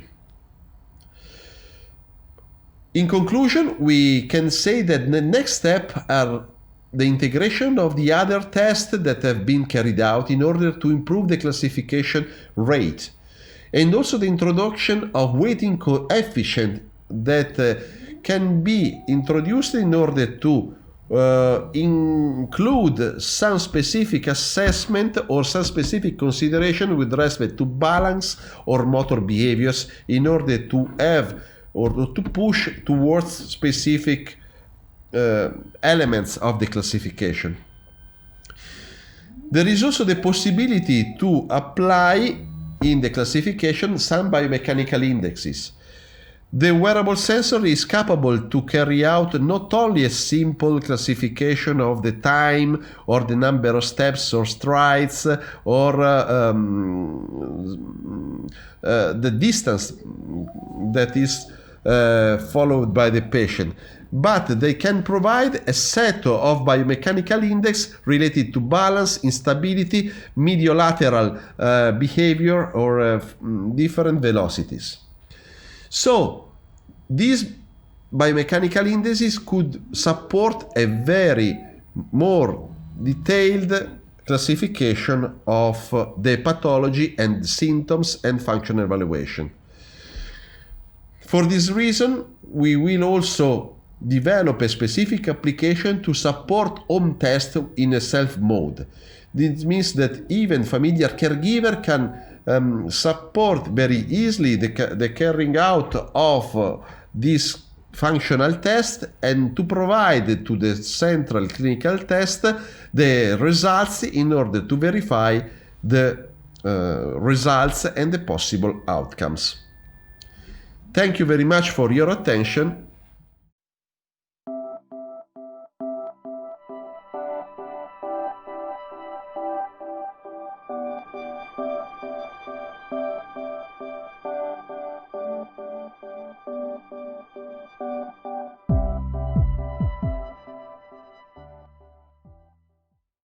Hello and thank you for joining me. My name is Alex Moorhead and I am a postdoc researcher at the beautiful Lecco campus of Politecnico di Milano, which you can see here. I would like to firstly thank EAI for hosting this virtual conference and the rest of you for your participation and attention. Today I will be presenting a prototype of a small insole system which we have developed for monitoring foot transmitted vibration during both occupation and recreation.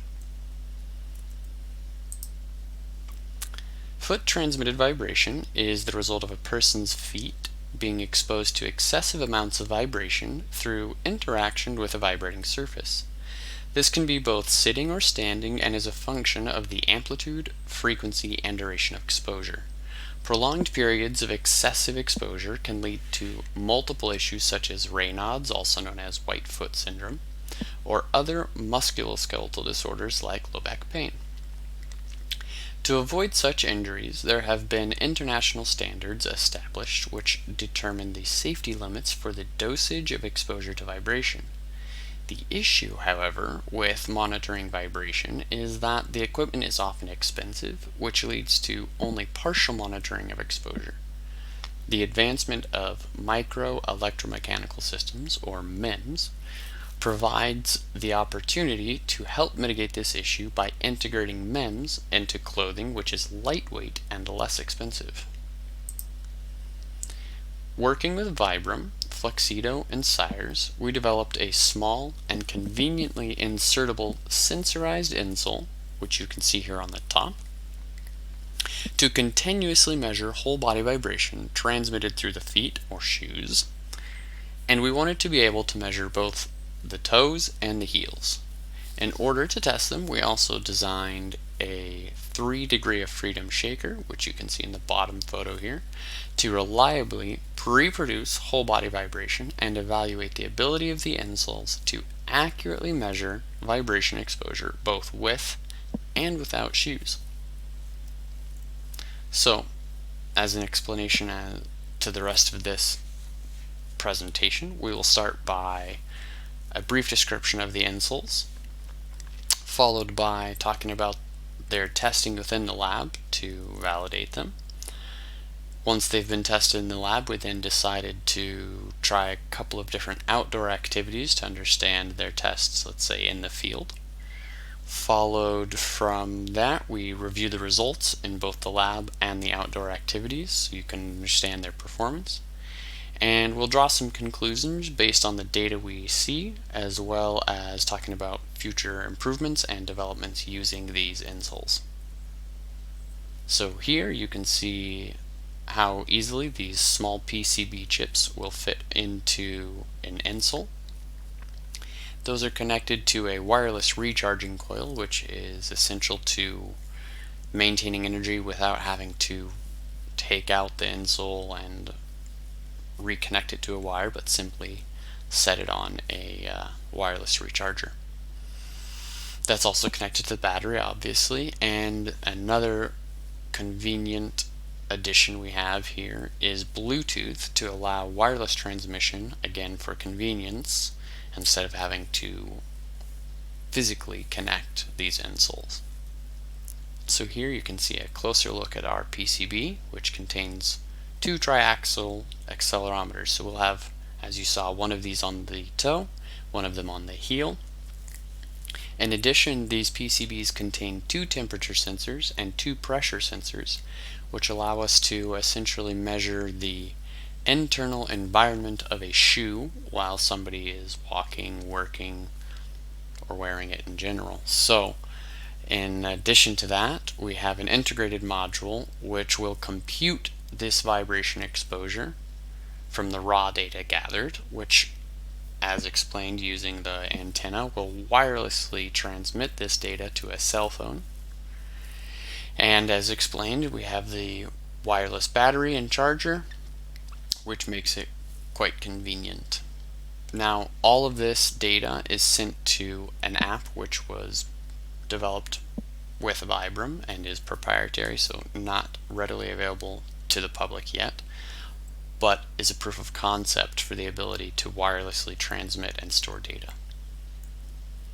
So the aforementioned app, works through that Bluetooth connection and is convenient because it also allows us to control the acquisition of data From the app we can start and stop the measurements, and then export the data, and from the app we can also store it onto a database.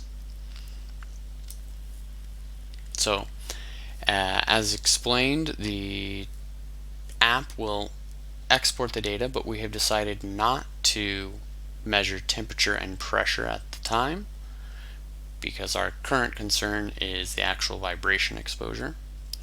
And due to the fact that it's a prototype, we are only able to currently measure 2 minutes of data. However, as explained, that can be quickly and wirelessly exported, downloaded to a database, and restarted.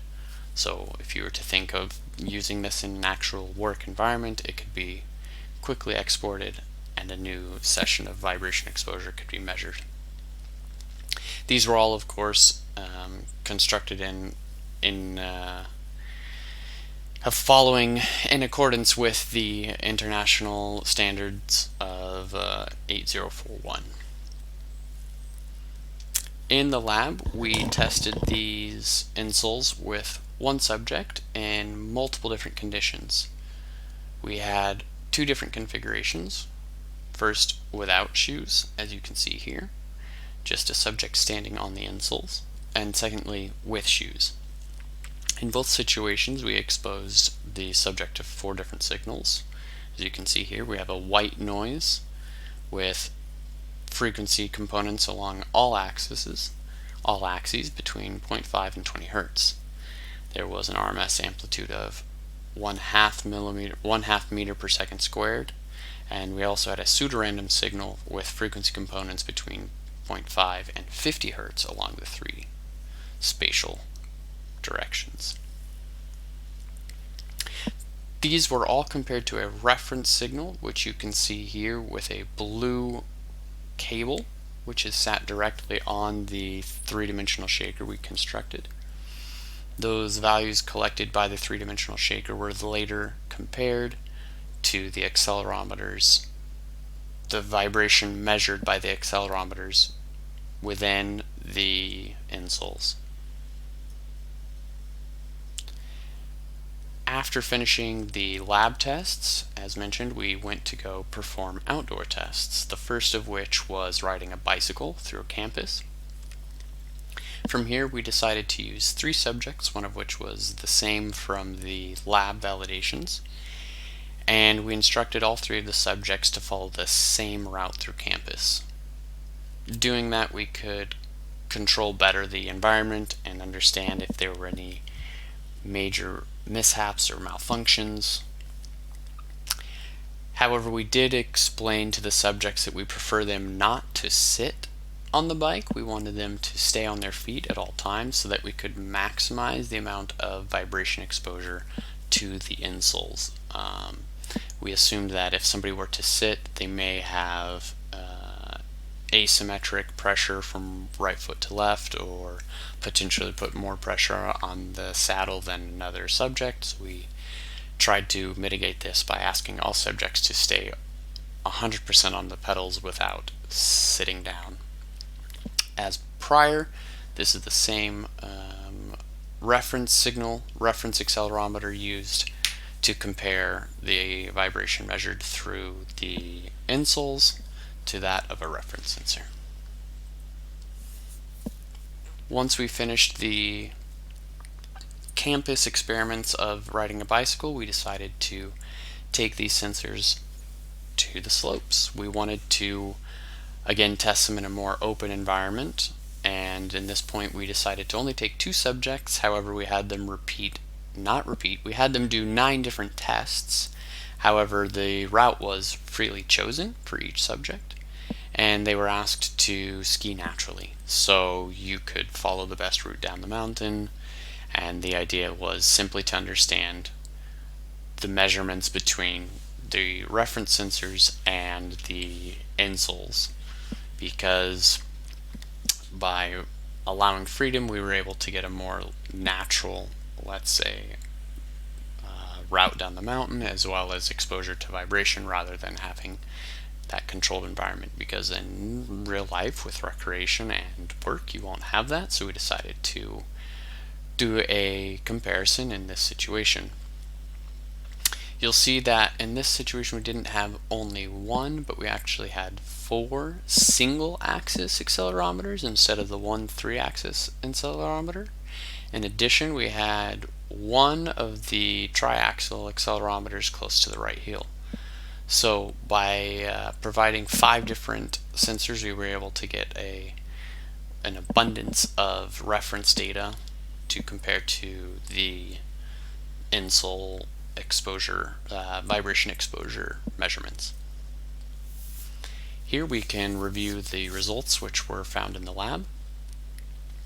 By looking at the first one, you'll see the results without shoes. And surprisingly here, without shoes, there were higher percentage errors than with shoes.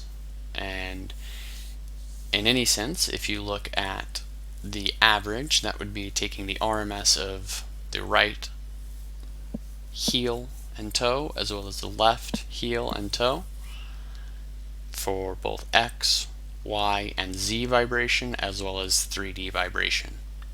So these are the 4 different directions of vibration to which the subjects were exposed, and the reference sensors here measured 0.176, 0.170, 0.376, 0.490 compared to the RMS of the insole accelerations to get a difference of less than 1/10 of a meter per second. So while the first X direction resulted in a 37% error, if you consider the actual amount of difference, it's quite small. When looking at the validation with shoes, that value became even smaller. Again, the X direction seems to create the greatest error in the insoles. However, we still end up with less than 14% error. So low percentage of error as well as low difference of error. Absolute difference here is, again, under 1/10 of a meter per second squared. So the validation in the lab was considered to be quite effective.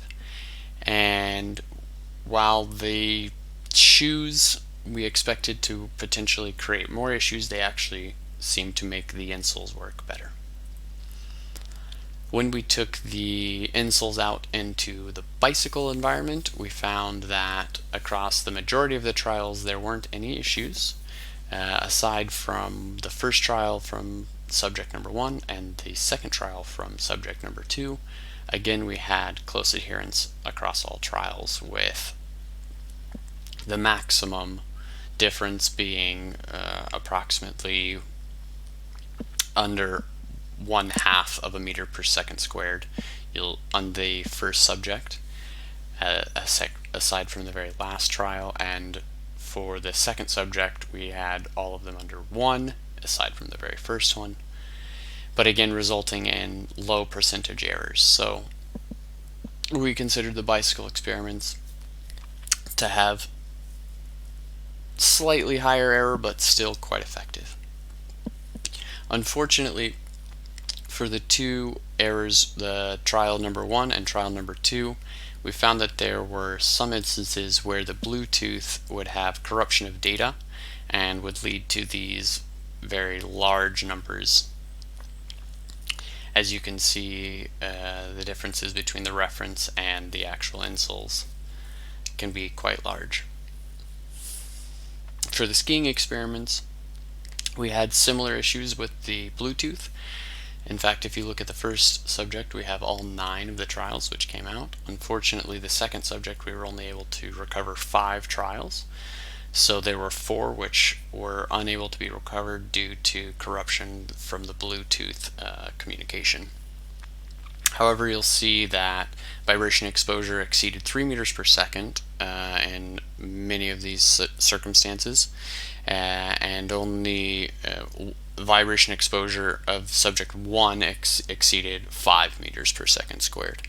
So while the first subject had a little bit more turbulent descent across the mountain, you can see that the difference again was quite low when you compare the percentage to what was actually found.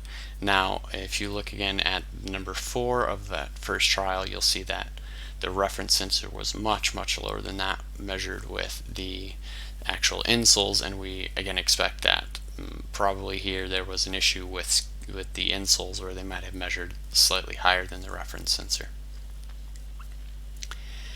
If we look at the second subject, there are much less of these errors. Of course, there were a few of those trials which had to be discarded, but the ones which we kept, again, had low relative differences here. So what we've found basically is that this prototype of a wearable insert for the shoes is something that can continuously monitor vibration and has effectively been able to, through validation, not only measure the error with a small amount, or measure the exposure, vibration exposure with a small amount of error, but also allows us to wirelessly and conveniently export this data. Those outdoor tests, unfortunately exceeding in certain circumstances the safety limit, helped us to understand that these can be a viable option also in recreational environments. We also noticed that the sensors should be, let's say, further tested to understand why they're getting these disturbances from the Bluetooth, and try to understand how these can be applied to work and recreational settings to avoid injuries. We want to further improve the data transmission so that we have higher integrity and less loss of data, as well as less distortion. So we would like to thank you for your attention and wish you a good day.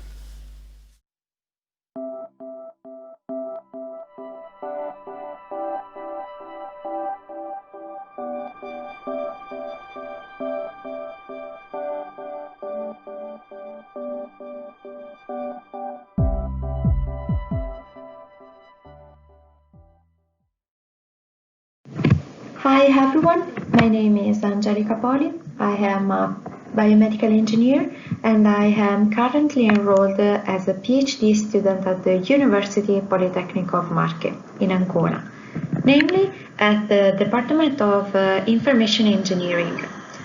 My research interests are related to the electronic instrumentation and measurements. Today I'm going to talk about the activities of daily living detection with a wearable accelerometer in uncontrolled condition. In particular, I'm going through a brief introduction, then I'm explaining the materials and the methods used to perform our experimental test, then I'm describing the results and discussions, and then the related conclusion. In recent years, minimally invasive wearable technologies and efficient machine learning algorithms have been used for enabling the monitoring in the area of human activity recognition, especially focusing on the automatic classification of indoor activities of daily living.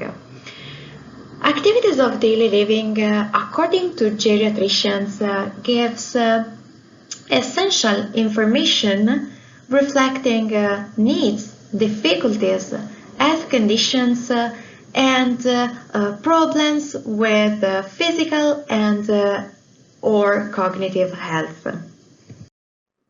Most of the existing experimental setups on human activity recognition are developed in controlled settings, where the authors often provide specific instructions about how to perform a predefined set of activities, and also in which order to perform this set of activities.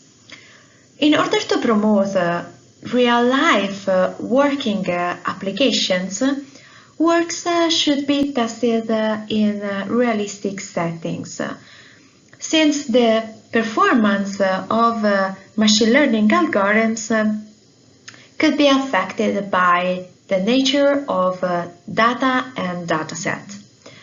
Therefore, the aim of our study was to understand how the choice of activities to be executed and the modality of acquisition to be performed affect the classification of activities by machine learning algorithms. In details, this work presents the use of a wearable device to measure and collect the acceleration values from the subject's wrist. The device, medically validated, is called Empatica E4, and it is a multi-sensor system able to collect acceleration values along with several biosignals. Empatica E4 operates in streaming mode to visualize data in real time by means of a mobile app that we can see in this picture. It is called the Real-Time app, and it runs on a smartphone connected to Empatica E4 via Bluetooth Low Energy. Once the measurement session terminates, the collected data are available on the cloud platform called E4 Connect, and the user can easily download a file folder in which all the measurement values are stored and saved. More technical details relative to the 3-axis accelerometer used in our work are shown in this table. In the data collection phase, a total of 36 recordings were collected from the participants.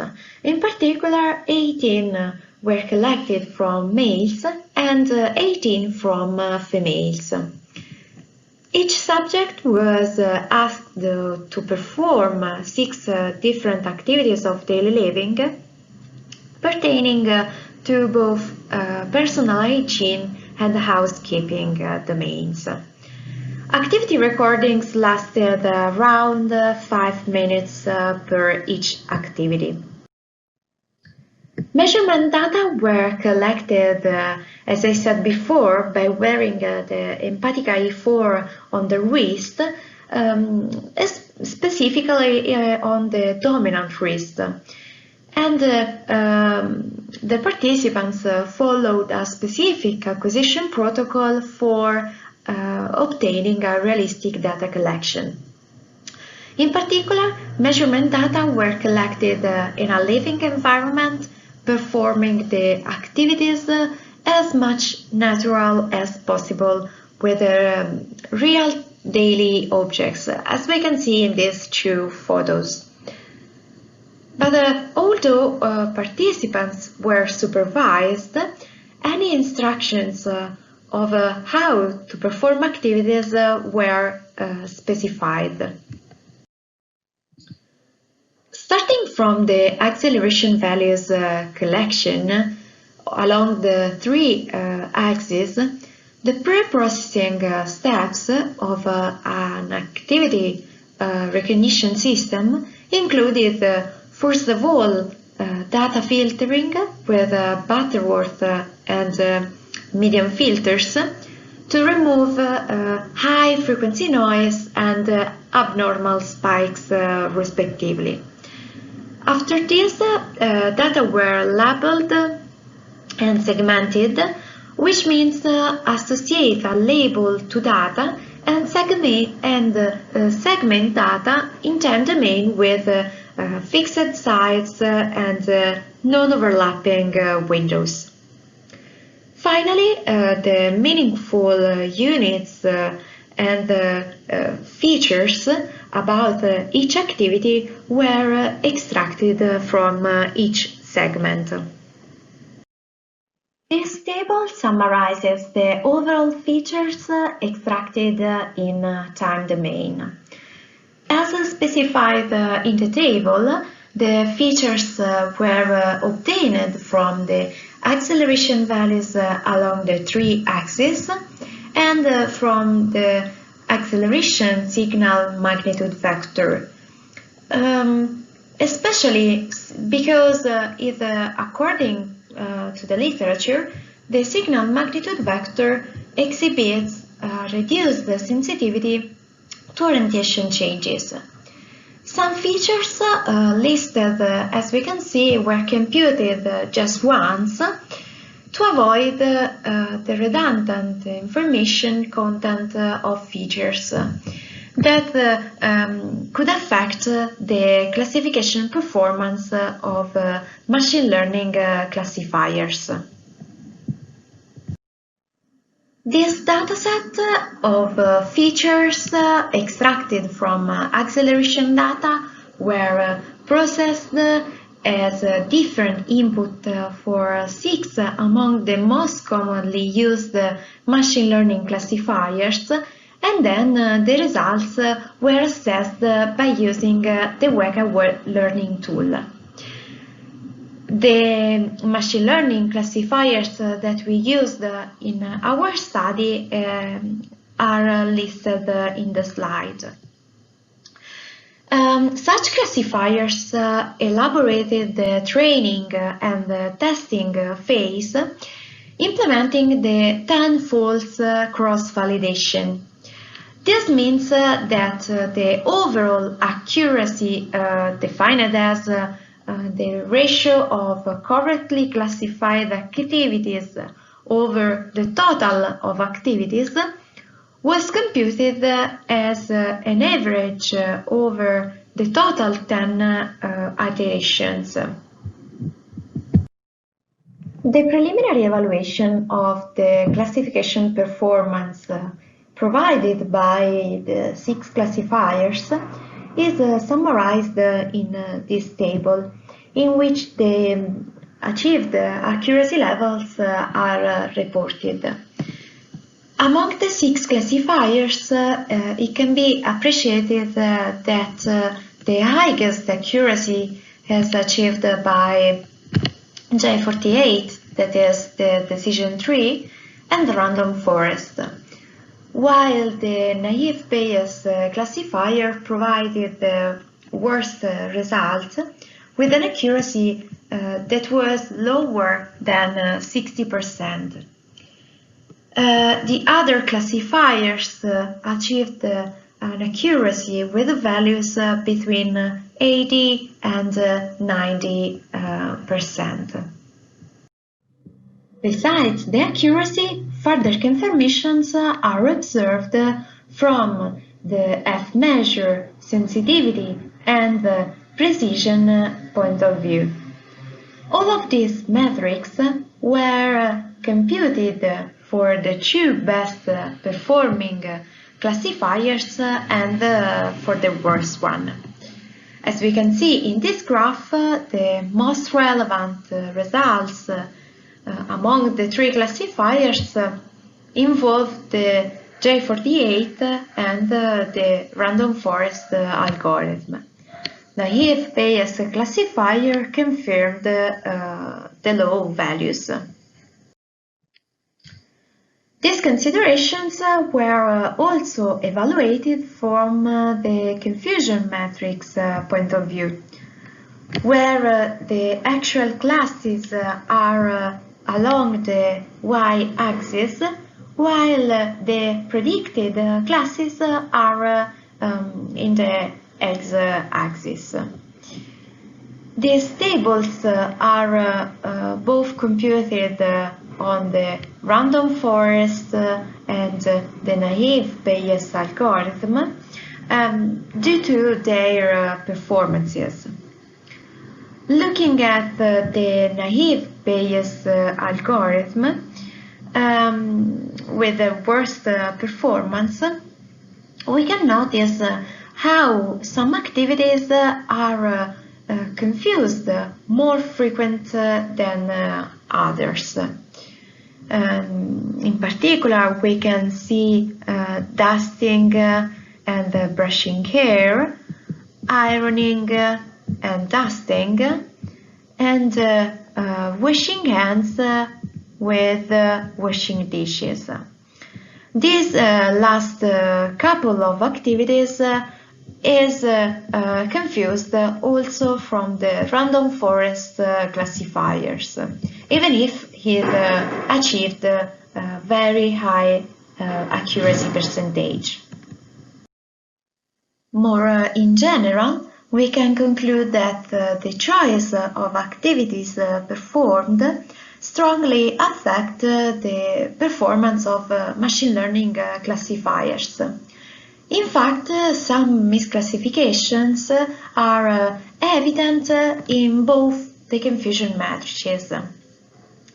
The similar nature of activities that results in similar execution of gestures produces observations errors. This is what happens, for example, for washing dishes and washing hands activities that have a quite similar unidirectional pattern.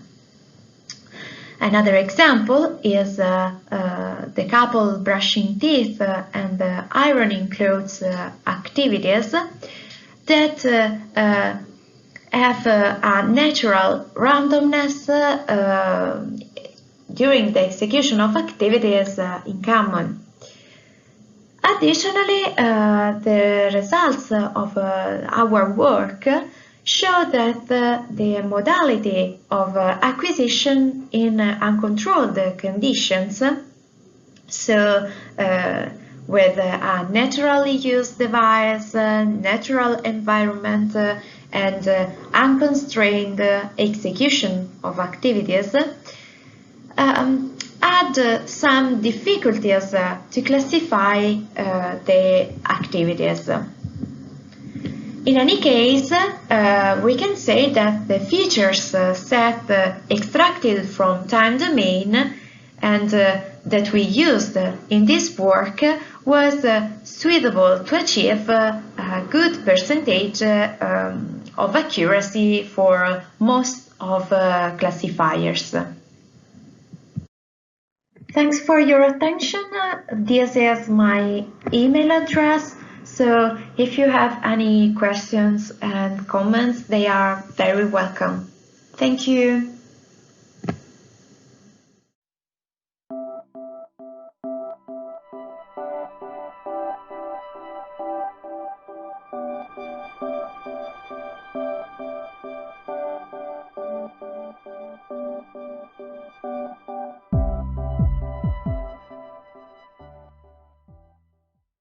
Good evening, everyone. Thank you for being with us all the day and participating in the presentation of the work.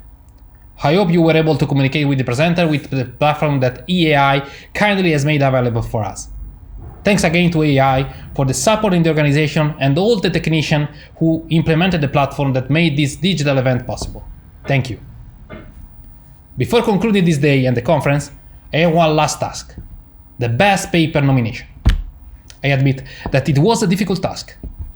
I had to read all the paper twice. The first time to verify the adherence to the conference and correction for the camera ready, and the second one to select the best paper. It was not so easy to decide. I found out at least 2-3 papers that deserved the best paper, but we had to choose only one. For innovative concept, clarity in illustrating the study and great video presentation, the best paper goes to Chowdhury Mohamed for sharing wearable health data using user-defined blockchain policy. Congratulations to the authors, and see you at the next HealthWear with hope of being able to do in person. Thank you.